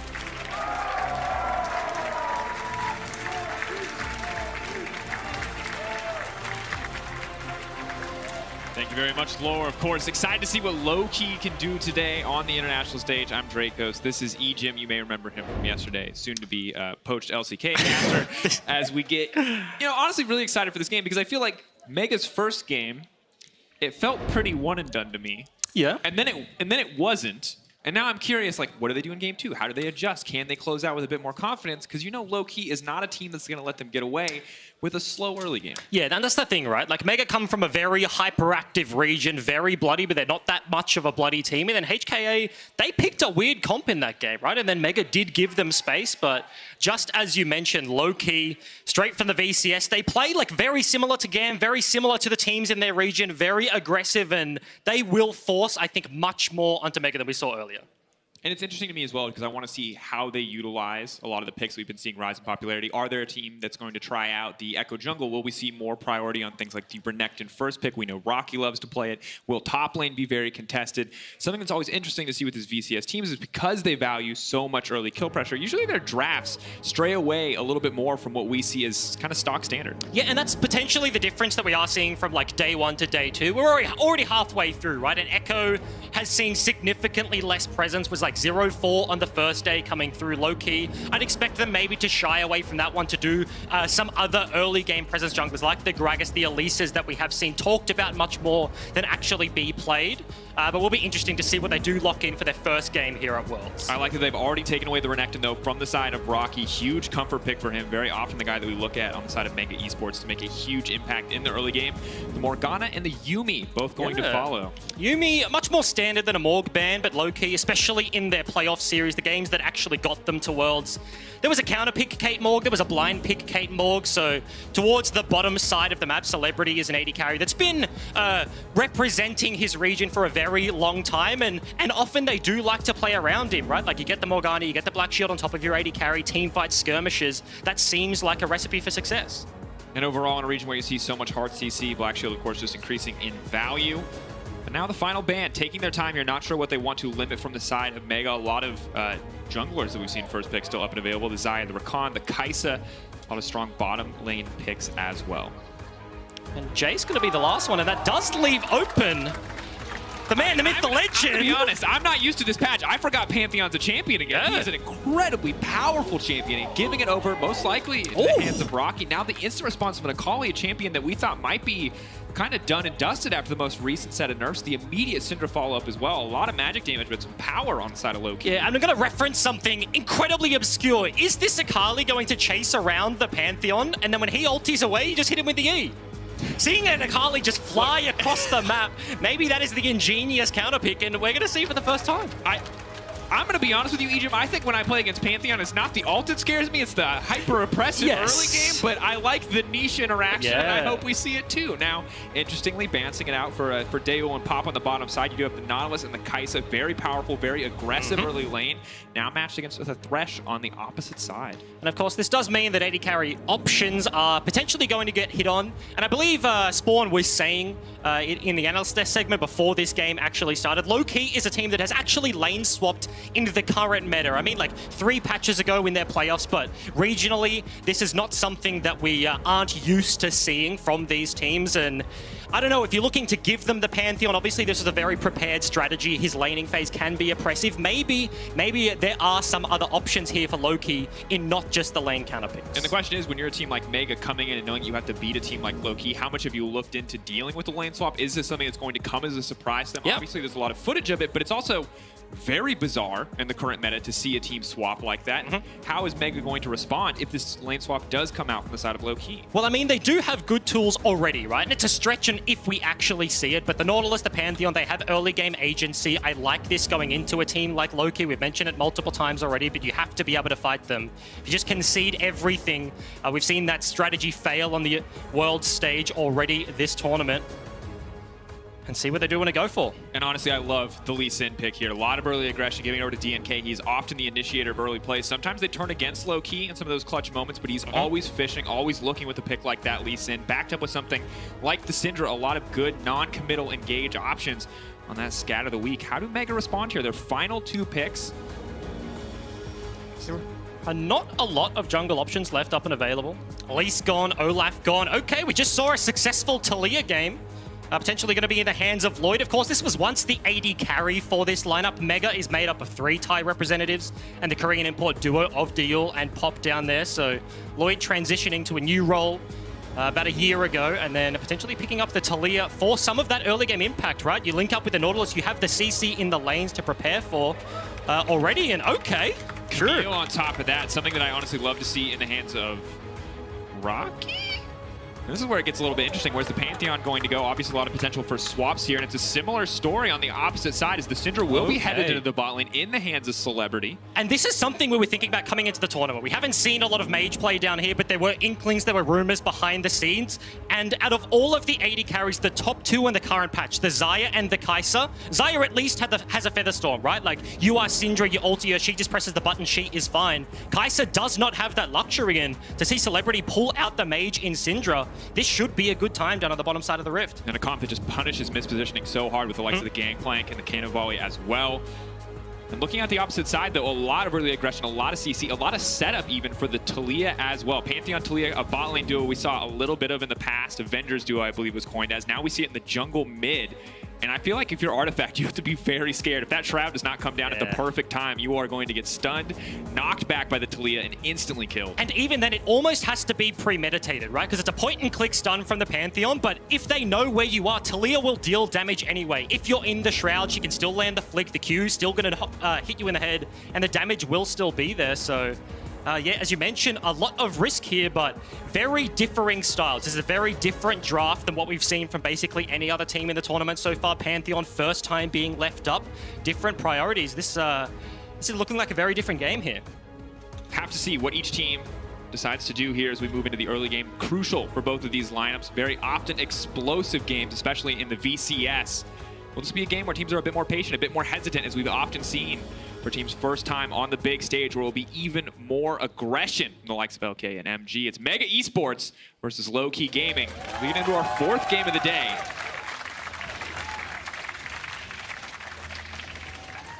And okay, level 1. Nautilus running mid lane, potential for some action, but looks just to be a little bit more of the 5-point fan. You were kind of questioning, do we see the aggression? Do we see the nerves kick in, kicking back and play a slower style?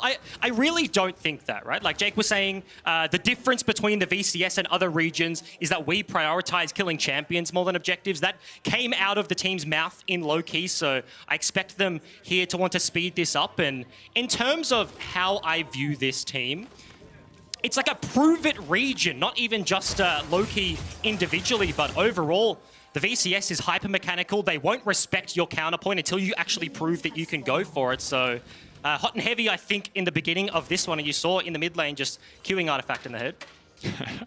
Looking even for the small lane advantages here, and interesting spending so much time, 115, they may look to push in and contest the Raptors, contest the red level 1. Camille now moving in as well. Yep. Will be spotted out, though, by the likes of Lowkey. Mega fishing for something. Very old school strategy with Taliyah jungles. You get the easy split. She's very hard to contest. If you're a Lee Sin, GP, Akali, heavily melee range top side of the map. They had the ward knowing that it could come, so Lowkey were prepared. It's not going to deny anything from Mega, though. Very easy red steal, and it will be the map split. Rocky's going to face check a GP here, but not going to be the worst. Quick passive proc and a parlay to send Rocky off. Actually, massive trade. Just going to make sure that the Corrupting Potion has at least one less stack for now. But Lloyd now moves into the top lane, already warded out. Honey just taking his time. There's no stun. There's no follow from the Camille here. So this is irritating, but not really threatening whatsoever. Yeah, utilizing some of the time. Of course, DNK had to run all the way from top side after the buff spawn down bot. So Taliyah does have a little bit of extra time to play with and will just be slightly annoying to equalize the health trade up here. But yeah, we took a cheeky look in the mid lane. That matchup is going to be spicy. Okay. Rocky stepping forward there, uses the hookshot wall dive, will not connect, however. A little bit of Scorch. And the passive now coming in from Hani as he tries to get some damage laid back down, but overall, Rocky with the level 2. He's definitely posturing forward, and I like the aggressive trading we're already seeing in the lane phase, and it feels like Lloyd facilitating a lot of this with his attention on the top side, but no real greater advantages quite yet. Yeah, incredibly early in the game, you'd think, 2 minutes 30. Not a lot can happen. It's actually going to be DNK getting only one quadrant of his jungle, realistically. The Raptors are still up, but doesn't have the pressure, doesn't have the lane advantage to be able to trade buff for buff, so Lloyd just walks down there. He's got a red, blue, and will get another red after this one. Feeling very good about the start of this game, eventually. A bit rough for G4 there to miss the spear, although now we see bit of engagement outside the hook follow-up. That might just be enough. The Ignite is going down. Dale's running for his life. The Kai'Sa, the flash forward. He's got to get it. I love the bloodthirsty support. Now Pop not going to be able to make it out safely. They're slowly trying to burn him down. Does Syndra have the cooldowns to make this happen? Pop running for his life is going to make it out in the end. Only a single kill. There's DNK. He canceled. He cancels with the wall dive. And we didn't even see it. DNK had to flash onto the screen to get in range for that. It was almost a train wreck on both sides of the map for Mega. Bot lane, top lane, out of nowhere, 3 minutes into this one. Lowkey coming up with the goods. And just insane plays back-to-back. Fantastic on the bottom side from Venus, and on the top side, Rocky getting away with an inch of his life. And I'm going to give him the credit of saying perfectly calculated on the wall dive. Maybe pure luck, but the bottom line is he lived, and that's all that matters. Yeah, and I want to take another look at what actually happens down here, right? Think about the matchup, the Syndra stun into the play. There's so much CC. Flash honestly shouldn't have come out from Dale there, was just absolutely dead to rights. All right. There you go. All right, Berlin, I love it. And, you know, there are some games, Ejim, you may don't experience this as much. There's games where you get to watch replays, and there's games where you don't. And this feels like a game where we might not get to watch a lot of replays. But another kill going down in the mid lane, and Mega starting to make up for the difference there. Pantheon getting the serrated Dirk as well, and Artifact immediately has to buy cloth armor. That is a big feels bad. Yeah, certainly a necessary kill there for Mega in terms of getting back some of this control. Top side, DNK actually going to be basing an award, so Rocky received the first gank. We'll just be able to let this one push in underneath his turret. He's going to get this A-OK. Okay, interestingly, DNK watched the rubble appear. He saw the ward die and was channeling his recall, so makes a decision to stick around, potentially like fishing for a counter gank, but of course, nothing will come his way. All right, instant stun comes in, blocks the follow-up damage. Of course, has the next ability will be empowered, and I see the instant flash in. Yes. Ooh, got huge damage there. Shroud landed, did not even matter, and still maintains the ignite, right? Just a one hit of the HP bar. Didn't even have to burn the summoner. So G4, he's a guy that for years has been playing in the wildcards in MSI Worlds, all of these playing groups, and he was like a Diana guy and Aurelia guy before. It was cool. Before Aurelia was reworked, G4 picked FLICKR's Aurelia. He was the only one playing it into FLICKR and just got OLAP. If you remember that game, that was a train wreck. And so he's the guy that will be picking up this Pantheon. I really thought you were going for a happier story there, Ejim. No, but it's like, it's the champion, but like he should be good at the stuff like Pantheon. It just makes so much sense. I mean, look, we're already seeing a 10 CS discrepancy. You've got the serrated Dirk, you've got the corrupting potion, a very easy lane, and now he's on the top side of the map. Are they going to go for this? He leaps in, going to block as much damage as possible. Pantheon tanky, but he just doesn't take anything back. Hani now running for his life. The sweep is there. Can't sidestep it. Rocky's going to walk away with the kill. And they just make it look so easy. Presses the E button. Turret does no damage, and Hani, yeah, straight up dove underneath his turret. TP is also gone. Flashless up there, and Talia is still in the vicinity, so getting back to this lane is going to lose a bunch of that CS, given that Rocky had to kind of get away from the ganks that were being thrown in his direction. This lane has completely swung back. And now level 7 as well for G4, so things are also just going to get harder for Artifact in the mid lane as we look back at this one. A lot of CC thrown his way, and this is the power of those early Pantheon dives. Yeah, and just think about how far away they were. Hookshot buys Camille so much space. G4, of course, on the Pantheon just comes flying in from the sky, but Hani was giving them room. He was backing off a very large wave that was eventually going to push in, but just that slight overstep, it's immediately punished, dove, and loses everything.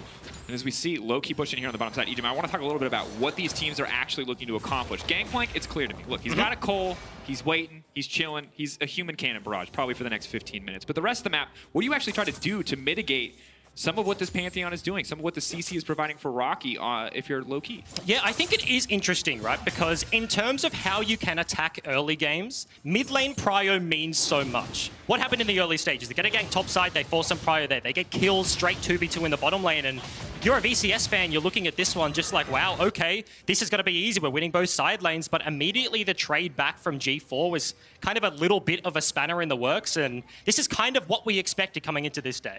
Both of these teams, very aggressive in the early game. They want to get towards the mid game. We've got 4 solo laners that can all happily go into a side lane later, and these guys are playing the same style, so a gold lead in the early game will mean so much. Kind of all hinges on that, especially when you have a lot of powerful split pushers with the likes of the Camille. And you mentioned it, the early to mid game, so important for both of these teams in their domestic leagues. And you see a lot of the numbers starting to add up. And Mega, of course, incredibly domestically dominant. 4.2k gold lead on average. Now, Lowkey, you have to remember, are the second seed. It was a bit tighter there in the VCS, but still a team that we look at to have a lot of kills. The CKPM, 0.95, very much in their favor for a lot of early action.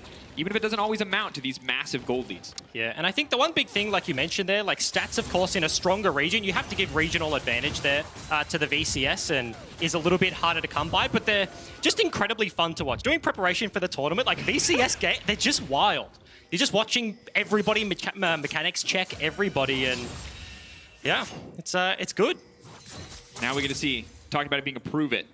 Artifact is going to make a prove it. The stun is there. The Talia follow-up is not, however. Lloyd can't make it in time. Yeah, very smart read there from Artifact. He knows his jungler's just kind of doing nothing on the bottom side of the map. He's doing Gromp. He won't be able to help for a very long time. Lee Sin actually has a reasonable camp lead right now. You can see Talia running around about 14 below. Has been spending a little bit more time in the lanes than his opponent, but rotating towards the right side means that any sort of pressure does not go towards him in the mid game, in the mid lane rather. But I want to kind of take a hit on this bottom lane matchup because I am surprised it is kind of only like a 10 CS lead so far. Remember, almost every single summoner was burnt down here, a straight 2 versus 2 kill, but maybe the level 6 mark is the hinging point. Now Celebrity has that R button, so much damage comes through the ability, and now you start to punish the Kai'Sa. And it would be interesting to watch the whole lane phase back, see how many hooks are missed, see how many opportunities there actually are for Celebrity and Venus to extend this lead. But yeah, when you have such an aggressive, powerful lane like the Syndra Thresh, snowballing off to early start, you do expect a little bit more. But as you mentioned, the Syndra ult going to be a big game changer, and I think very much going to outweigh, at least for now, the safety that Kai'Sa's ult could possibly provide.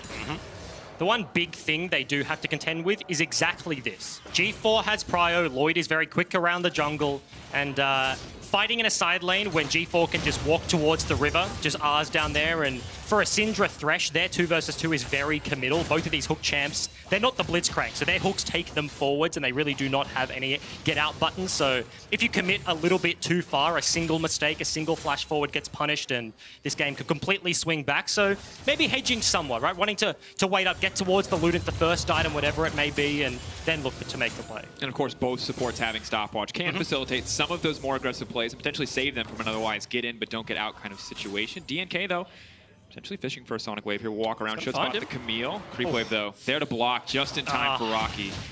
You hate the blue creeps. It's the worst kind of creeps. What about when you're on the blue team? They're still the worst kind of creeps. You just wander up your lane and die. They're giving them gold. Useless. As a support, they're bad I think teammates. You might just hate me. They're genuinely bad teammates. That's fine.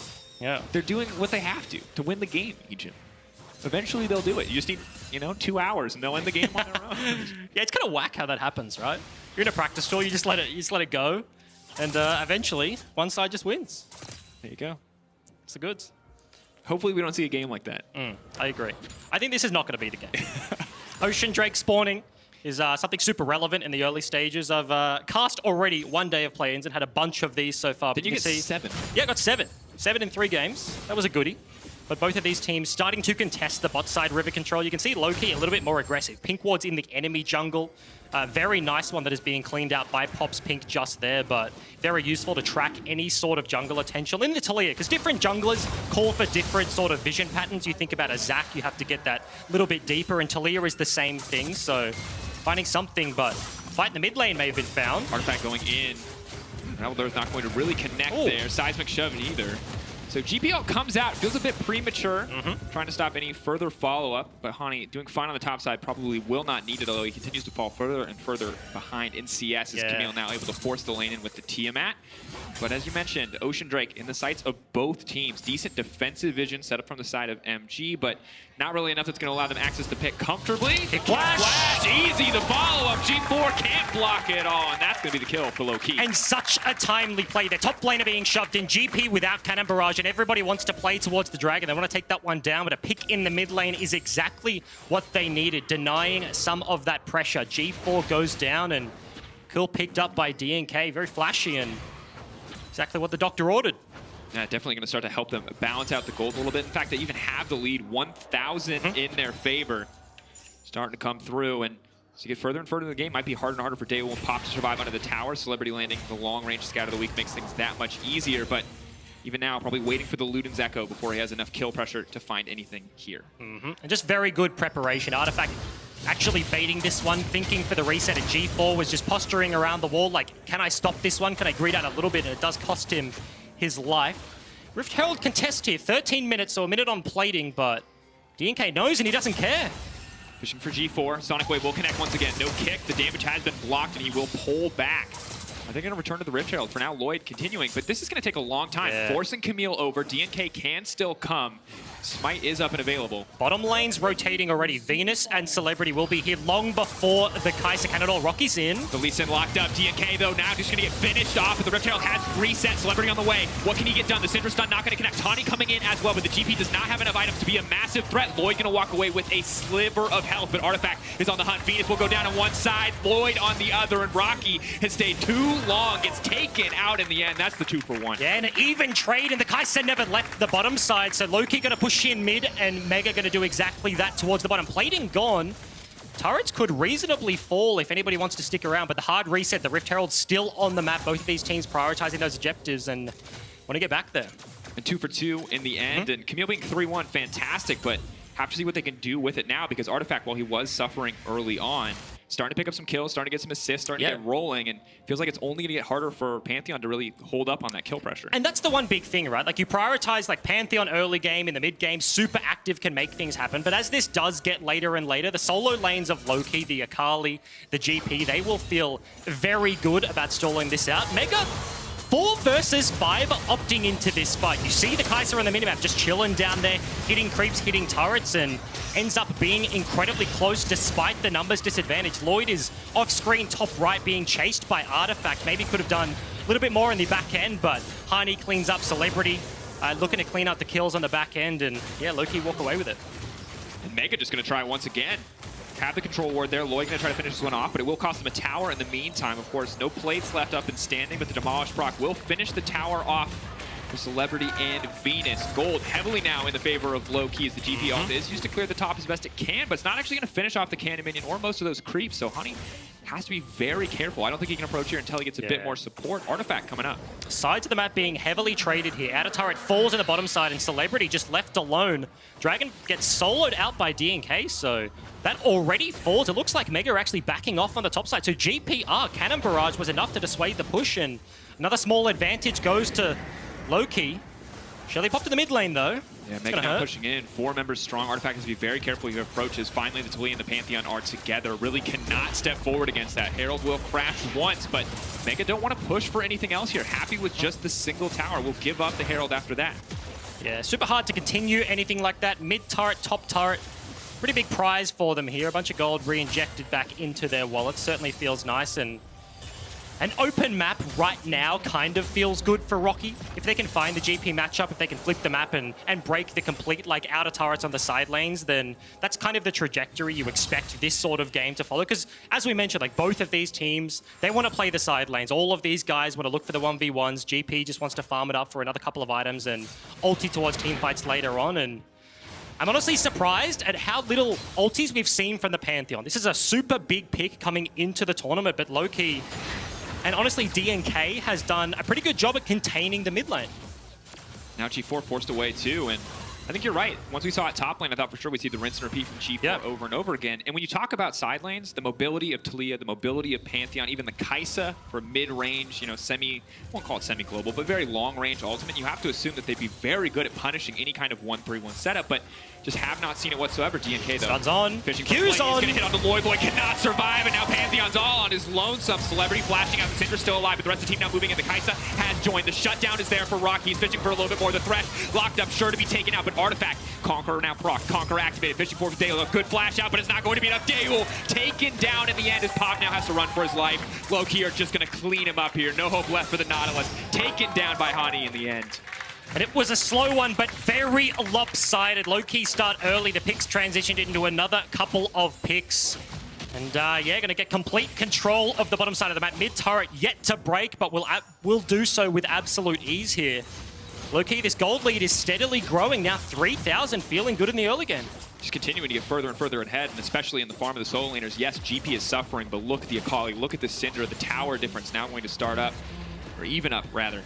Move a little bit later into the game, and I mean, 3K lead for a team like this, Bryce, is huge. It's exactly what they want. Like, these sort of fights in this sort of time frame is exactly it. Somehow, DNK bends it around the champion, and I'm surprised Mega, once again, they're opting into the numbers mismatch fight. Somebody is dead. Kaiser's farming bottom lane, but they just continue to pick on this one. They continue to pressure, and Lowkey, they have the damage, they have the numbers, they have all of their friends in the area. Q, almost. And you gotta feel bad for Daewoo, because he's the real one who suffers here. There's a Lee Sin, there's a Syndra, there's an Akali. He just does not have enough space to move in these fights, and it's a similar story for Lloyd. So while Rocky and G4 get to be pretty comfortable, they have enough tankiness, they have enough, get in, kind of get out options.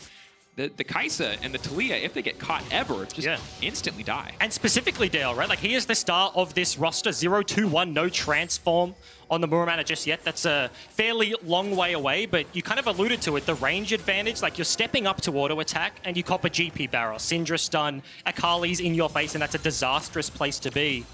It does seem like Mega struggling in these fights to find the avenue that they are looking for, and if Lowkey coming into this one, the more aggressive team, they can continue these skirmishes, then heading towards the 20-minute mark, setting up around the Baron, that's exactly the sort of place they want to be. And this 3.5K gold lead is very big for Lowkey, but we do still need to see this game or this team close out with some confidence. Mega, they had a lead earlier in the day. We saw them pull ahead, look very much in control. They weren't able to close it. Can Lowkey be different? Can they be the team that finds a lead like this, shuts Mega out of the game, and just moves further on? But have to prove it. As you said, Vietnam, the region, you got to prove it mechanically, you got to prove it in execution too. Pantheon now coming in.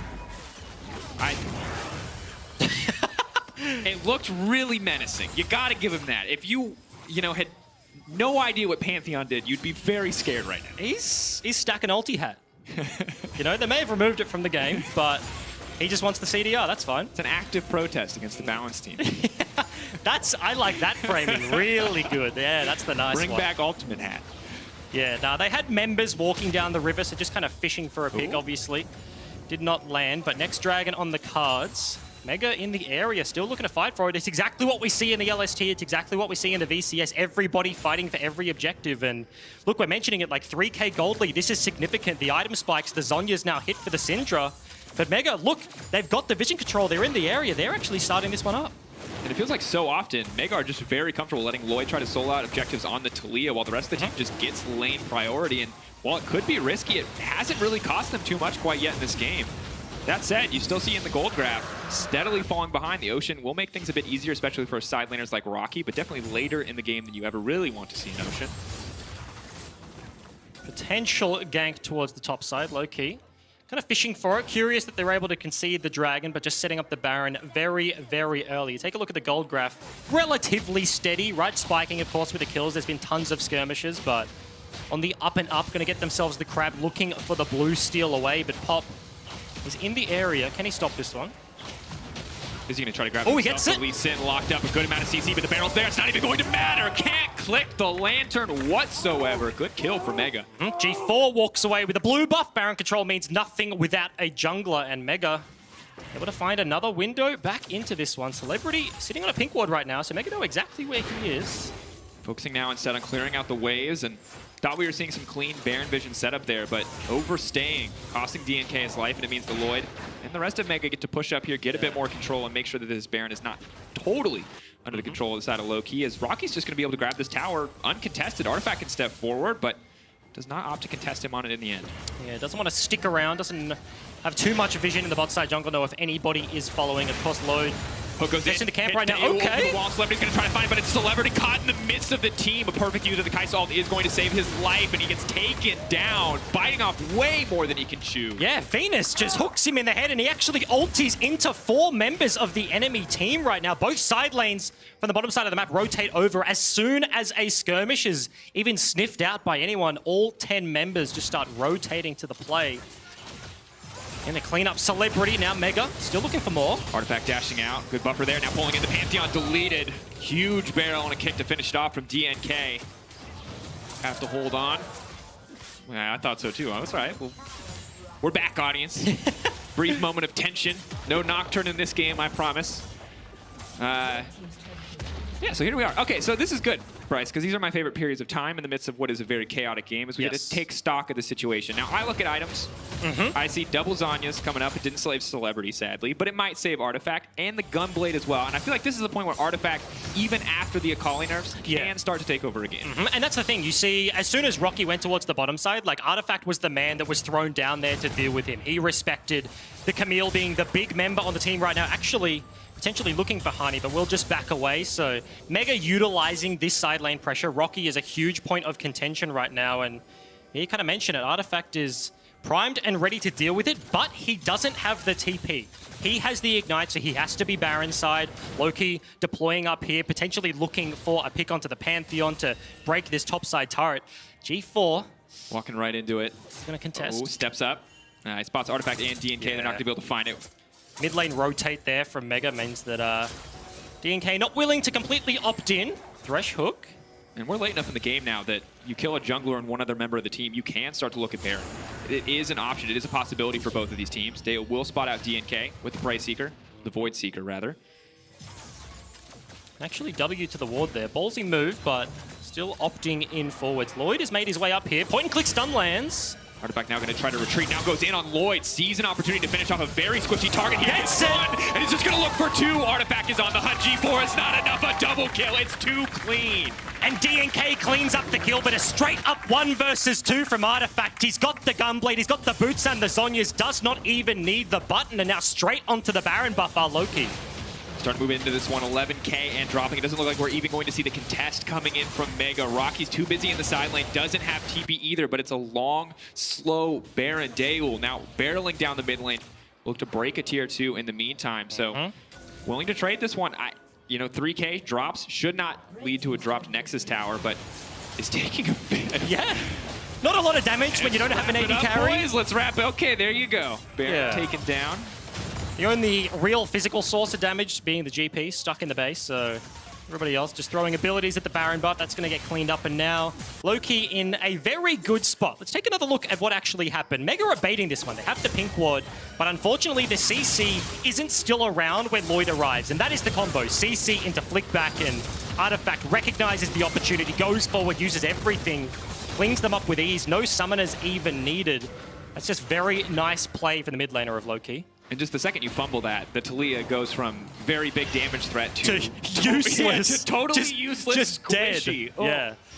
And that's the thing, even now with the Morello coming out, the Talia can continue to be a big source of damage, but more often than not, might just look like food for the likes of Celebrity, for the likes of Artifact. They both have Zhonya's. They can mitigate some of the burst damage coming out, but that is not the story for Lloyd on the opposite side. And it's a bigger conversation to have, right? As League of Legends is progressing, like, holistically, team fights are getting shorter, champions are getting more damage, especially in a comp like this. Single mistakes are more easily punished. Pop actually wants this one. DK stuck. Talia coming up, Pantheon coming up. He's going to flash away, but that single flash traded for so many ultimates.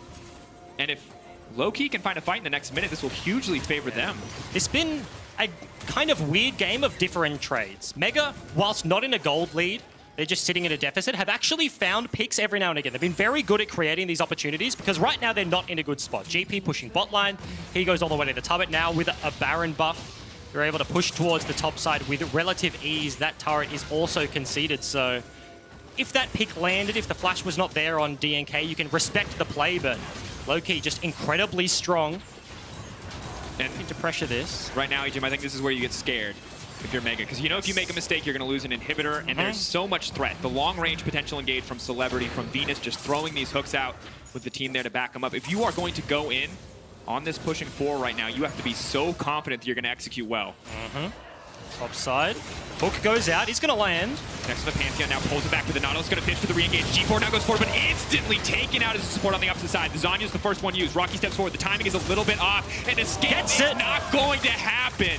A Kathy and Rain will take him down, and now the Akali has been locked up, caught in the midst of it. It is a Hextech ultimatum. The ultimatum gonna be death, and the long, slow goodbye as the triple kill comes in for the Kai'Sa. Once again, Mega find themselves with an opportunity. Lowkey stepping too far forward, get immediately punished, and Gangplank left alone on the other side of the map. The only member left with the Baron buff, Mega. Every single time they're able to punish, and it looked like G4 was caught, but so many buttons just went into the Pantheon. Pop finds a hook through all the minion waves, and The Kaiser just left alone in the backline. You mentioned Camille looked a little bit off time, but he's just waiting out the Zhonya. Such an easy cleanup. And the communication here. Dior hits the W, and he knows he's not needed to take down Artifact on the Akali, so they clean up 2 kills instead of 1, and gold lead. As you get later into the game, 2K means less and less. And really good. The value of this Syndra is in the ability to just delete someone. Yeah. And when your cooldowns are scattered and you don't immediately kill someone, you're just going to get so much more value out of the Kai'Sa. You see it in the damage dealt to champions. 3K for the Kai'Sa. You don't finish her off, your Akali doesn't finish her off with those cooldowns, she's going to run through your team. That's the thing, right? Like Syndra, I think, could have done a lot more in the early stages, but now you're getting to a 4-item 80 carry in the Kai'Sa. Remember, she's the 180 carry, maybe 2, that can build a Zhonya's very happily. Like Genuine not trolling Nash's 4th item. Has a useful stopwatch, not broken just yet, so comparing 1-to-1 Celebrity to Dale right now. Dale's dishing out the damage, has the sustain to get through all of the single target burst, and yeah, Mega may have found their way back into this one. Now pushing a bit in the mid lane, he says that the Void Seeker. But of course, Lowkey continue to look for these hooks. It is still something that they have. They can, in a single round of CC, before Dale even has the opportunity to activate the broken stop, or the stopwatch rather, just kill him. But they have to find the setup, they have to find the opportunity, and Mega are not stepping far forward enough to let it happen. Lowkey right now, side lanes being pushed into their direction. 1 minute 40 left on the Baron spawn. You can see a little bit of respect being given from both of these sides right now. Mega's vision control around the top side of the map.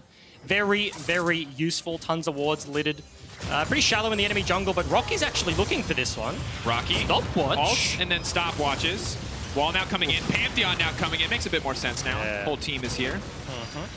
And this is like the second time that we've seen the entire squad show up in a side lane. You know, the Talia, the Pantheon show up for backup. But I feel like we've yet to see it really work. Yeah, they haven't found the pick.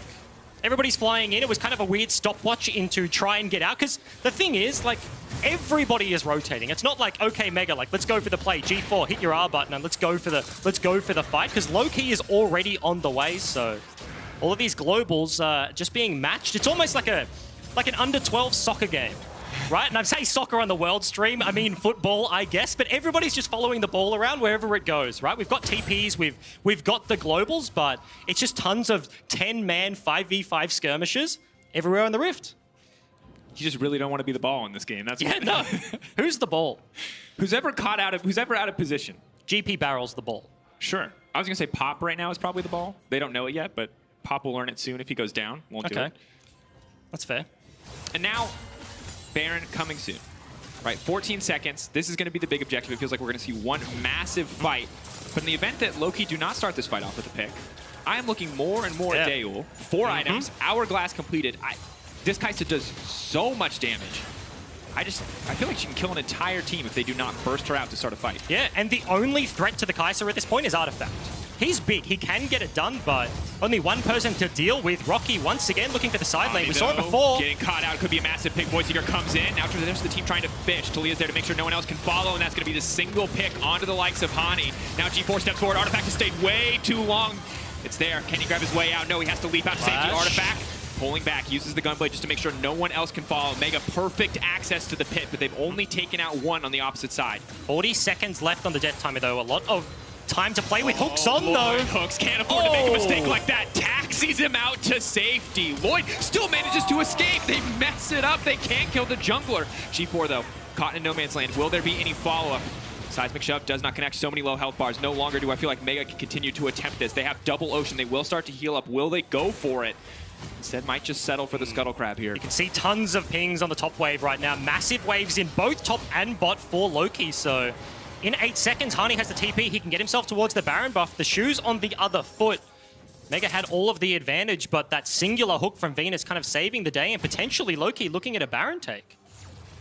Now trying to find the setup. Kai'Sa ulti back off cooldown. The luxury of this build, you have a lot of CDR. Yeah. But let's hit on that conversation you were having, right? Like, Daeol is absolutely massive. I thought you were going to bring us back to football. Not quite. He lands a W on the back end of this fight, and a very nice stopwatch from Hani, but in terms of abilities to get on the Kai'Sa, it is just incredibly difficult, and every time Mega finds themselves in one of these situations, Lowkey just cannot access the Kai'Sa, and it's going to continue getting harder and harder as the game progresses. the spike in mid-game for a Syndra, like the 2-3 items, the Akali, the window was massive, but unfortunately, right now it looks like Mega's game. They don't have the gold lead, but Kai'Sa is just exceedingly hard to deal with. And Rocky and Dale, you can see pulling ahead in terms of individual gold. They're going to be close to completing some of these major items. Now you have to assume the GA is next for the Camille. Already has the Sterix, already has the Ravenous Hydra. We can expect, I think, a lot more split pushing from Rocky has already been the story of this entire game. And this is a pressure point it doesn't feel like Lowkey quite know how to deal with. Yeah, it's one of those weird games where every single lane has a significant CS discrepancy, and like gold advantages go one way heavy in all of the roles, right? Like Kai'Sa super big, Akali super big, has been playing very well this game, and the top side can be said for about the last 10-ish minutes, Rocky's just been punishing that side of the map. GP is left there to answer and does a reasonable job. He's got the barrels, he can do it from safe distance and can still affect the map on the other side, but because there's just double pressure points to the singular one of the Akali on Lowkey, Mega, they're just maintaining control of the map, and look at the gold graph. And this just feels like growth from game to game from Mega. Remember, last time they had a lead, they weren't able to do anything. So this time they're at a deficit. They're able to turn it around. It was 3-4K for the side of Lowkey, and now just swinging right back to even. Small advantages as little objectives get picked up, but the cloud will drop for Mega. And Baron really is the next big point. Short of a complete team fight ace, it feels like that has to be the catalyst for action, the arena, if these two teams do want to fight. Yeah, it certainly is, right? And thinking back to that HKA game with Mega, it really is about the close here for that team. I think they're in a very, very good spot right now. Multiple members being deployed topside for Lowkey to try and counter some of this Baron vision, but double Ocean and an Air being picked up, but Baron is certainly necessary for a composition like this to reasonably be able to break open the base anytime soon. We really do have no long-range champion. Talia is the closest thing we have to a siege champion in this game. Hitting a GP turret barrel. as a Kai'Sa, like you've got Thresh Hook, you've got GP barrels. At this point they hurt. Syndra stun is the worst case scenario, and any form of CC gets followed up very easily by a hook from Venus, so it is incredibly dangerous to just walk up and siege a lane.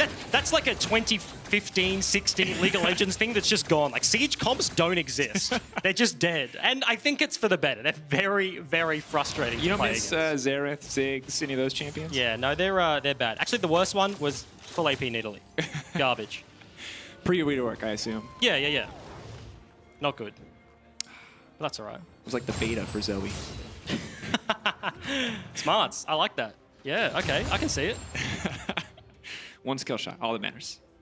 At the end of the day, though, I think this is where we start to see a little bit more of some of the domestic tendencies that I actually really like from both of these leagues. And it's not objectively great League of Legends, but death brushes are my favorite. Because now you see it. We all see it, dear audience. We see the setup. But they don't see it. They don't see it. Oh no, Lloyd. Little dramatic irony for our boy Lloyd here. G4, no.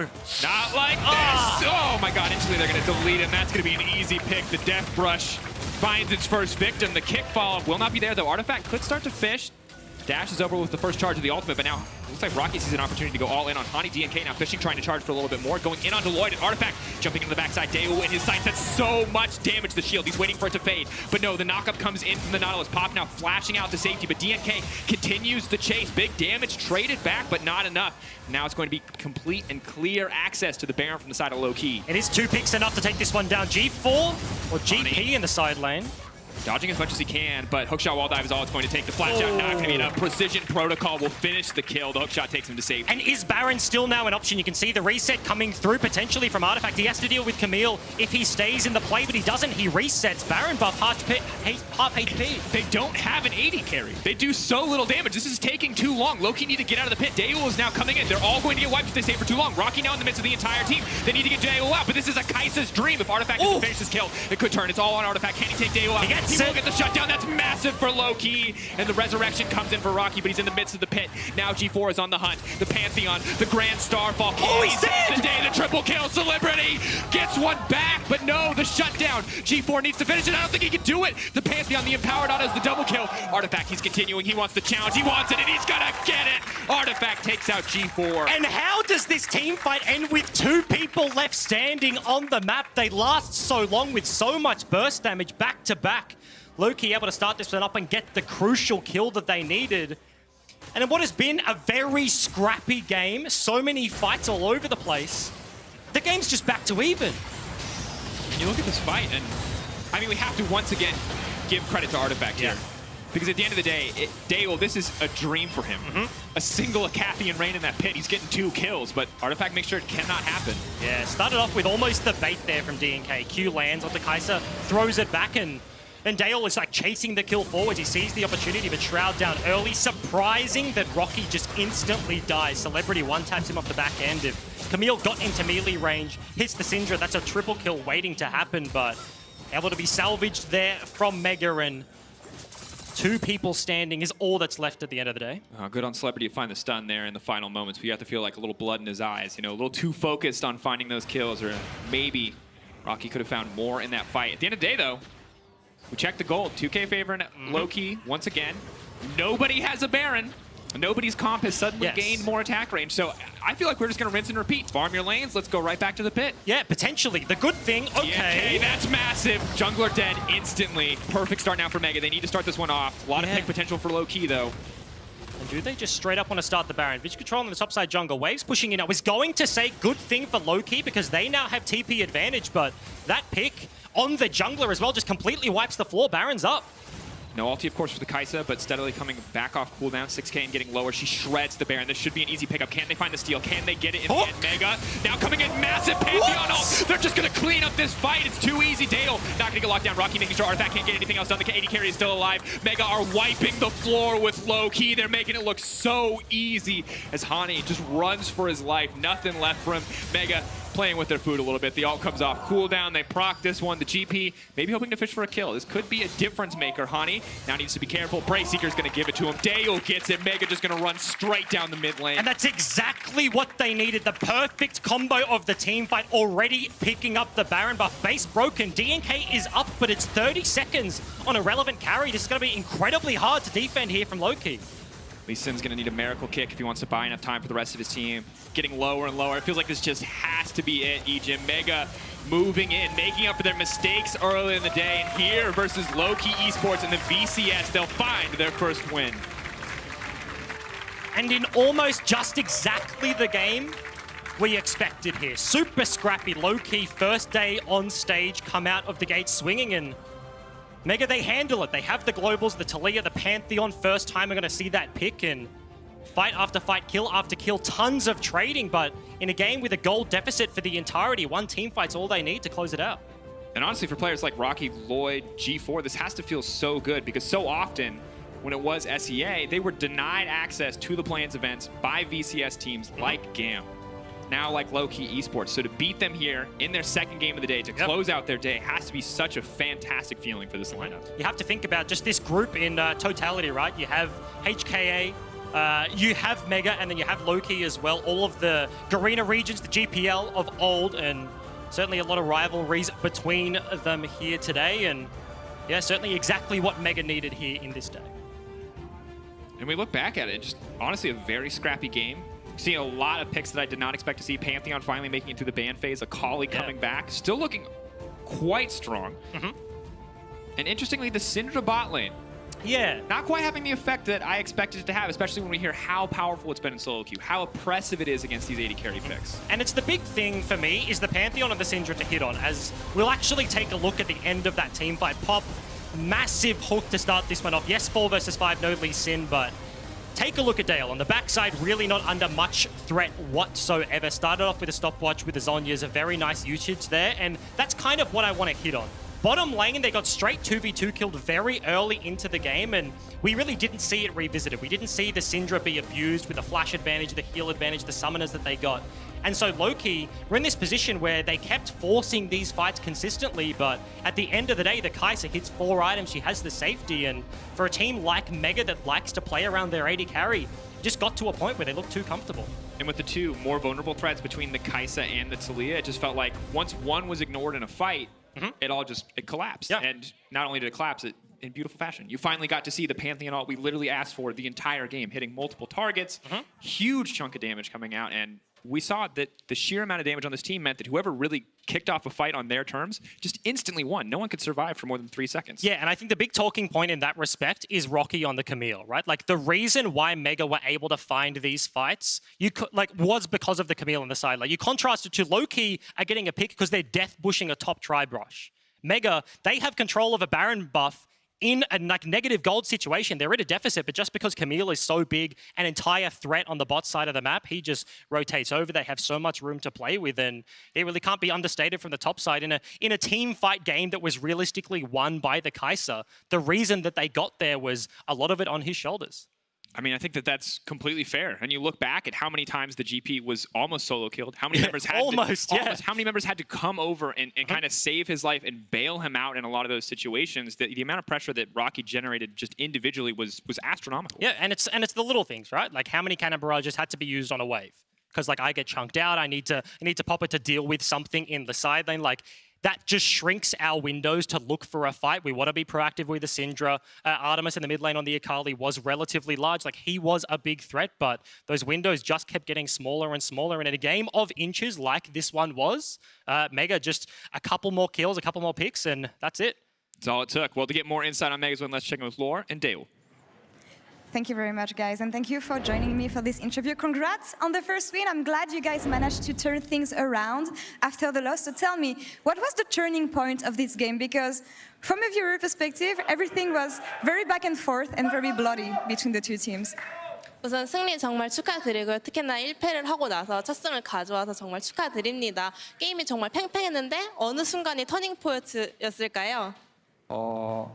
제가 생각했을 때는 바텀이 많이 지고 있었는데 그냥 애초부터 탑 라인에서 너무 편하게 게임할 수 있게 해줘가지고 질 것 같다는 생각은 들지 않았어요. Well, actually, we were losing really hard in bot lane, but at the same time, our top laner was having a very easy time. So I actually didn't think that we're gonna lose. Okay, well, now that you faced both teams, regardless of the results, which team challenged you the most today? 그럼 이제 모든 상대를 다 만나 보셨잖아요. 그럼 승패와 상관없이 어느 팀이 좀 제일 까다로웠나요? 개인적인 생각으로 HK가 굉장히 수비적인 픽을 잘 플레이하는 것 같아서 저희 팀하고 조금 상성인 것 같아요. So I personally think that HKA, because they are really good at playing around like passive picks, really safe picks. So that's they kind of have a better matchup against us. So that's kind of the tricky point. Awesome. Now you're gonna have to face them again in 2 days. What do you think about your chances of making it out of group? 그럼 이제 이틀 뒤에 다시 또 한 번씩 다 상대를 해야 되는데 그룹 스테이지 진출 가능성은 어떻게 보시나요? 제 생각으로는 충분히 1등으로도 다음 라운드에 진출할 수 있을 것 같다고 생각해요. I find there is a huge chance for us to end in the first place and make it to the group stage. Well, we'll see that in 2 days. Thank you very much for the translation, Jason. 감사합니다. And back to you guys at the desk.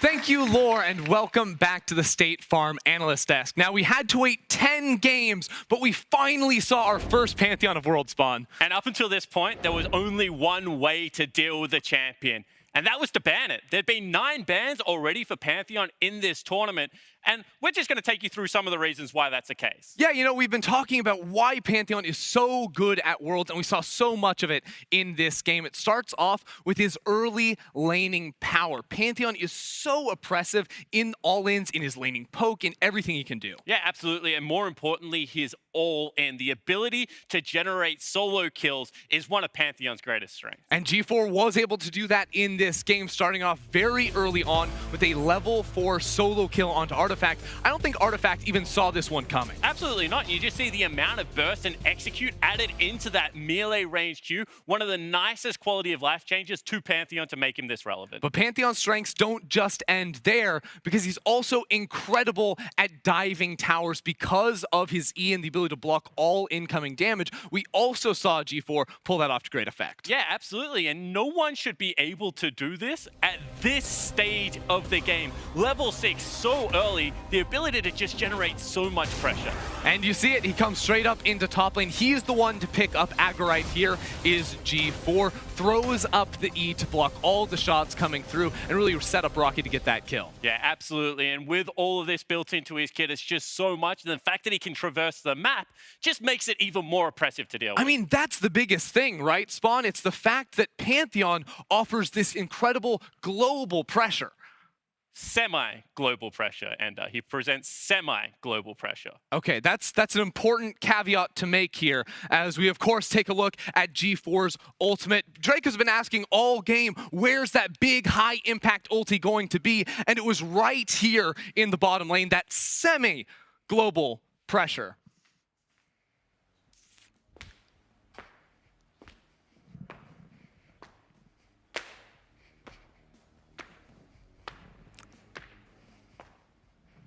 That was painful to watch. Certainly was. I mean, both the walk and the play, it was just really, really tough here. I mean, we saw so many of the things that make Pantheon good, and we also saw so many things that could have made Pantheon good. And really, that's why at the end of the day, the player of the game has to go to Rocky's Camille. It's just too good. We're stepping away for now, but in a few, Royal Youth from the TCL challenge Brazil's Flamengo Esports. Don't touch that browser. They're going to go for this. He leaps in, going to block as much damage as possible. Pantheon tanking, but he just doesn't take anything back. Hani now running for his life. The sweep is there. Can't sidestep it. Not really enough that's going to allow them access the pick comfortably. Flash! Easy. The follow-up. G4 can't block it on. Artifact now going to try to retreat. Now goes in on Lloyd. Sees an opportunity to finish off a very squishy target. He gets one, and he's just going to look for two. Artifact is on the hunt. G4 is not enough. The Pantheon, the Grand Starfall. Oh, he's dead! The day the triple kill. Celebrity gets one back, but no, the shutdown. G4 needs to finish it. I don't think he can do it. The Pantheon, the empowered autos, the double kill. Artifact, he's continuing. He wants the challenge. He wants it, and he's going to get it. And Mega now coming in massive Pantheon ult. They're just going to clean up this fight. It's too easy. Dale not going to get locked down. Rocky making sure Artifact can't get anything else done. The AD carry is still alive. Mega are wiping the floor with Lowkey. They're making it look so easy.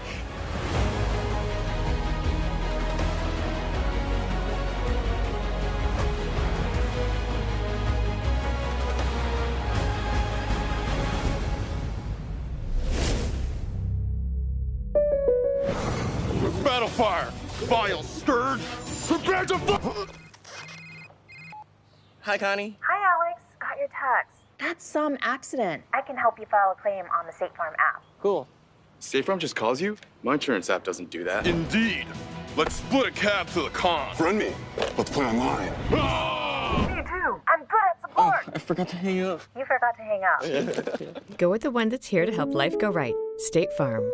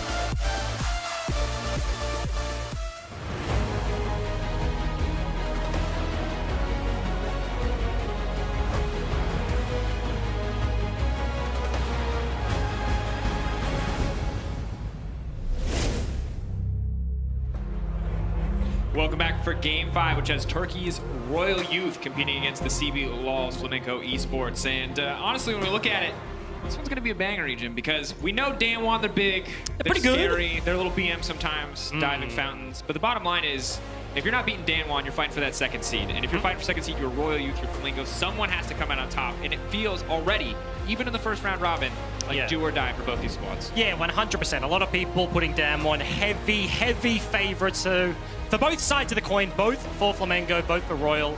This certainly looks like the game to get the head start on in the groups. You know, you only get to play them twice. Is going to be exactly what they need. Picking up a victory here, definitely very important for both of these sides. And I kind of like what we've seen from both of them so far already, right? They've attacked DAMWON early. They've looked for the early skirmishes. And that's kind of what you expect from these guys. Super early aggression from the bottom side from the Brazilian team, the top side for the Turkish team. And what are we going to get in this one? I mean, honestly, I'm looking at the junglers. And for me, Closer was the one who stood out the most in both the games that we saw earlier today. He was a huge playmaker for the lineup, was everywhere that he needed to be, and just some fantastic movement across the map on this Kiana. Yeah, super impactful. He was like 5-2 at some point before Nogari was that huge Vladimir just taking over the game. And honestly, this was a huge pivotal moment for Royal Youth in this matchup. The TP flanks, incredibly good. And that, look at that, that's a level down on the Kiana. And this one, he's 3 levels down. Just straight solo killing everybody. Just one tap into the wall. Which does make me believe, quite firmly, EJ, that we probably won't see Kiana again for a little while. Yes. Because I think, as much as that was a supreme display of talent, also, I think the champion might be a little strong. She's been banned a couple of times. Yeah, I just don't, I can't imagine it goes through again for Closer in this matchup. I respect what Shrimp is doing. Shrimp Rek'Sai, you know, he had a fantastic game as well, all things considered, but realistically, I think Kiana is just too strong to be allowed through pick ban. Yeah, it's not even just like too strong individually, incredibly flexible, so makes draft seemingly a little bit difficult there, and you certainly could be right. We are seeing some transitions as we get further and further onto the tournament, like we're seeing just like a couple of Yuumi bans here and there, but Kiana definitely a mainstay in the ban list as we get on into Champ Select here for this one. Flamengo fans, of course, coming alive as we get into picks and bans. Huge. Pantheon taken off the board after the last game. It does not surprise me one bit. Rek'Sai, though, the first ban coming out for the side of Royal Youth. Okay, and heading into this one, right, I have to think about what happened to Flamengo. Unfortunately, Robo in the top side had a super rough game, and can they shepherd him a little bit more in this one? You mentioned it before, Kiana is going to get banned away. Do we see anything else flip through? It's like the Renekton's, the Yumis. Do we see any more jungle bans towards that role? And Renekton, of course, just very defining in both of these teams' playoffs. Hugely powerful top lane blind pick, as we've seen across the entire tournament so far. Hasn't always lived up to expectations. Really, it feels like Showmaker, one of the first guys we've seen really pop off on the champion.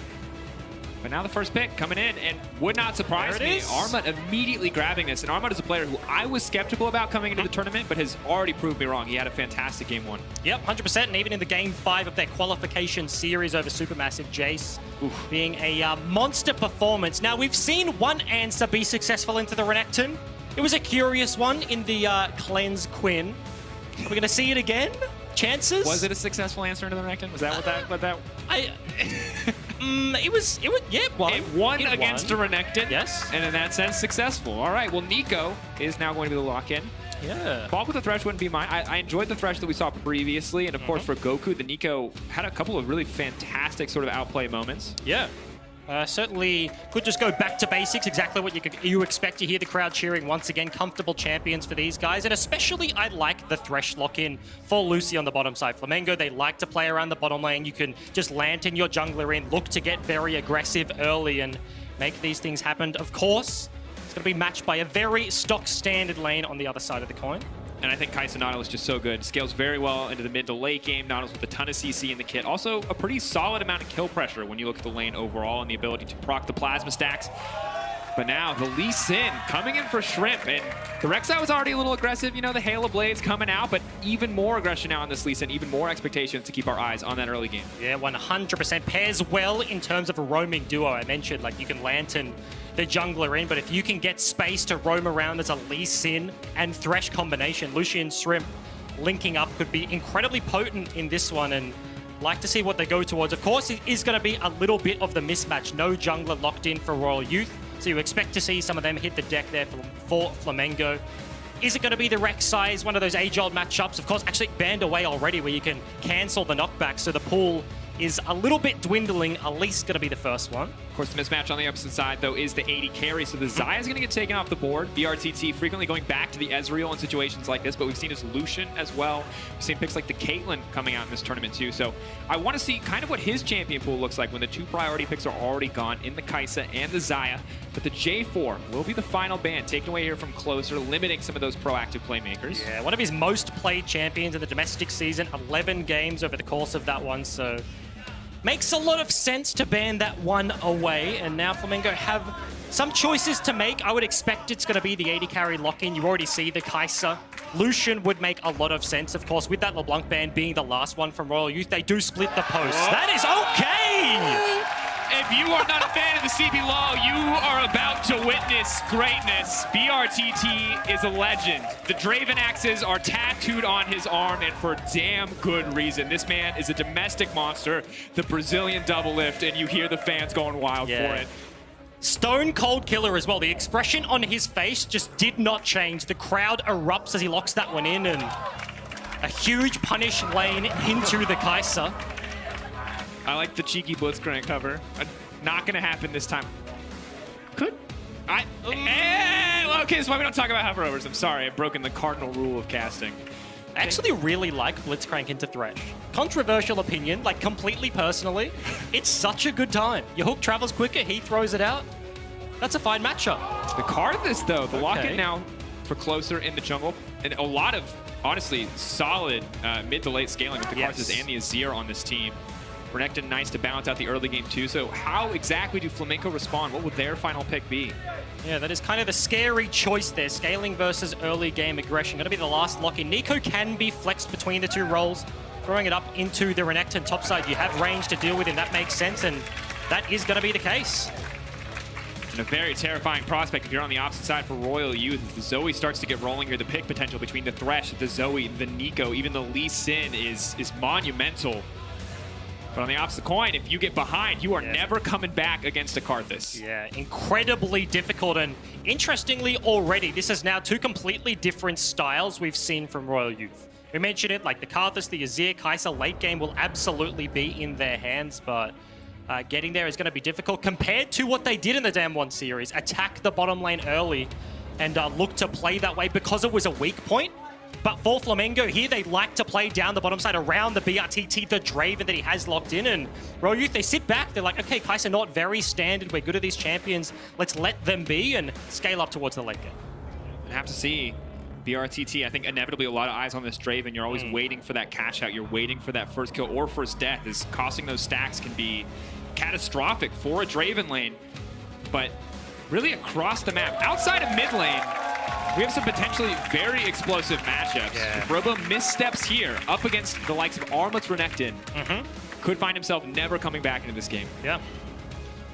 Certainly could. And I think the big one to watch is going to be the jungle matchup, right? Like, these lanes can be volatile, but Lee Sin into Karthus, lots of room to play with here for Shrimp, and a lot of pressure on his shoulders, I think. In terms of tools that he has available, there is a ton, and early game impact certainly has to make it if they are able to scrounge out any sort of lead heading into this ultimately incredibly important game here for both sides. Royal Youth versus Flamengo Esports, both 0-1 against DAMWON, need to find wins against each other to make it out of groups, to move to the best of fives and potentially the World Group stage.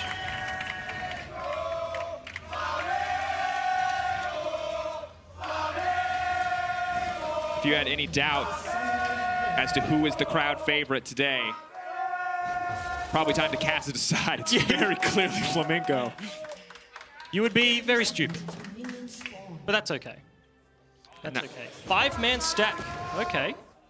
They do have a Nautilus on the other side, so maybe expecting any sort of invade. Karthus, of course, in this sort of matchup, wants space to play with. So an invade to try and split the map could be a useful play, and Flamengo there with the answer. Not going to spend too much time, and now Goku shepherding in the bottom side of the map.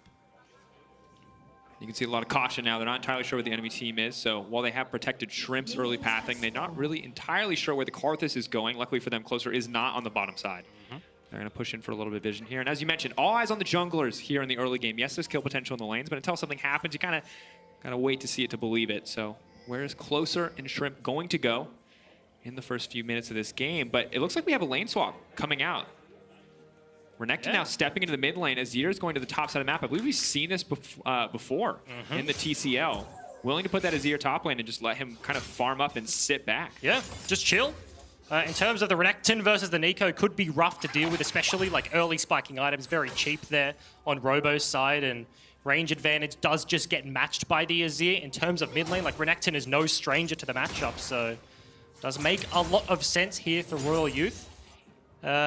Something interesting, you did see the ward placed on the blue buff of Flamengo on the bottom side. BRTT and Lucy just kind of sitting around somewhat to make sure that they don't lose that one. They, of course, did not see the Karthus at all. 5-man plays at level 1 do sort of cost you the ability to protect all sides of the map. You stack up in one point on Summoner's Rift and you lose control of the rest. So just kind of trying to lock down the bottom side of the map because they have to try and play through it here.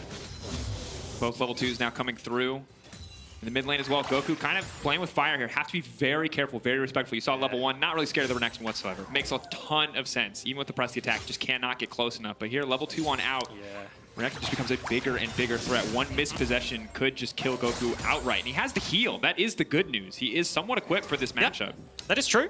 Certainly true. You can see already as, Bubble's gonna land. Armut doesn't have a point in Q, so heal not available until right now. Hits that level 3 mark where his burst potential, his kill threat does skyrocket, but that was a super good trade there from Goku, and Shrimp immediately just crosses the mid lane. And I love it, because that was probably the opportunity for Renekton, knowing that Zoe's cooldowns still aren't there on the Sleepy Trunk level, to move in to try to trade back on that massively powerful level 3. But seeing Lee Sin instantly stops that in its tracks, makes sure Zoe can push out that lane and lets them spot out the Karthus too.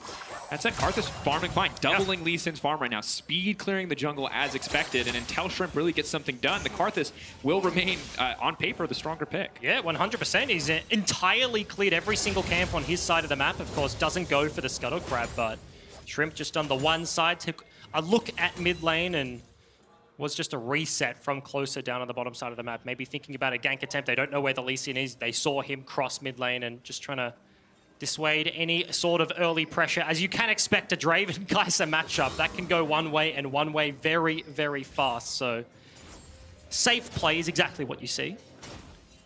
First hook feels like it's going to be huge. Now, Arma, moving up to the top side, was spotted out by the ward, so it does give free license for Goku to push in the mid lane here. And the awkward thing about the Renekton backs, it seems like Arma had just enough money to pick up the longsword, has no pots for the lane, so any bad trades, any negative trades are just going to remain stacked against him in this lane phase. The one thing he does have is being a mid lane, you have access to either side of the river. The melons are super nice. Gonna heal you up, but that's gonna be few and far between in this sort of situation. So, yeah, as you mentioned, certainly going to have to be careful on this one. Very nice vision control from both of the mid laners right now. You can see deep ward placed up top at the Golem camp. Azir top lane, very, very gankable if you land the snare in Robo's hands, and that's an incredibly easy cleanup. And the same side of the coin, Goku walks bot. They have their deep ward that did just get pinked, so everybody looking for the junglers because that's going to be the fulcrum with which this game splits. And the good news is he is the bottom side warded as Shrimp takes to the top side, so good setup, smart thinking ahead of that as BRTT pitches for a few more stacks in this laning phase. Arma, though, a lot less scared. Zoe getting stronger and stronger, much easier for her to clear the wave as more levels come through. Good trade from Robo. But, of course, the kill pressure remains very much the same. And a very slow first 5 minutes. Infernal Dragon going to be the first one to spawn, so maybe post level 6, post 10 minutes, that starts to speed things up. But Flamengo potentially looking for an opportunity up here. Zero mana. Shrimp's been spotted, though. Remember, the ward on the Krugs, there's just... You have to wonder, if he dies to this, now the turn, though. Robo sidestepping, throws out the stair, not going to connect.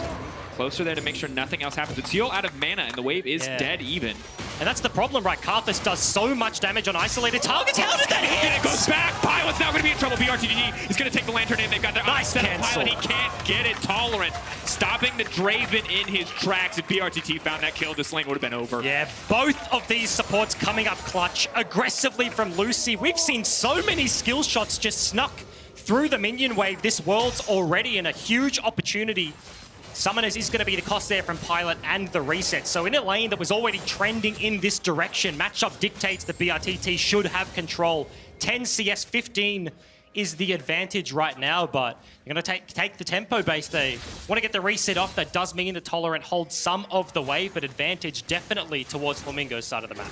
A lot of money in the back pocket of BRTT. You can see it when he gets back here. The immediate BF sword pickup. See what else he wants to buy. Maybe just going to sit and wait. Goes for, doesn't even need boots. Goes for the extra longsword. This man wants the Bloodthirster. He is not settling for anything less as a first item. And also Moby's instant buy. You can see the differing decisions there from both of these support players. Tolerant is going to have to weather the storm of the Draven Thresh lane, whereas Lucy has some time and some space to play with. Straight up Moby's buy and immediately links up with his jungler and Shrimp. He can get active on the map. He can gank the mid lane. If the Renekton can't play up in the wave, it's very difficult for him to do anything. So this could spill over elsewhere, but okay. Q in the head. Closer there to deny the play. A good bit of damage laid down, but obviously no real follow-up, no CC there without the Nautilus in position. And as good as things look to be going on the bottom side of the map for Flamengo, things are a little bit difficult for the Nico on the top side. Was expecting a more favorable matchup up against the Renekton, the range helping her farm safely, but up against the Azir, you can see a 20 CS discrepancy. And once again, Robo struggling here in his first day of games. And that's the thing, right? Like, Royal have slowed down this early game a ton. All they've lost is that heal and flash on Pilot right now, and it really is the pressure on Flamengo. This is the style of game they like to play, but they have to make something happen. Infernal Dragon is a big objective for them to start up, look to bring Royal Youth over to fight, but if the game just stagnates in this sort of laning phase, mind you, we're only 8 minutes into the game, but if default play like this happens, it certainly does favor the Turkish representative. And the later we get, the scarier the Karthus gets, getting closer and closer to the Runic Echoes. Flat Pen as well will make this game a nightmare, especially for the likes of BRTT. Wants as much health as possible in these fights, and even if he can outplay at a certain point, you're just going to get one shot by a Karthus, and then doesn't matter how good you are at pushing your buttons, he only has to push R. Feels so bad. Karthus ulti. Dark Harvest stacks just do incredible amounts of damage.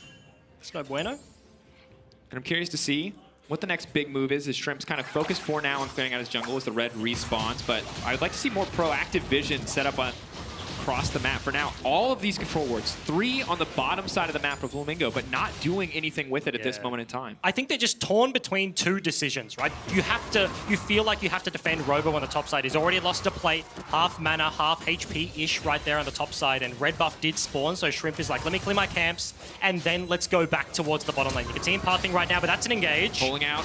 Needs to take the Lantern back to safety, taking his time, but they put a ward on top of it. BRTT can't click it. That's going to be first blood coming through for the Kites. Half the stacks instantly gone.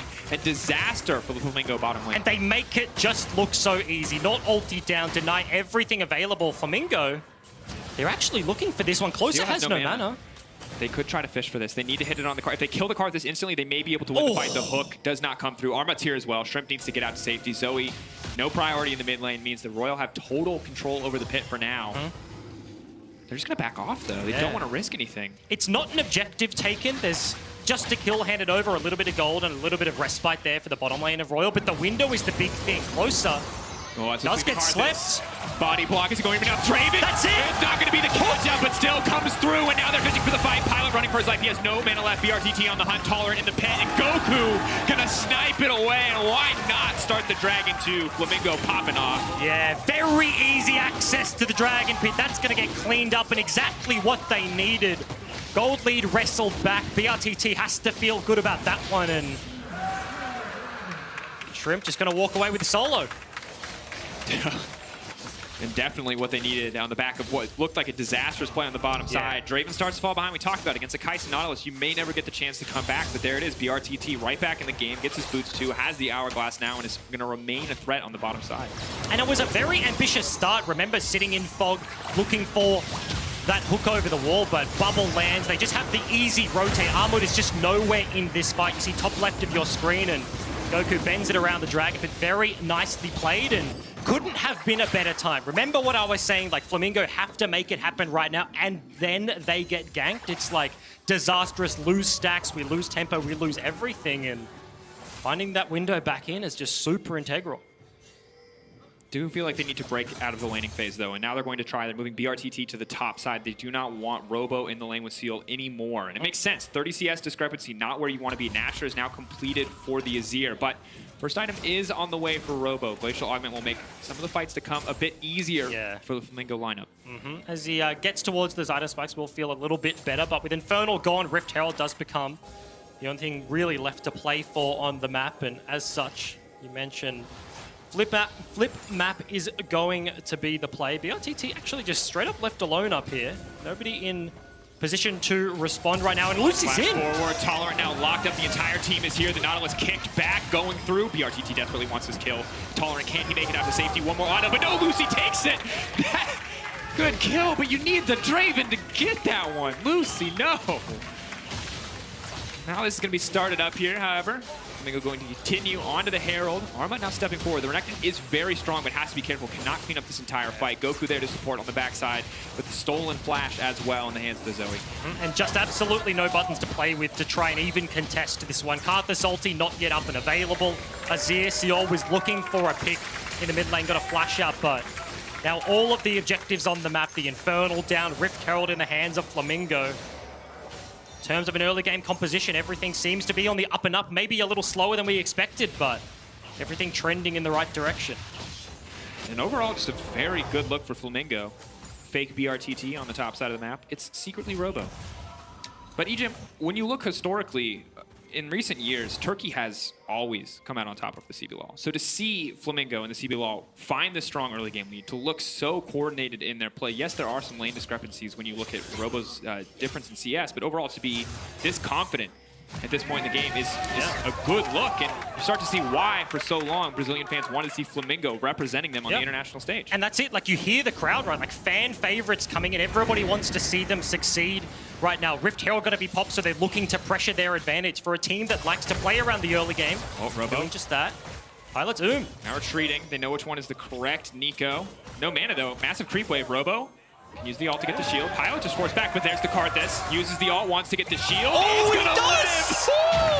Clean display of the talent, but there, Armut now running for his life. BRTT, he gets the cash in. Money in the bank for the Draven. Gotta see how much he made, but You can hear the crowd come alive. CP Law fans are going nuts for BRTT. Yeah, exactly what they needed. Now looking to almost race against the Rift Herald. Gets bashed into the turret. Plates go into the pocket of the Draven as well. Robo doesn't have TP, so it's a long walk back to the top lane, but still a couple of kills. The gold lead starting to emerge. First brick is going to go the way of the Brazilian representatives as well, and it goes to BRTT. Everything being handed to the start of this roster on his pocket pick Draven. And now, I mean, you gotta be scared. He's going back. He's buying a Bloodthirster. And at this stage, Flamengo feel like they are set up to take total control of the map. It is almost now it is 3K gold lead and Infernal Drake backing them up. They have the Zoe with Ludens completed, so you have to be so careful about moving into Fog of War. And BRTT is more than enough damage to carry a fight. Oh, and look at this positioning. Karthus is almost around. They know the dive is coming, but channeling ulti for the top lane play. TP's come in, the hook lands, and Flamengo just get out scot-free. Azir finally lands in the play, but just a little bit too little, too late, and Flamengo walk away with everything. 320 gold discrepancy in the plates. It was a trade on the top side, so not the grossest advantage we've seen of the day, but still 3,000 gold lead, only 14, 15 minutes into the game. And now, the BT completed, the extra pickaxe. Still, of course, has access to the stopwatch as well, and the first tower is going to drop. It doesn't look like anyone got the local gold there. BRTT, big chunk. And you know the best thing about being a Draven player? What's that? Is you pick it in Champions, like you feel real good about yourself, then you get double Infernal Dragon spawn to start the game. You've already got one in your back pocket. The second one is going to spawn onto Summoner's Rift with a 3,000 gold lead in their hands. It's certainly exactly what they needed right now, and setting up for it. All of the members on your screen looking for the contest. Oh, there it is. Karthus has to be scared. One thing the Zoe's going to be good at. Huge damage coming in. They don't even need to kill the Karthus. Seal goes down. And we spent last game thinking about siege comps are dead. Normally you think of the Zoe, the Jace, but apparently Draven ulti is the perfect tool to layer on top of the trouble bubble. And this is the thing. We talked about getting ahead in the early game, and Flamengo have done it now. And this is the point where both the Draven and also the Zoe are terrifying to play against. They had the vision set up, a single bubble hits. It doesn't matter who it hits, they're killing somebody. And they just have so much follow-up, right? Like, if anything connects, it's a hook, it's a Draven ulti, Nico comes over the top. There's just line skill shots everywhere littered across this roster, and now with double Infernal Dragon, it just makes you even more miserable to be on the other side of that coin. And the biggest fear is when they get to group, when they start to set up around major objectives. You're looking at a Glacial Augment Nico. Robo has been somewhat of a non-factor thus far in the game, but when you have that slow to set up for an easy sleep land, to set up for an easy hook, things only get harder and harder for the side of Royal. And no matter how much damage you feel like this Karthus is going to do, it's not going to be enough if you die every time a fight starts. Yeah. Certainly is the case. Engage tools, not the most reliable, so Flamengo have some decisions to make in terms of snowballing this one out, but mid turret looks to be actually dead. Redemption's going to get popped. That was just stolen there from the Zoe. Mid lane turret super impactful as a fallback pattern for a Karthus, for an Azir comp, and just has to get conceded right now as Ciola's in the bottom side. And Flamengo, gold lead, double Infernal. If they're going to walk around the map just so easily, take this turret, it's going to become a very dark Summoner's Rift for the time being for Royal Youth. To a certain degree, I feel like the pressure is now on the solo laners of Royal. They pulled the swap off to make sure everyone had the most comfortable match that they could. Seal has a massive CS advantage. Yeah, huge. But what does it mean? What are they actually going to do with it? Because for now, Flamengo have just been out executing as a team. And double Infernal means no matter how much that CS advantage feels like it means, stats are still going to err in favor of the side of Flamengo. Yeah, and I think the big thing is going to be obviously that Baron spawn. We're 2 minutes away. Got a little bit of play before that point, but in terms of being able to start that one up, they're not the most tanky composition. They're going to have to set that one up very cleanly against the super long range. And a single mistake, we have seen Baron's thrown at this tournament, but okay. Shrimp now moving in closer, just instantly taking out the Draven. Now spots out Pilot. They've seen him in the jungle, and now BRTT is on the hunt. Tolerant is not a threat. He does not have a lantern. He will not get a chance. Now trying to get it out to safety. The double kill for Shrimp. And you can see the attitude in this roster. 3 flashes just straight over the top. They want the kill, and they want it immediately. Goku, not even at the play. Top turret, just going to get wailed on by the Zoe, and the fight's still going down here. Trying to get Robo, but that's the wrong target. Tolerant. Robo trying to make it out to safety. Will go down in the end. Style points for ducking out on the not-ult there, but Not enough. BRTT now setting his sights on the tier 2. Goku going to take the top tier 1, and the gold lead just exploding for the side of Flamengo. 5K, nearly 6K now in their favor. Yeah. Shrimp, though. Seol doesn't have much mana down here. Sitting on a pink ward, has an opportunity. He can sneak around behind the minions. Lucy's coming as well. Can he find it? Q. Good sidestep. Thresh is coming. Seol has to pull a miracle. Burning the TP just to protect him on this one. Okay. Arma's here as well. They're setting up a tower, but meanwhile, Draven's in the mid lane. I mean, good timing. The rest of Flamengo were resetting. That could have cost them so much more if Flamengo were on the map.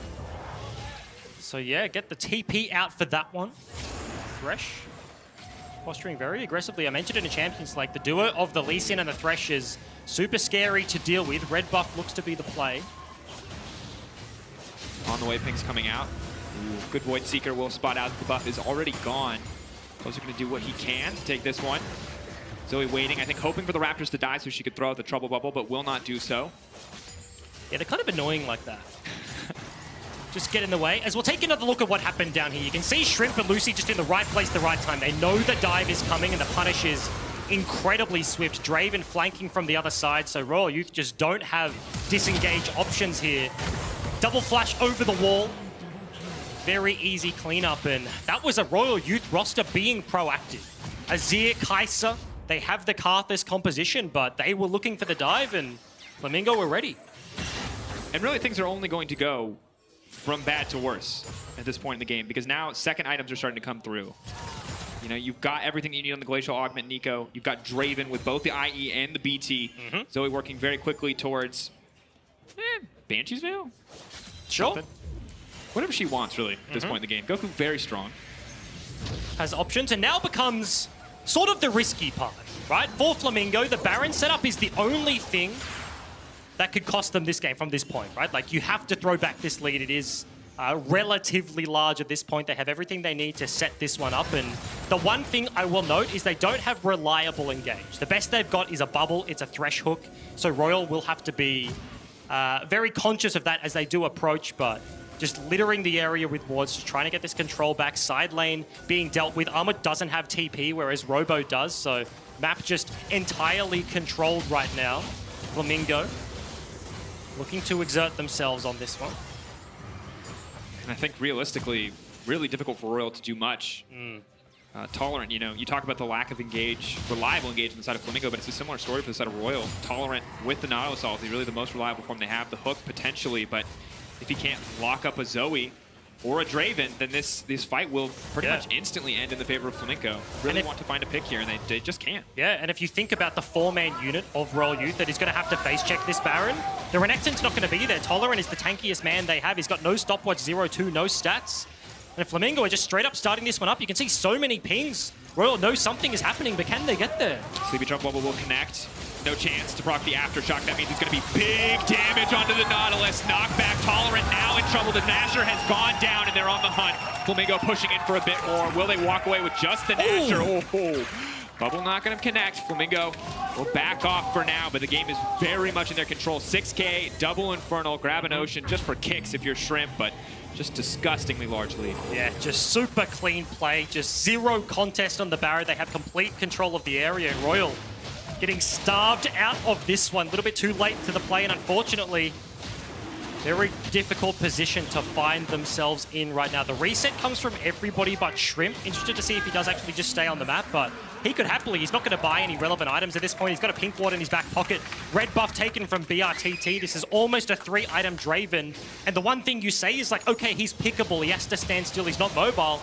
He has a stopwatch as well, so the 80 carry, BRTT just has everything he needs to look to pressure with this Baron buff.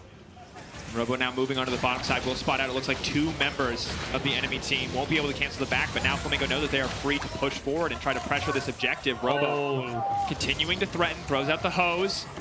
If Closer doesn't land these Skittles, he's going to die, but he does a ton of damage. He's forcing the flash out. Robo still with his flash up and available. Much time for the rest of the team. Massive damage from the Draven ult. Armut now caught in the midst of the team. The Lee Sin going in. The kick flash back. Shrimp coming through clutch, but Pilot will live in the end. Big damage from the Karthus will not be enough to get anything done in that exchange. BRTT though. That is so 1k damage crits to these minions. Flamengo are just destroying Royal Youth. And Robo on the other side, he didn't get the kill onto Closer. The resets come through, but now TP to the bottom side. They are unrelenting in their pressure. Looking for the pick over the wall. Tolerant. Is the hook going to land? No, pink ward drops. BRTT not afraid to step forward here. Making the most of that Bloodthirster shield. Pressing forward, this could be the final siege. Eyes on the Azir and on the Kai'Sa to try to keep this game alive. The card this good damage. BRTT locked up, but it's not enough. There's the stopwatch you talked about, Egypt, and now he's caught out. The combo is there. They're killing everyone. It's an absolute slaughter. Flamengo dominating the competition. Armut is too little too late because BRTT is here. The Draven is out, and Flamengo are moving in as they will find their first win in the play-in stage. The crowd in Berlin is alive with the name of Flamengo Esports. And almost a poetic composition to end your day number one. The Draven, all of the resources just funneled into BRTT. You can see the look on Royal Youth's faces right now. It's not the style of game we're used to seeing, and Flamengo just ran away with it. Double Infernal. They had control of everything. Uncontested Baron into a very, very swift end of that game. And it just felt like Royal Youth could not get anything done that game, and you have to wonder, the lane swap looked good. Was the Karthus the right choice in this game? Yeah. They had no ability to be proactive early on, and the Draven on the bottom side. Yeah. I mean, the best thing that happened to Royal was that BRTT had so many assists that game. He had like 3 he wasn't getting the cash out before he actually got one. That's not a best thing to have. That's just really not. That is not the play, and the crowd is just still popping off. Bouncing in front of the stage right now. Flamengo, just a super dominant performance, and talking to analysts, talking to people behind the scenes, not the favorites even to come into this one. And you gotta... They just smack him. Look, we saw frustration on the face of BRTT coming out of that first game. Yep. Getting disrespected in the fountain has to be infuriating. But what a turnaround. Composes himself, comes back, busts out the Draven. Not only is he winning the game, he's winning the hearts of the fans. People losing their minds for BRTT. And it's on the Draven. It couldn't be anything else. Just huge performance there. Yellow kick, styling out of control. In every respect, Flamengo looking dominant in this game. Set themselves up the exact game plan that we've seen from them domestically on the international stage, and just looks the goods. And he's even got the SpongeBob shoes on. Man cannot be stopped. I mean, just once again, fantastic game for the side of Flamengo and a crushing loss for Royal Youth. They will have a chance. They can force a tiebreaker. They can look to make it out of this group. But right now for Flamengo, a mixed bag for sure. But losing to DAMWON, fine. Beating Turkey, beating the TCL, beating Royal Youth has to feel so fantastic. 100%, and coming in as the third seed doing it. This is a roster paying the price of international performances of the region before, coming in just smacking them in their first chance. Certainly exactly the way they wanted to end their game day here one. And it looked good. And now you have to wonder if the strategy changes, because things like the Zoe just seemed to work so fantastically for the team. The coordination was on point. BRTT, we saw him a lot over the course of the last season, put on things like the Ezreal, much more defensive bot lanes, but I really like the way he looks when he's when he can go forwards, picking up axes, right-clicking heads. That's just fun. It's a fun way to play. It's a fun way to watch. Big crits, big money. Laura's standing by with BRTT. Take it away. Thank you very much, guys. That was expected. Congratulations on the first win in the playing stage. How good does it feel to be back? It's been a while since we saw you. First of all, sorry for my English if I say something wrong. I mean, I'm French, so they're used to it. It feels like there's no words actually to describe what I'm feeling here. Like, because I already say sometimes maybe like that's my last word, I don't know. So the much I practiced, the much I gave to be here was like so much, so I'm really excited and confident. And they gave you Draven. Were you surprised to see this pick go through in the pick and ban phase? Actually, we were like waiting for 4 or 5 Draven bans, so looks like they didn't respect. So the Korean team's banned 1, 2, 3. So let's see. Well, good for you then. And you get to end the day on a positive note after the game you had previously. So what did you think about your performance on this first day in play-ins? My or our team? Your team. I think the problem was our first game was like we made a really big mistake that we can't like make against like a really good team like DAMWON. We just put a wrong ward that didn't see the invading, and Robo like pushed the wave, so they froze wave. He lost a lot, so we can't make these mistakes. But overall, I think we played really well. Laning phase against like Koreans, etc. We had no problem. So.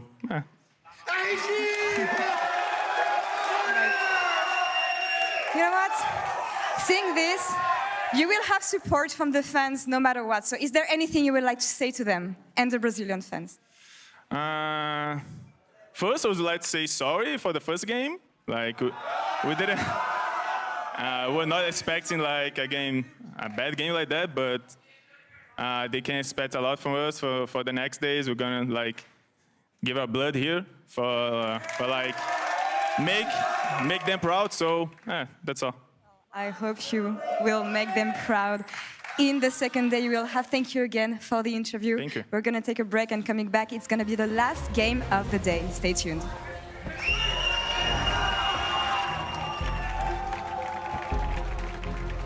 Oh, Does get slipped. Body block is going now. Draven. That's it. It's not going to be the kill down, but still comes through, and now they're fishing for the fight. Pilot running for his life. He has no mana left. BRTT on the hunt. Tolerant in the pit, and Goku. There it is. This has to be scared. One thing that Zoe's going to be good at. Huge damage coming in. No chance to proc the aftershock. That means it's going to be big damage onto the Nautilus. Knockback. Tolerant now in trouble. The Nasher has gone down, and they're on the hunt to try to keep this game alive. The card this good damage. BRTT locked up, but it's not enough. There's the stopwatch you talked about, Egypt, and now he's caught out. The combo is there. They're killing everyone. It's an absolute slaughter. Flamengo dominating the competition. Arma is too little too late because BRTT is here. The Draven is out, and Flamengo are moving in as they will find their first win.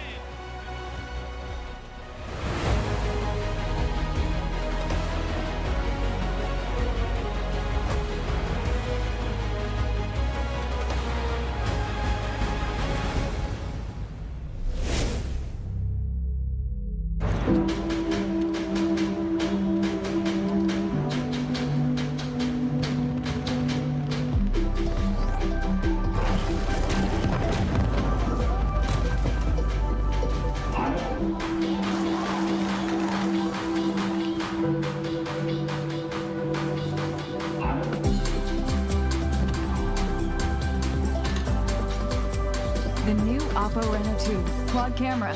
Zoom into imagination. I'm feeling like it's pulling me under.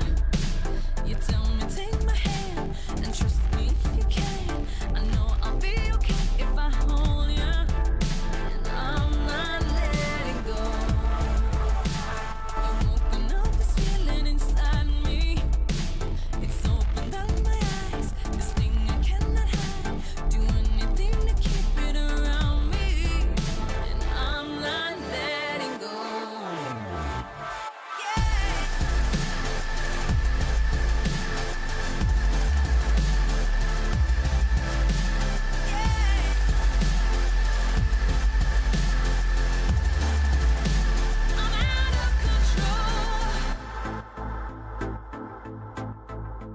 Nothing's ever taken me over. I'm on a natural high. You make me come alive, and I can be as brave. Let me show you that I'm not letting go.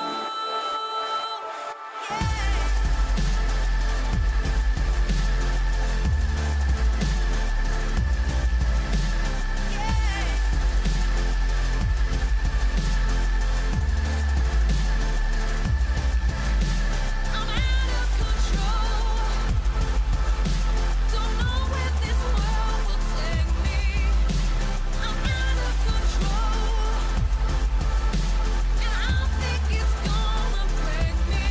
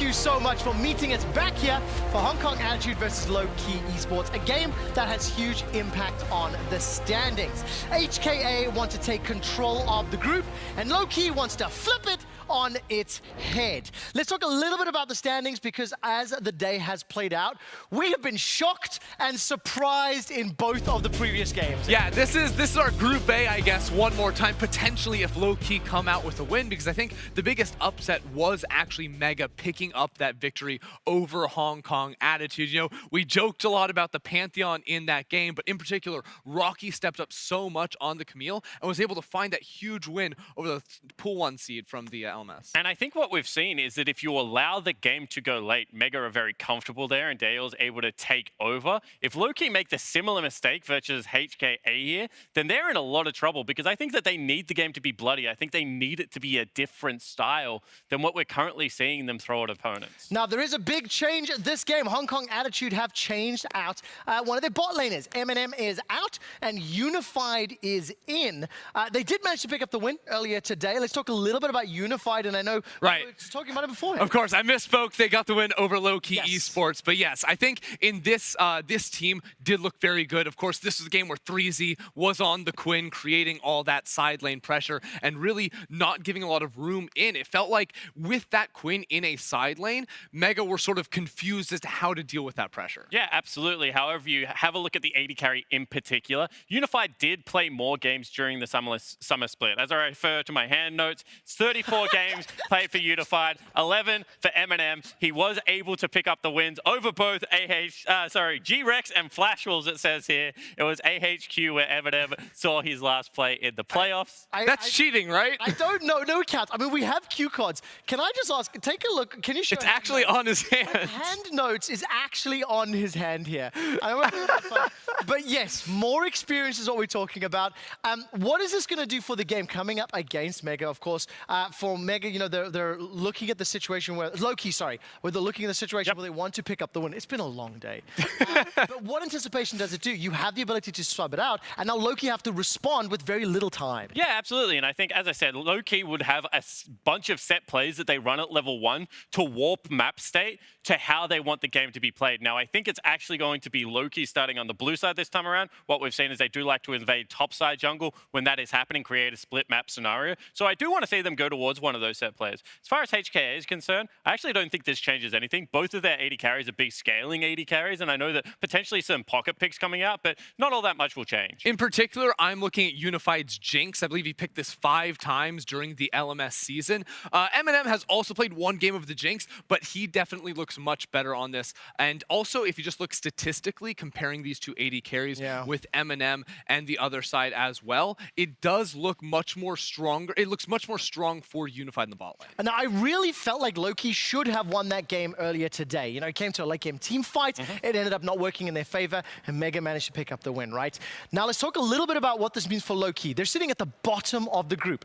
We were expecting them to win this group. And we've had some crazy fights that have determined victories, but Spawn, how important is a win here for the VCS and for Lowkey in particular? Yeah, absolutely. You don't want to go into any game, day of Worlds and say we have to win every single game, otherwise we're just going to be out, or at the best playing tiebreakers, right? So being able to reset the table right now, being able to pick up that win and force everyone into the love triangle that we were speaking about yesterday is going to be big. Also just confidence. Like, a lot of these players, apart from Celebrity, haven't made it to the world stage before. So being able to pick up a win for Artifact, for DNK, be able to get them to play that bloody, fight-heavy style is certainly going to be important. I also think after dropping that game to Mega, the questions this raises for us is it actually possible a team we'd almost written off could slide in here with a win here from Lowkey Esports? They could try to slam that door in their face. We don't have too much time left, but if we zoom out, are you surprised by the level of play that we're seeing from this group? Because we felt this was a little bit more done and dusted at the beginning of the day. I think we expected this group to be more chaotic with more room for upsets, but it always felt like the top 2 were clear,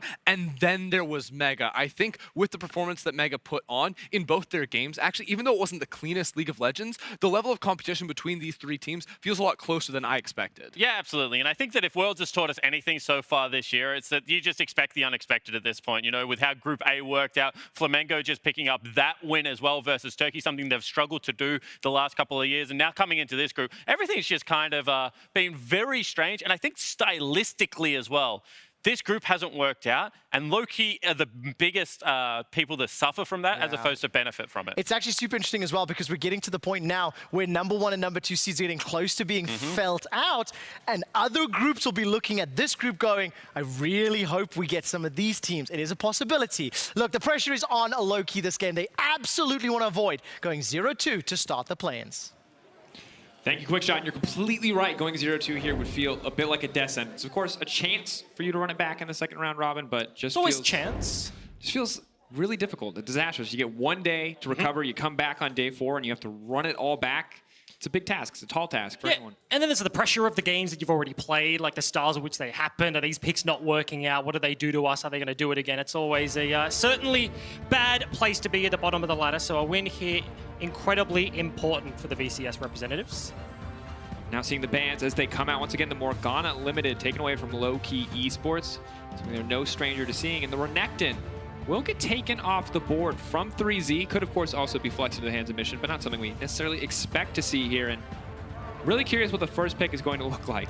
And honestly, after the previous game, kind of happy to see Pantheon banned away. Looked like a quite powerful champion early to mid. Yeah, it looked slightly obnoxious, some would say. It's interesting as these two teams going to ban things away, like the style of game we're going to get. The Mega game earlier versus HKA.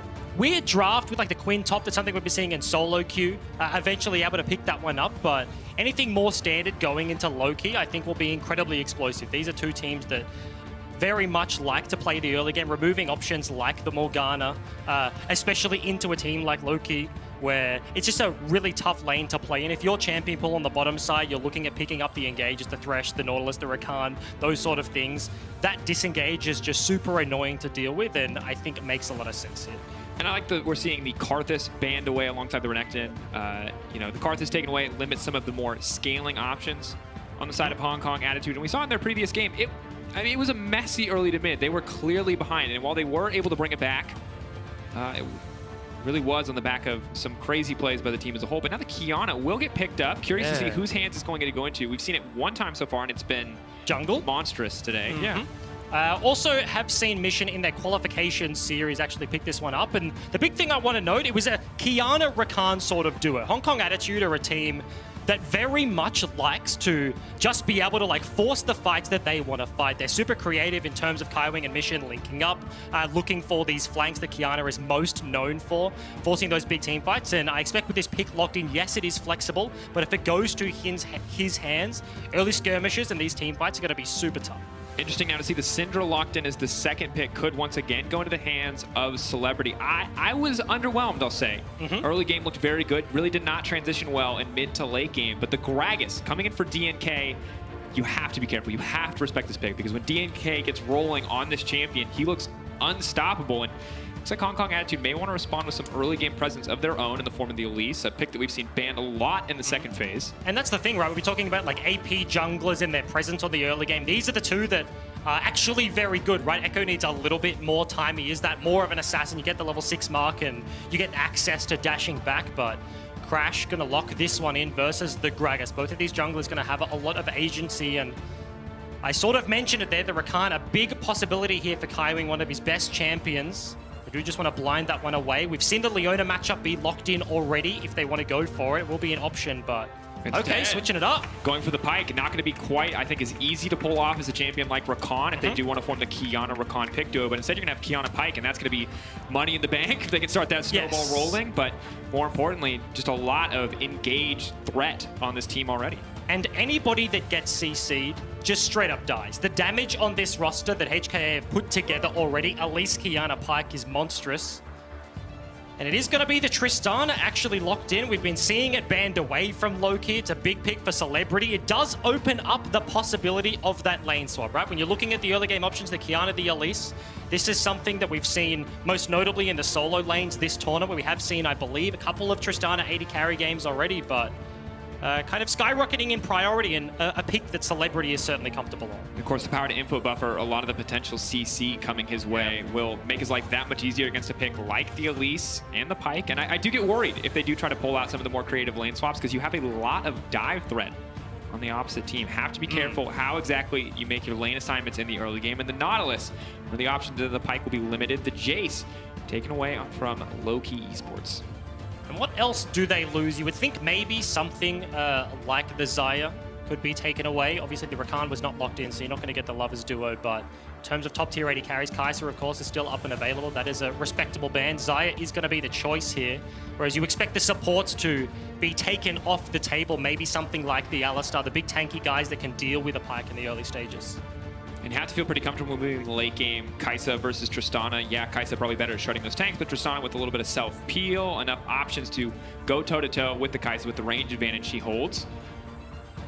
Now, the final picks are going to start to come in here. Lowkey Esports debating who they want to save last pick for. We'll have to reveal if some of these options are going to be a flex. If we see Celebrity once again with a Syndra in his hands. And that is the thing, like technically it is still a flex. A support lock-in now still holds that technicality. Syndra can go in the bottom lane, Tristana can go towards the solo lane, so just keeping that option open is super good, and HKA are going to have to respond here.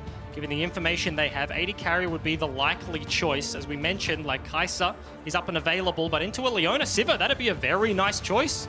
You can dodge out of the Gragas. He has that one button, the cask. If you spell shield, that's super impactful. When we see the Leona into Xayah matchup, the reason that it is troublesome is because you have to blow your Featherstorm on the ulti of Leona, and Sivir just pops E, she's fine.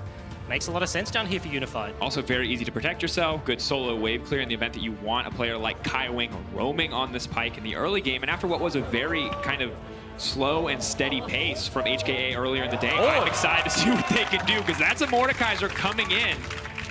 Maybe going in, I think we have to see the lane assignments before they're actually going to decide where they want this to go. They've got a lot of flexibility in the solo lanes. Okay, GP, going to be the response. Kind of just a top tier pick in the meta right now. Very standard stuff, but Mordekaiser, in terms of isolating matchups, both positively and negatively, does that. He's hard to gank for because he just wants to ulti, get the stats and kill people, but in terms of the reaction there, very hard to pick on because he does exactly the same thing. Now, Trist and Syndra got about 15 seconds for Artifact and Celebrity to decide where they want to go, what matchups they want to fish for. Lots of flexibility on Lowkey, not so much for HKA. Curious to see. Really, honestly, Mordekaiser has been such a whiff in the LEC domestically that it's hard. I've seen it do so well internationally, but I'm nervous for 3Z. He's only played it twice so far, up into the likes of a GP. Yeah, in theory, a lot of individual 1v1 power, but the oranges in that matchup, as well as the fact that the GP can influence the map, does strike a bit of nerves. But more importantly, I think inevitably we have to look towards the bottom side of the map, BJM. Once again, Celebrity on the Syndra, despite mixed success with it earlier in the day, and going to be fishing once again for these big picks. There's a lot of follow-up CC and damage between the Leona Syndra combo. Yeah, and you have to think about, like, what was the problem last time? It was the transition, not the lack of ability to get the advantage. Syndra does just that. And in terms of a low range, low mobility, in terms of a dash, he has a speed up with the Sivir, but dodging out from Syndra orbs can be super tough in all honesty, and you have to pick your windows. What you want to spell shield is very impactful. If it's a Syndra stun, Leona double, triple CC is coming in over the top, so the first one has to be done. So they're going to be a tough matchup down there. And the one thing we haven't hit on is actually Unified playing in this game. Eminem was seen earlier today. He's a guy that's been on the roster, but actually got less game time in their most recent split. So Unified was the expected starting roster, switched it up, and he's going to play here today. Yeah, to gear up for our final game of play-ins day 2, or HKA rather, versus Lowkey Esports. Coming in now, and I think I want to see the difference when we look at it statistically. They feel somewhat comparable. Obviously, Unified is the stronger player on paper overall, but I'm curious to see how much the team's play style changes with this man on the map. Are they willing to be a bit more aggressive? Are they willing to leave him alone a bit more so a player like Kaiwing can roam? And that's the thing, right? Like, I think Kaiwing can be a big roamer, especially when you're early picking something like the Pyke. But it's the intangibles that are hard from an outside perspective to grasp. Like, player differences, yes, you look at the stats, like how much DPM is an AD carry putting out? Like, is he costing us games? Yada, yada. But how does it make the team feel? What does their cohesiveness look like? Is there, in terms of how they communicate, does that change drastically based on the AD carries? It's super hard to look at from an outside, from a fan, from a caster and analyst perspective, and we'll have to see how he performs in this game here.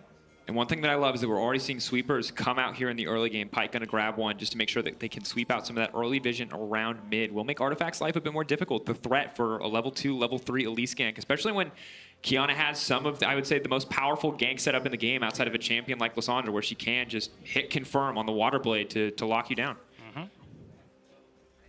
But once again, I think inevitably all things come down to, outside of individual skill discrepancies, where the junglers decide to put their attention in the early game. Range advantage for mid will make things a bit easier, but the Elise and the Gragas really the champs that we have to keep our eyes on. Yeah, and speaking of the Gragas as well, not going to be the Electrocute or the Predator or anything like that, actually going for the Dark Harvest, so getting stacks early, scaling up late. He's got to deal damage, right? Gragas has gone through a transitional period. He was like a hard tank, Cinder Hulk jungler, maybe Runic into tank, but now much more. But you get the Zhonyas, you get the second item, and you are a threat on your own, right? DNK is exactly the kind of jungler you would like to see go this route. Like, he is a very aggressive early game guy. They play through the jungle a fair amount, and look, he's a bit of a baller picking that one up. That's cool. I like it. Big confidence play, I'll say, overall, but it looks like the level 2 race going in favor of the Sivir. So Unified is able to grab that one. Lethal tempo as well, just to make sure anything she hits will make it that much easier to pressure the wave with the additional attack speed. And things going pretty well for HKA at this point in the game. Curious, too, how top lane is going to go. Obviously, we see the engaged whiff on the bottom side. Good use of the spell shield there to deny any follow-up. But Hani last game was, I'll say, a bit of a liability. Got a lot of attention his way. He was up against a Camille. It's a bit different this time around. Once again, he finds the GP in his hands, but he's up against the likes of a Mordekaiser, a champion that can be incredibly oppressive. But so far, he's smacking him around. Yeah, absolutely fine. Both top laners actually leased for their respective junglers, but able to get a bunch of priority grasp again. That's actually a jump in the mid lane. Ooh! Good flash reaction out there. DNK fishing for the body slam flash. If that had connected, it would have been a very dead Kiana, but will not go through. Yeah, but the one thing he doesn't know yet is that his blue buff is now gone. Pyke shows his face just above the river there. So DNK, again, opportunity cost him his flash, one of Gragas' best tools, loses him a blue buff. Now going in on the bottom side. Leona stepping forward. Aftershock's been proc. She's so incredibly tanky Celebrity. Now going in for a bit more Unified, trying to get in, but Venus goes in. That's a bloodthirsty support. The Ignite is down, but he stayed for too long. He gets thrown back. Dangerous, dangerous play, but first blood going to Unified.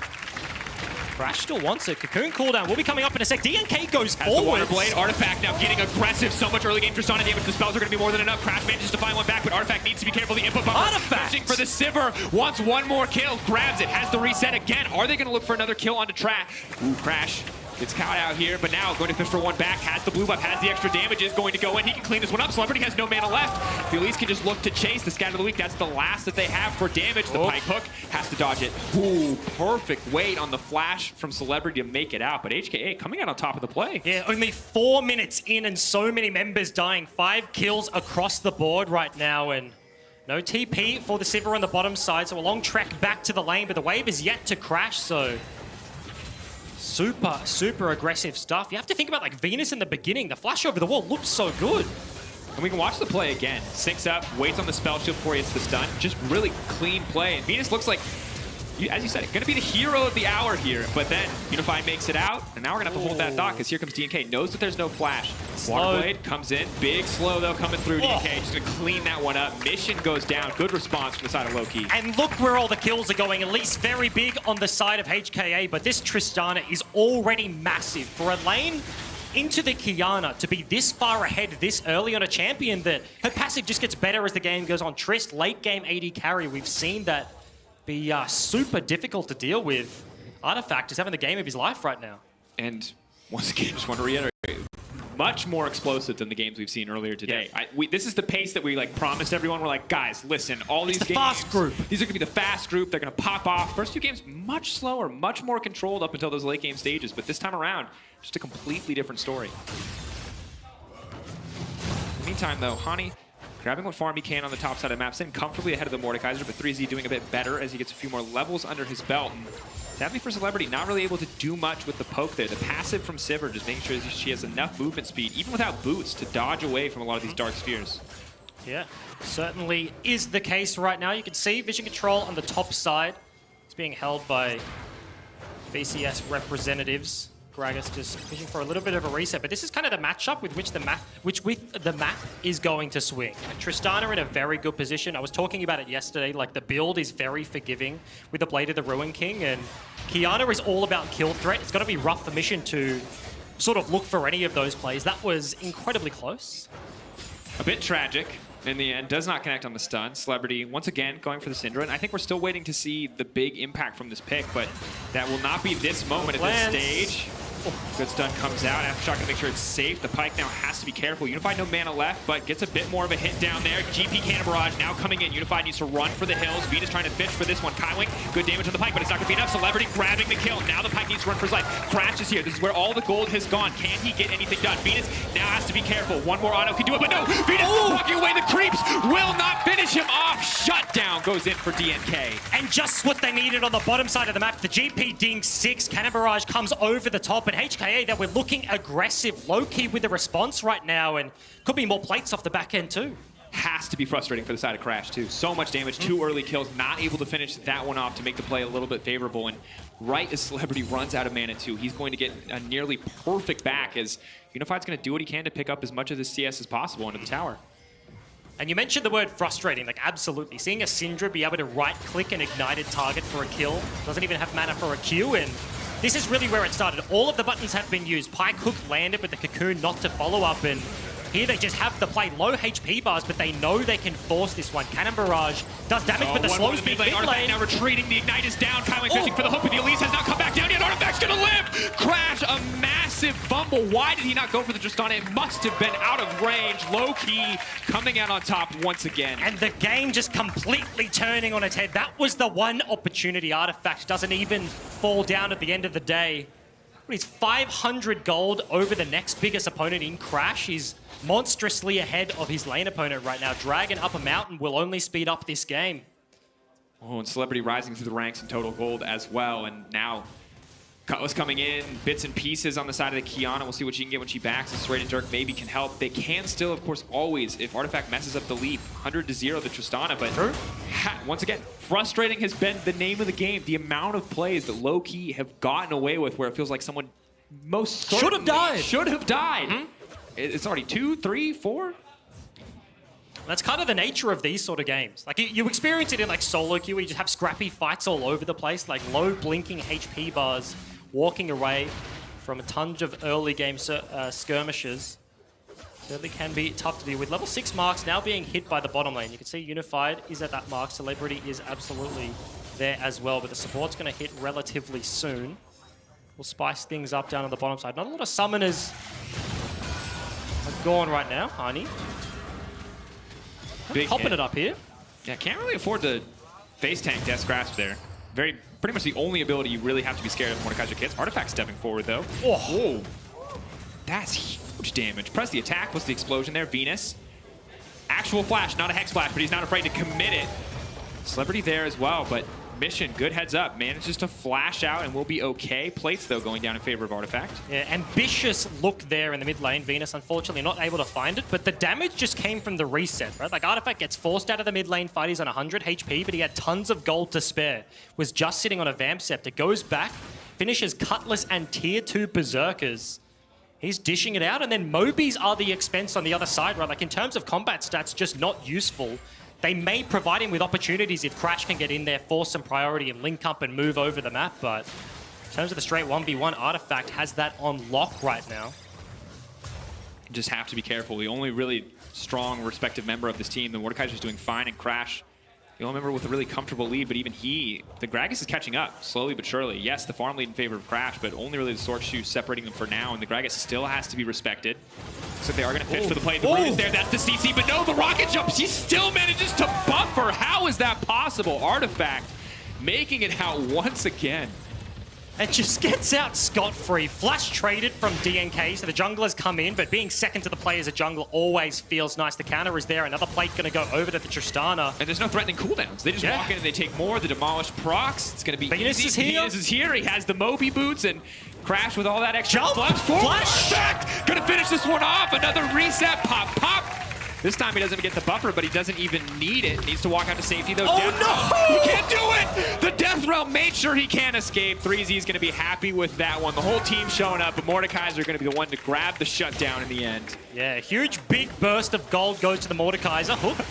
Cocoon is actually on, but a lot of free resistances coming in for Leona, and good to see HKA make some plays back, but Artifact has been insane this tournament. He had a good Akali game.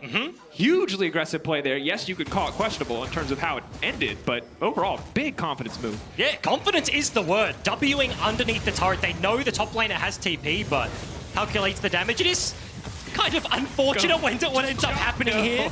At the end of the day, he would have been jumping into a pike, so probably not long for the world anyway, as 3Z's able to clean this one up, but this was just a pick back in response from HKA, right? Like, Lowkey are being the aggressors. They're taking everything they want. They're looking like they're taking the Mountain Dragon, too. Conway coming in, though. Has the level 6. The hook is there. Venus, if he gets hit, they aren't going to focus onto him, though. A lot of good damage, but Artifact is here waiting in the wings, and that means that Mountain will go over to the side of Lowkey. Gold, though, dead even. This has been a breakneck game, a constant stream of kills, almost a kill a minute. Crash, in the meantime, will respond on the top side. We just, I think, wait a minute until the next big play. Yeah, certainly is. And the one thing you do have to note, like, compositionally here for Lowkey. Last time with a Syndra, in terms of early game lead, they had it and they struggled to transition. Now with a Mountain Dragon and with an actual AD carry on their composition, like, transitioning from that early game lead to mid game to late game with a Barret buff looks much easier. And a lot of that is the back of this man Artifact, right? Now, this Tristana, 4-0 PTA, finished the Bork. He's a monster. And look at that damage share. You know he's the carry of the team. And think about it so far, like, the bloodiest, the most active early game that we've seen so far was 12 kills before 15 minutes. That was DFM versus Splice. This is very much on track to beat it. Might tie it up right here, depending on how confident Hani is feeling under this tower. Of course, difficult to dive the GP when he has the oranges up and available, but now we see maybe this is the moment. First item starting to come in where the game starts to slow a little bit. A bit harder now to force these big plays without losing anything. But DNK, Gragas do something you always have to respect. No flash available yet, but... No flash, but he's got strong thighs. He zooms around the map. Doesn't have a Predator, but still certainly threatening. The one member on the other side now completed the Nashers, working on the Zonyas, just sitting on the Seekers for the matchup in early levels. Of course, Rift Herald taken by Crash, thrown into 3Z's lane, and he's an explosive player, right? This is a guy that I mentioned, like, the VCS is the region where you have to prove it. Like, he is that embodied in a single person. 1v1 carry player, picking up the Mordekaiser the first time we've seen it on the play-in stage. He's being given a lot of these resources, given the trajectory of the other lanes right now. And if anybody's going to turn this game around for HKA, you have to look at 3Z. And Nashor's Mordekaiser is... You know, new for me. Interesting. I expect Leandries. Usually that's like what I Maybe a belt? Like a proto belt? But no. He wants to whack him. He wants to whack him fast, and he wants to whack him hard. And that's about it. Maybe it's like GP barrels, the attack speed. You lock him in the death realm. I can imagine, like, the attack speed. Like, they can't go anywhere. So he just right-click the head. Cool. All right. Sure. Okay. Spend 3K gold, whatever, to right-click GP barrels. Right-click Mordekaiser. Which all matters. Yeah. Walk them down. They get in range, you're going to hit them. You hit them a lot. But of course, relatively even overall still. 7 kills for Lowkey, balanced out by some of the CS discrepancies in these lanes. Syndra suffering a little bit up against the likes of the Sivir, and the Mordekaiser just continues to have wave priority here. Yeah, and that's really the big thing, is like the AD carry comparison and the mid lane comparison. It was the Nashers. It was the Nashers. Got him. Extra CDR, the sole reason can come out there with Death's Grasp. And that's the theme of the game. Buzzword of the day, frustrating. I agree. I agree wholeheartedly. And this is the thing, Ejin, when we look at this, like, I respect Crash has been everywhere. You know, he's got 100% kill participation, but I get nervous because I've seen far too many Elises just fall off and become a cocoon bot, and we're not there yet. We're probably 5-10 minutes past that point, but DNK's Gragas is scary. And you probably noticed it if you've been with us the entire time this game. He burns flash off cooldown to gank lanes. So. I like that in a Gragas. So do I. Yeah, like, you know what I mean? You can beat, there's 2 types of Gragas. There's like the flingers that are all about their KDA. And they're just flinging barrels. Like, they don't want to go in. They just want to let the caster do work. And then there's DNK, Dark Harvest, flash off cooldown, just in your face Gragas. And he's looking for mission. There's a smite. Oh, they're waiting. Okay. He's hoping to get the free flash, but he said he's holding back on the Gragas Bloodlust, and instead will set his sights on the tower once again. The Tristana coming through with the Demolish of her own. Makes her just a lethal tower-taking threat, and that means 1 tower will now drop for Lowkey. Mid lane next in their sights, incredibly low from all the damage Tristana's been able to do thus far. But things are going to be a bit difficult here for Celebrity. If he gets hit by the Sook, he's dead, but good sidestep. We'll take him out to safety, but playing with fire there. Certainly is. It's always scary when a Pyke gets that close to you and you're just a Syndra. You're just waddling around. It's got tier 2 boots, yes, but just left alone in the mid lane. You can see Lowkey putting all of their resources towards the side lane. Artifact is the man right now, 4 and 2. Got his Bork working on his second item. In terms of a side lane threat, that's a Dusk Blade and a 0-3 Kiana. It's a one-sided matchup so far, and 20 seconds left on the Infernal. Everybody brought down from HKA. 3Z doesn't have TP, but he's just wandered all the way down the river.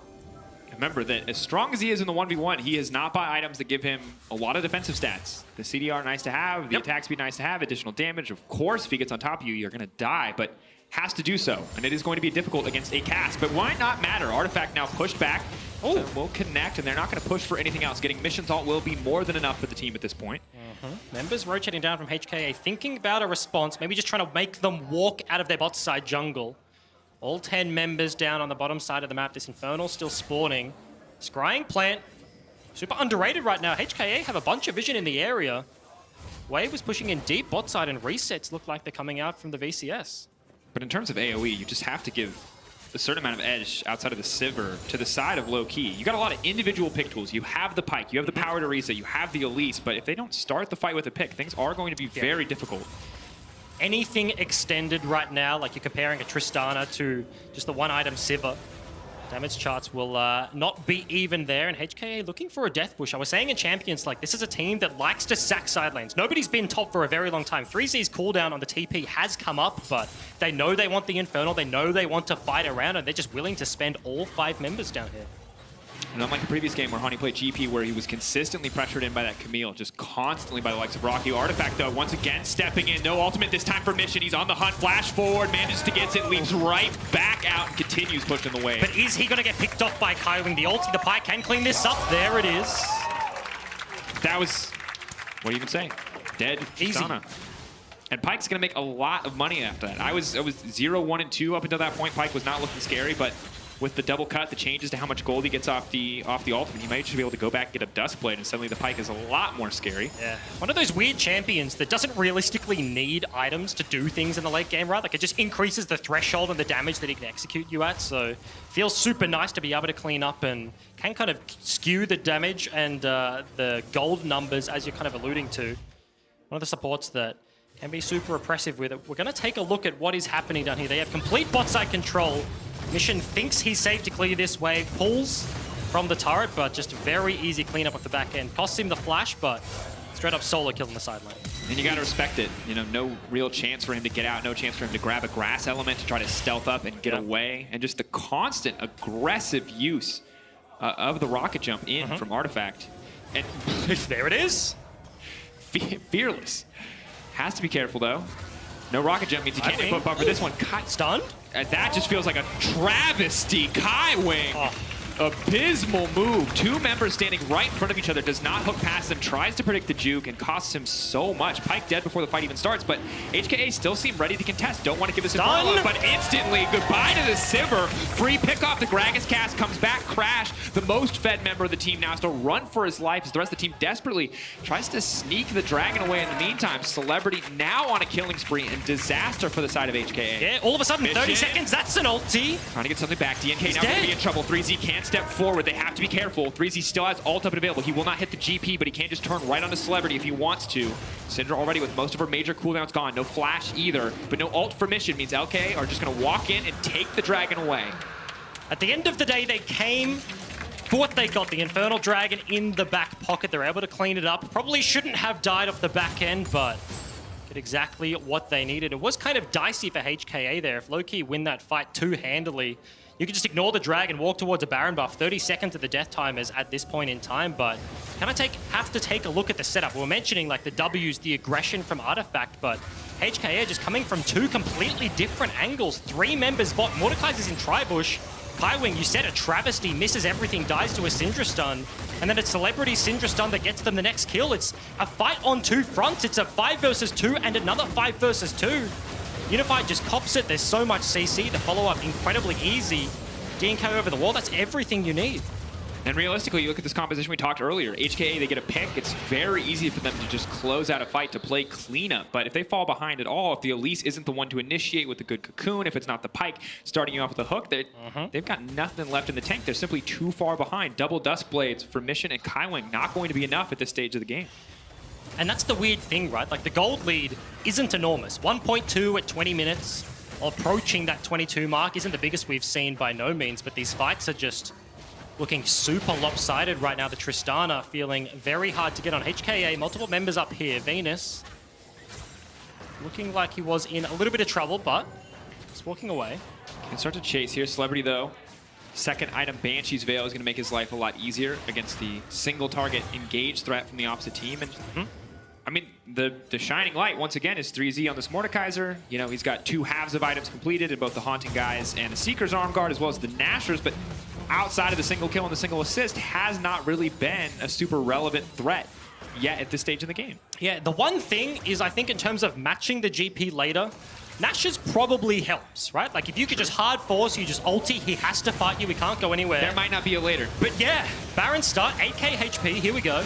Got some tanky members to do it. They have to be careful. Mission coming in on the side. Respect the Kiana ultimate, but that's the engage. Venus trying to lock up the jungler. Hook coming in for Kylin. Once again, fails to connect. Venus now running for his life. Crash trying to finish this one off. Blastcone sends it back into the pit, and 3Z's there to dunk him down. The alley-oop coming in from the side of HKA. It's going to force him off the Baron, and big bit of a fumble there from the side of Lowkey. And exactly the same thing happens at the Dragon, but at the Baron buff this time. Crash, though, he was on vision that Q gives.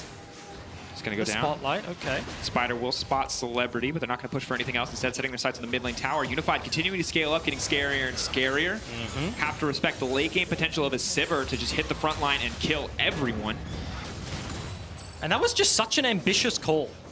We're sitting here looking at the Mordekaiser, like the Nashers, like, okay, maybe later in a side lane with a Leandris, you force it. You can play that way, but Lowkey just like, all right, 20 minutes, like, let's do Baron. We've got TP on the Gangplank. Syndra has his as well, but they straight up started up and honestly get punished off the back end. And this is normally the point where I get really scared of the GP. It's the Leandris and my solo queue limited experience against this champion, but Nashor's Tooth on top just makes things go from bad to worse. I think we're at the point similar to where we were last time with Hani on this GP, where he cannot sit comfortably in this side lane.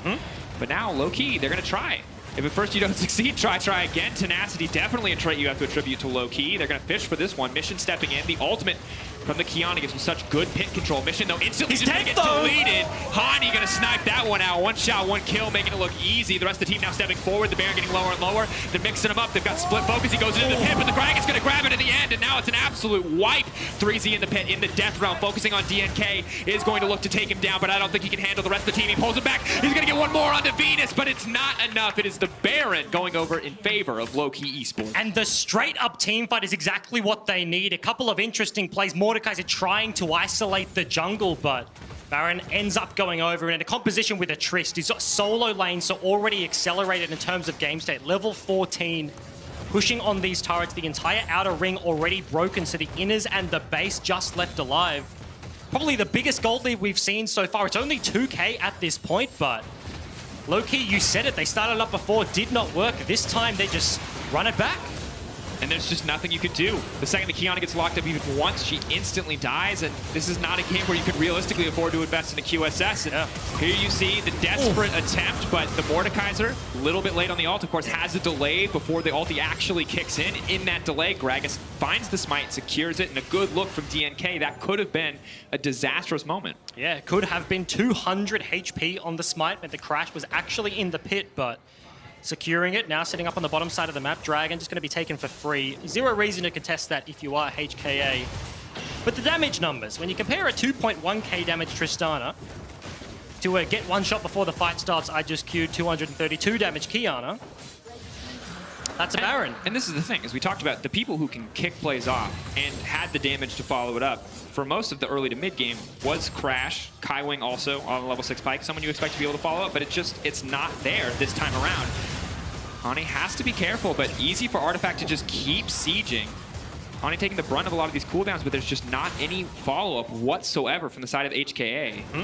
And there's just no respect for side lanes right now. You can see one track minded is Lowkey right now. 5 members bot side, mid lane pushing towards them, top lane in the same boat, but they want the fight down here. Crash sitting on a pink ward. Very nice play. If a flank can be there, Kiana.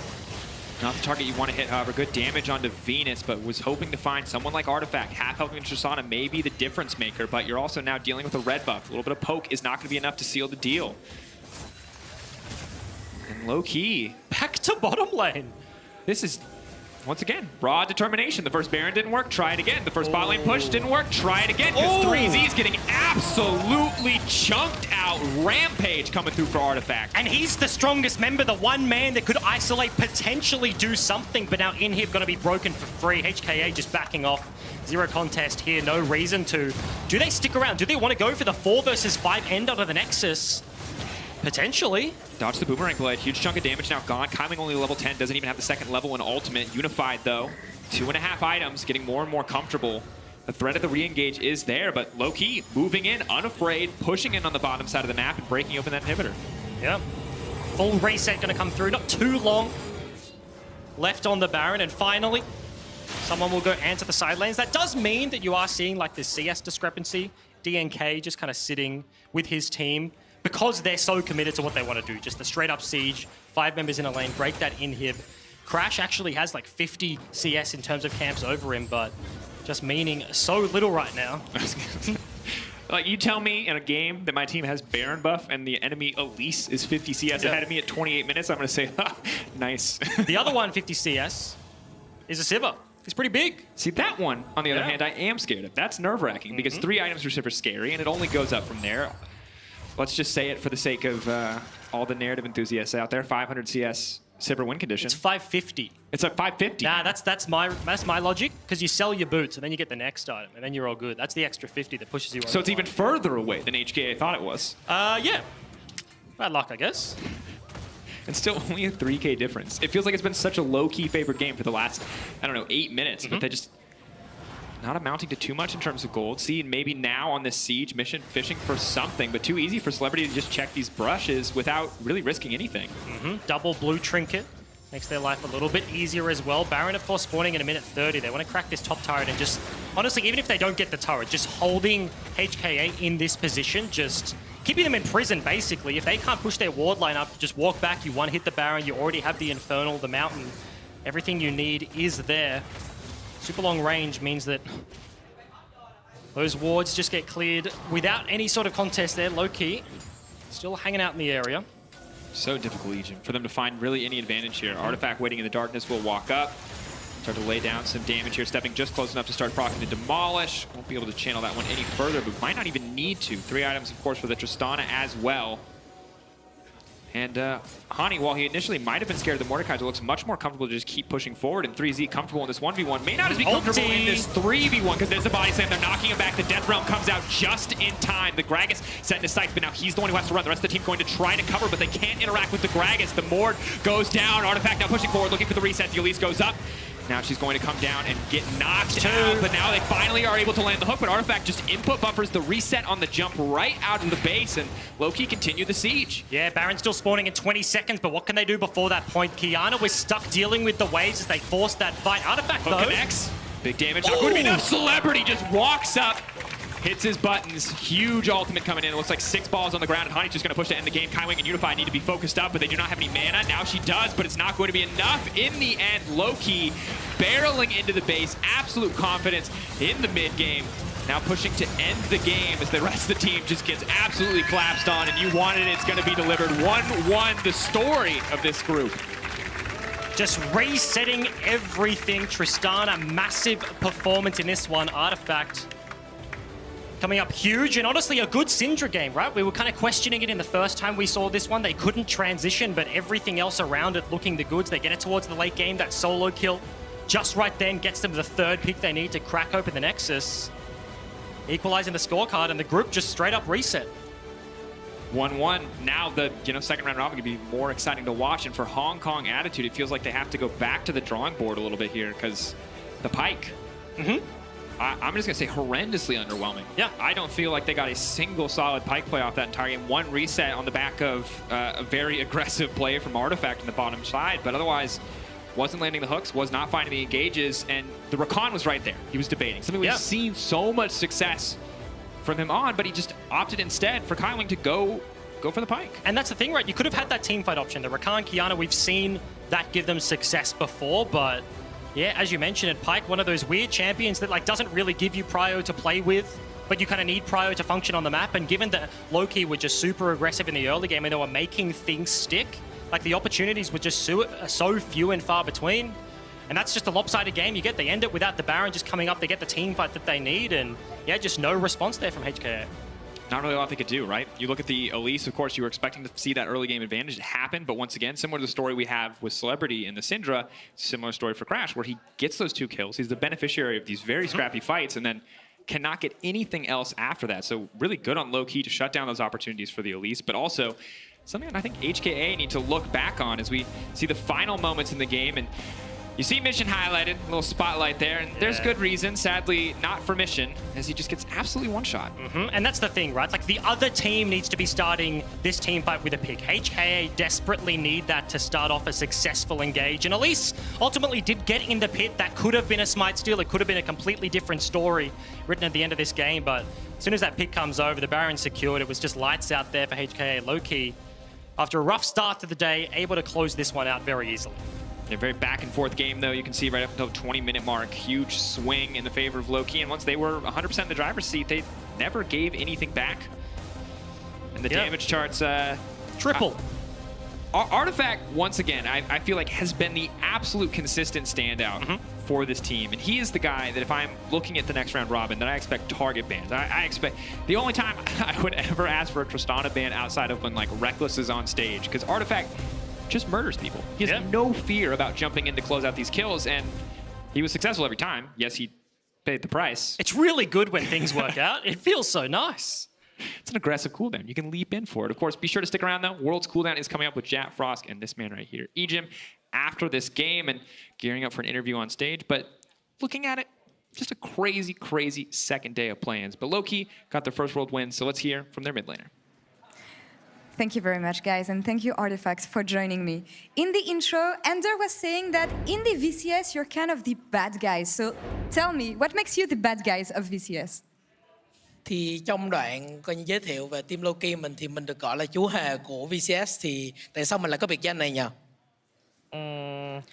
Tại vì ở VCS á, thì team của mình là dạng chơi game một cách gọi là tận hưởng cái game đó nhất á. Dù là vô trong một giải đấu thì tụi mình vẫn chơi theo một cách rất là thoải mái cho mọi người dễ chơi, chứ không có chuẩn bị cầu kỳ để chiến thuật này nọ để đạt chiến thắng. Nên là biệt danh đó chắc từ đó là ra. So in the VCS, we are different than other teams. So we have a free play style where we just enjoy the game instead of preparing all the strategy. So that's why we got that nickname, Bad Guy or Joker of VCS. All right. Well, I also know that there's a rivalry going on between you and Marine Esports, who are already in the group stage. So is there anything you would like to prove to the Marine Esports waiting for you in the group stage? Thì theo chúng tôi được biết thì bạn team Lowkey và team Gam có một mối thù khá là lớn ở VCS, thì các bạn có muốn tới được vòng bảng và chứng tỏ cho Gam là các bạn tốt hơn Gam hay không? Mối thù thì cũng không hẳn, tại vì chơi game ai cũng là đặt mục tiêu vô địch, thì Gam là đang là đội tuyển mạnh nhất VCS đại diện cho Việt Nam, thì tụi em muốn vô địch thì tụi em phải cạnh tranh với Gam. Thì nói chung là giờ thì tụi em cố làm hết sức để gọi là chứng minh là Việt Nam là một nước không hề yếu thôi. So it's not really rivalry because GAM is the best team in VCS, and if we want to compete for a final, like championship, we have to beat GAM. But our main goal is to make VCS a very strong region in the world. What makes you different from the Marine Esports? You said that they were stronger. Obviously, they won multiple times, but how are you different in play style? Thì bạn nghĩ là cái lối chơi của team Lowkey và team GAM nó khác biệt ở điểm nào?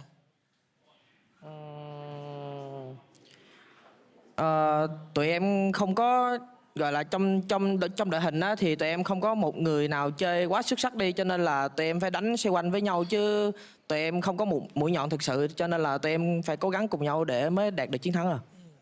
So the main difference between our team and GAM is that we don't have a superstar player like Zeros in our team, so that we have to stick together, develop together to actually win the game. Yeah, well, let's see if you can compensate for that now. I heard that sometimes you can jokingly flame your teammates in a way and the way they perform in the game. So let me know what you thought about your teammates' performance today. Thì mọi người cũng nghe nói là bạn cũng hay coi như là trêu chọc về màn trình diễn của đồng đội. Thì bạn nghĩ như thế nào về cái màn trình diễn của đồng đội bạn trong ngày hôm nay?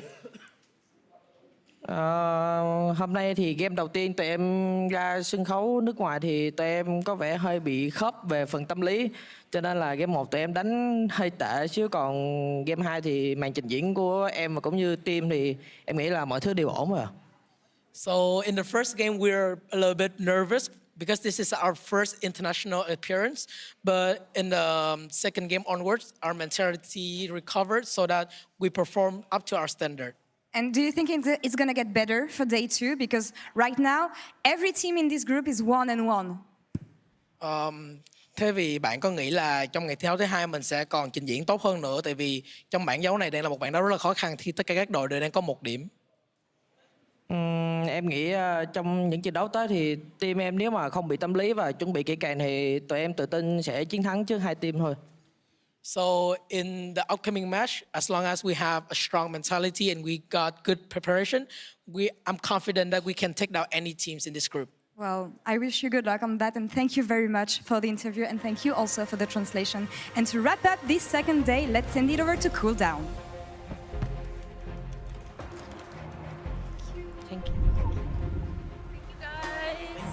Hello and welcome to Worlds Cooldown after our second day of play-ins. I am Jat, joined by Frosk, who cast the first 3 games, and Ejim, who was literally just casting and proves how effective and efficient our production team is in getting you over here, getting you mic'd up, and getting you in that chair. The studio is just so small. You know what I mean? It's not what I'm used to. I'm used to like an enormous Ridos gymnasium. That's why. Is your name on your notebook? Yeah, no, this is actually, it's super wholesome. Shout out to my mates. They got me this for my birthday at the start of the year. I was actually making fun of him before we went live. No, for having his name on the notebook? No, for bringing his notebook over here. I was like, are you going to take notes? Like, yeah, why not? I thought, okay, but that's fine. But I think it's amazing that it's monographed. Well, okay, what was noteworthy about today's games? Well, I think it was interesting. Like the shake-up of the group we literally just watched. Like I think Lowkey coming up, like they looked less dominant. HKA maybe a little bit expected, but I think the Flamengo performance over Royal Youth. Yeah.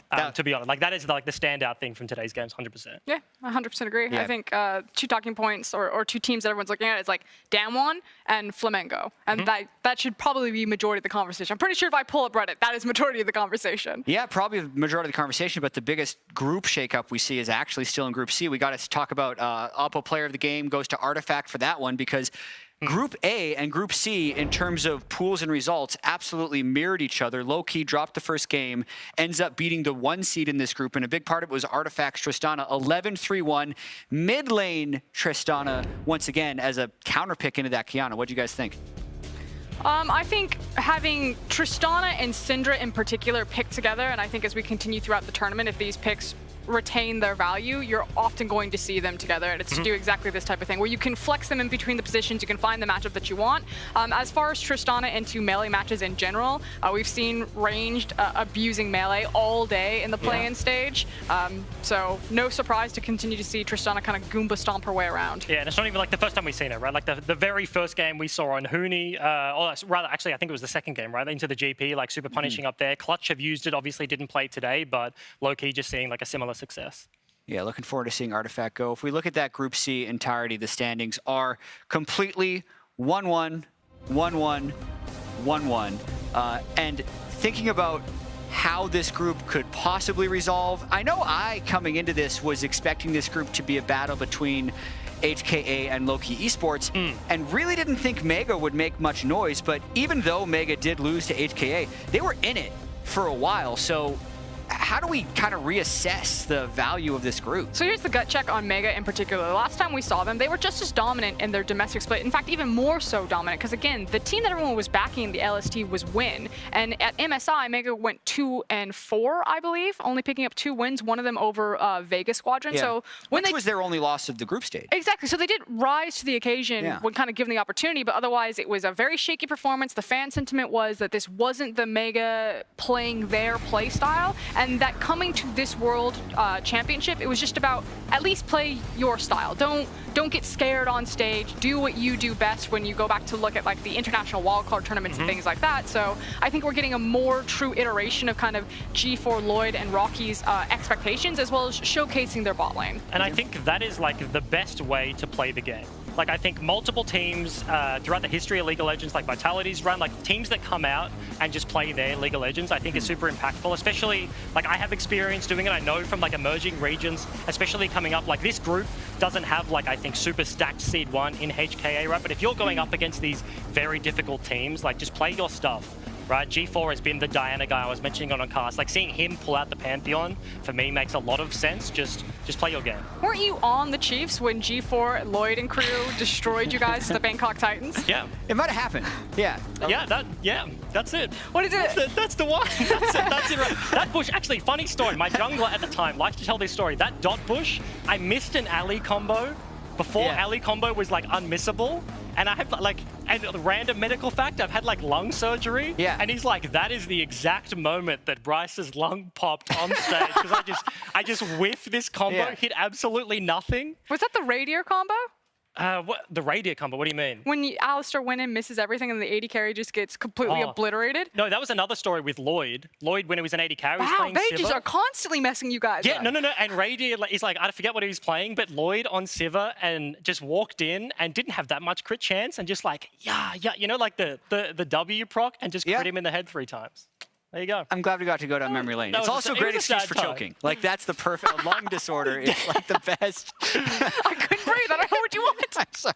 I don't know. More seriously, though, that was my watching fault. this group, I was thinking, man, a lot of the 2 seeds are going to be hoping they get drawn into this one, right? Like, that's kind of maybe the elephant in the room when sometimes you don't want to address this, but most of these games that we've seen, whether it's going to be like, we'll get to it in a bit, Flamengo Esports or Royal Youth coming out, or if we're looking at the other groups like Unicorns of Love potentially coming out, Mammoth coming out, this is probably the group they want to cross-play against as a 2 seed, and definitely the group you want to cross-play against as a 1 seed, I think, unless I'm misreading it. Do you two have a different opinion on what's happening? You're saying it's basically like the group of life. Yeah, essentially, but everyone wants to play them come knockout stage, probably. And everyone wishes that they were in this group. Probably Flamengo, Royal, Unicorns, Mammoth, they're all looking at like, man, I wish I was in the HKA group. That looks free. And I think the reality is that there's a lot of skirmishing and a lot of fighting, but the amount of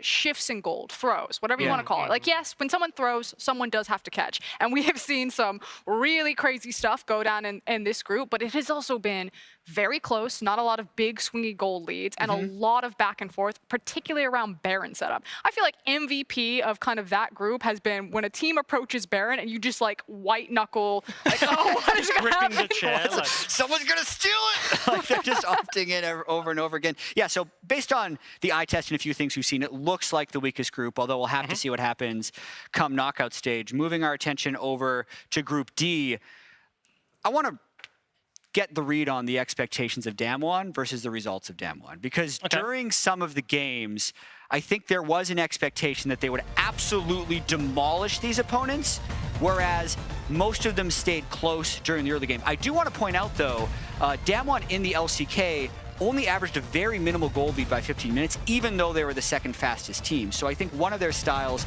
especially, you know, Kleptomancy King Nagari up top lane, he's just waiting to guarantee that he wins the game. But Ejim, what was your thought on DAMWON and whether they exceeded or were a little underwhelming in expectations? Well, honestly, I'm going to get called out for this, but like a little bit underwhelming. I think like the bottom lane getting attacked as hard as it does, especially in like the Royal Youth series. And it's not just like, okay, they got outplayed, like Nuclear like hasn't been having a good performance and then like bad stuff happens. I think it was like almost disrespect. The fact that they're looking for these like Leona engages against like a GP, I think it was a Vladimir, like Klepto Vlad just sitting underneath his turret can do nothing.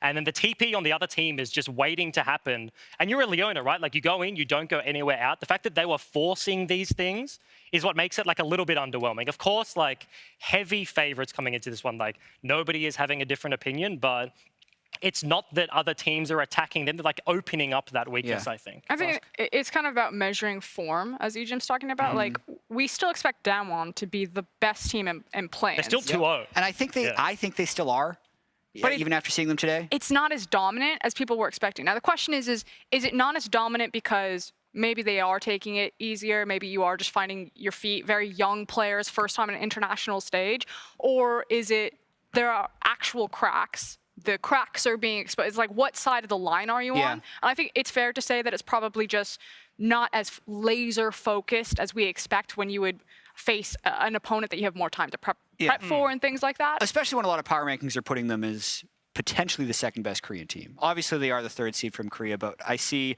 a real crack in the bot lane with Nuclear. I think we saw that throughout the regular season, but I also see this as long-term beneficial for them because it is their first international appearance. I think there's potential nerves. They said during one of the other language interviews that they don't know where to get Korean food.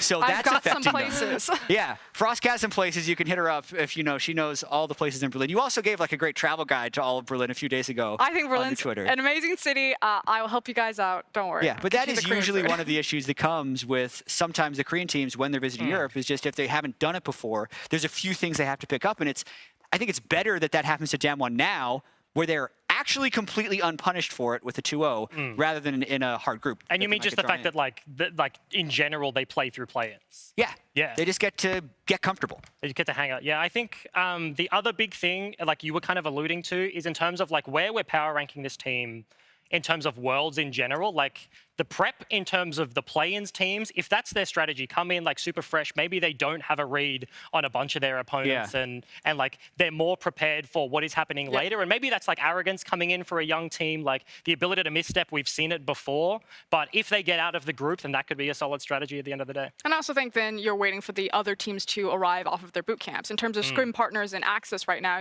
this could be a situation where if you give a team like DAMWON access to scrim partners like SKT, FPX aren't, like suddenly the growth that they make is much larger than just playing their game, focusing. We can't scout these teams fast enough. There's too many different variables. We don't know how they're going to play. So instead, let's just go back to what works for us. Let's play things like the Vladimir. Let's play the Kleptomancy, and let's keep it close to the chest. Yeah, it honestly felt to me like Nagri was solo queuing in game 1.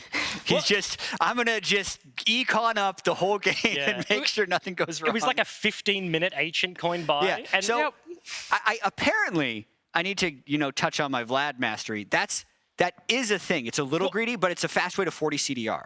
Yeah, okay. Because you can get 10% CDR off the Nomads. There have been like points in time where Vlad has just started coin. I mean, like other like Nasus has done that sort of stuff. Like it's a similar thing. You get. I think in matchup, I think that's when it gave you gold for auto attacking the opponent. It doesn't do that anymore. He went his armor, a part of his hourglass, and then he went cat and then coin. Yeah. Sorry, that was a lot of time on DAMWON. The most exciting moment of the entire day was Flamengo versus Royal Youth, as you two both pointed out at the start of this one. I mean, what a statement. I also love just the flex of their fans all showing up to the studio and just going crazy after every single Flamengo play, and how they really backed up what they'd been talking about in terms of how aggressive they wanted to play. It was the talk trash, get smacked type of style here. Talk trash and smack. Right? Yeah, basically, it was like everyone knew it was going to come down to Turkey versus Brazil. Who was going to come out on top? Both camps on social media are we're the strongest team. It's just GG easy, mate. And then a mad flex. To pull out the Draven, we are so fortunate. I think Atlas actually said this on Twitter, and I 100% agree with him. We are so fortunate to have a player like BRTT in the scene. Yeah. That type of personality, that charisma, and then to be able to back it up with that type of performance. Like, he is the personification of his fans. When you see his fans just like in the crowd losing it, and that energy, he just feeds off of it. And that's the big thing. Like, the fans also back him up. Like with that interview, standing there with Lauren, the first thing he does is like apologize about his English, right? And then it's like, oh, but you guys just smacked Turkey. Like, how are you feeling? Fantastic. I got to play the Draven, but also sorry about yesterday. So it's like a two-way thing where CBLOL fans in the past and even now, right, they've been like super proactive. They're one of the most like aggressive fan bases. They love their teams that they send international, and when they lose, they hate it much more than other fan bases, right? But to see it go both ways, BRTT towards the fans, but then back, I think is honestly like kind of wholesome. I mean, didn't you bring it up that, when Splice play, the audience doesn't sound like that? Yeah. How did they get so many fans here? I've no idea. That's the most amazing thing. The CBLOL fans came to play. Yeah. Brazil is in the southern hemisphere of the Americas. Like, what is the trip that they had to make? Anyway, I want to talk a bit about how this affects Royal Youth, because they have to play again. And ultimately, assuming DAMWON cleans house in the group, which isn't a certainty, but it is a probability, it's still in their hands. It could be a 1-3 tie, and they could end up playing a tiebreaker. And we've seen this before. So by no means does Flamengo beating them once mean that they're definitely going to beat them again. So how do they bounce back as actually coming in the favorite to beat Brazil to actually beat them next time? I think when I was looking at this on paper before we saw what happened to the game, I said it was a stylistic mismatch. You have Royal Youth, and even though they have such a strong ADC in Pilot, they don't usually give him a lot of resources. They leave him on his own island, and they use those resources in the early game to play top side of the map. Yeah. Whereas Flamengo will oftentimes play through the bot lane. Not that they can't play through Robo and Goku, but a lot of it is flying down to the bot lane. So I was like, this is a split map. This is going to be Royal Youth playing to top side and letting Pilot absorb all of the pressure from BRTT, and this is going to be Shrimp blitzing down bottom and then just flying in, and one side of the map is going to break. And in this case, it was the Draven that broke, and I think that's kind of the table that they have to go back to. You need to give Pilot resources if you're going to play against that type of pressure that Flamengo are going to put out. You can't deal with everything with nothing. Right, and I think also the big thing is like sides of the map. Like this is a red side, like late pick Draven. Of course, when they match up against each other again, it's going to be flipped. Maybe that amounts to some more proactivity in the top side. They just have more agency in the early game, because I think that was also like a super negative composition into a super proactive composition. For Royal Youth fans, like you want to see something much more middle ground. We've seen a couple of teams, I think, to reference like Dead FM. We saw HKA. They won the game with Quinn, but first games coming out, play some weird things that we're not necessarily used to seeing. That was an extreme that they took and got punished by the early game extreme. Just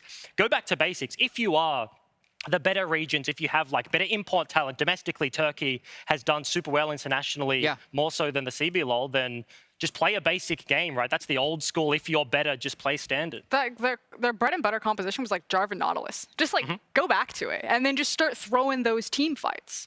Yeah, I completely agree. I'm looking forward to the second game because by no means do I feel like this group is over. And then they also have that hope that they're trying to get drawn into Group C. Plus, we still won't even know until tomorrow whether or not Clutch can win their group or if that's going to be Mammoth or UOL. Yeah.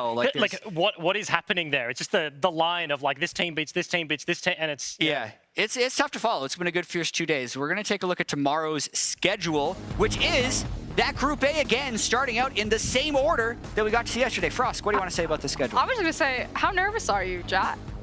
I hold no personal attachment unbiased to the U.S. teams, just in case you were wondering, but I am 60%. And how nervous are you, good sir, Ejim? I'm honestly feeling pretty good. To be honest, I'm feeling pretty good. Blind face. I've been in the position where like your region doesn't get behind you. That's the O's classic. He's like, I've been failed so many times. They can't hurt me anymore. I think Mammoth had like a super bad game, and they also had a good game. So like, just have a good game again. Easy. I will say this, like real talk. Looking at Mammoth, I watched a lot of O's, and then for whatever reason, every time I watch O's to do the VOD review, I end up watching like 30 minutes of you guys just painting stuff, and I'm just like, it's a real good time. It's a completely different broadcast style. It's a real good time, and it's in English, so it's easy to watch. We cook food, we paint, and you like answer advice. But we give advice. Watching Mammoth, I was like, I hate this play style. I hate this scaling stuff. Like, get it out of my face. I don't like it. Now watching it on stage, I'm like, this is ingenious. You're against teams that you know are going to make mistakes. So if you're just play defensive and just wait for someone else to mess up, and then just have the outscale potential. But then against Clutch, that just like totally didn't work. Well, yes, because I think Demonte, I love his quote. He said it best. It's not the optimal way to play, but it is the safest way to play.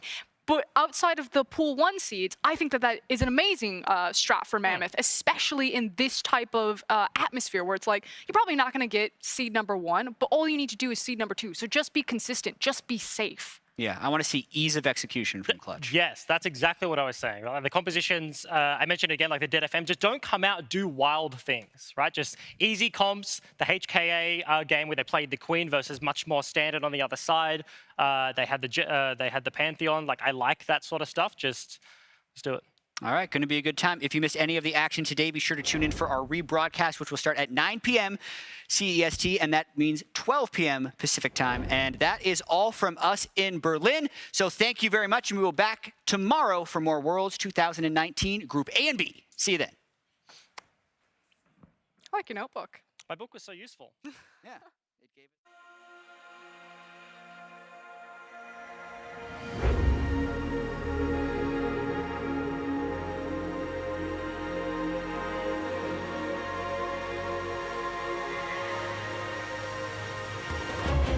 little bit overly ambitious there and didn't actually have his timepiece available as there's the Feather Storm. So much damage, but Nuclear dive bombs into the back line and gets himself the triple. 2,000 health now on the stolen by Crash. HKA, can they win the team fight afterwards? Crash is going to go down very, very low, but Mission destroys Lloyd. Rocky goes golden, but then goes into the death chamber, a double kill. Now for Mission, Pop's going to go down. Very nice. Nice! Pike dead. Nice. No. Aqui não. Nexus turrets are getting destroyed. There are 4 billion minions as they're on the fountain. Robo is taken down as the minions are taking up the damn fountain laser.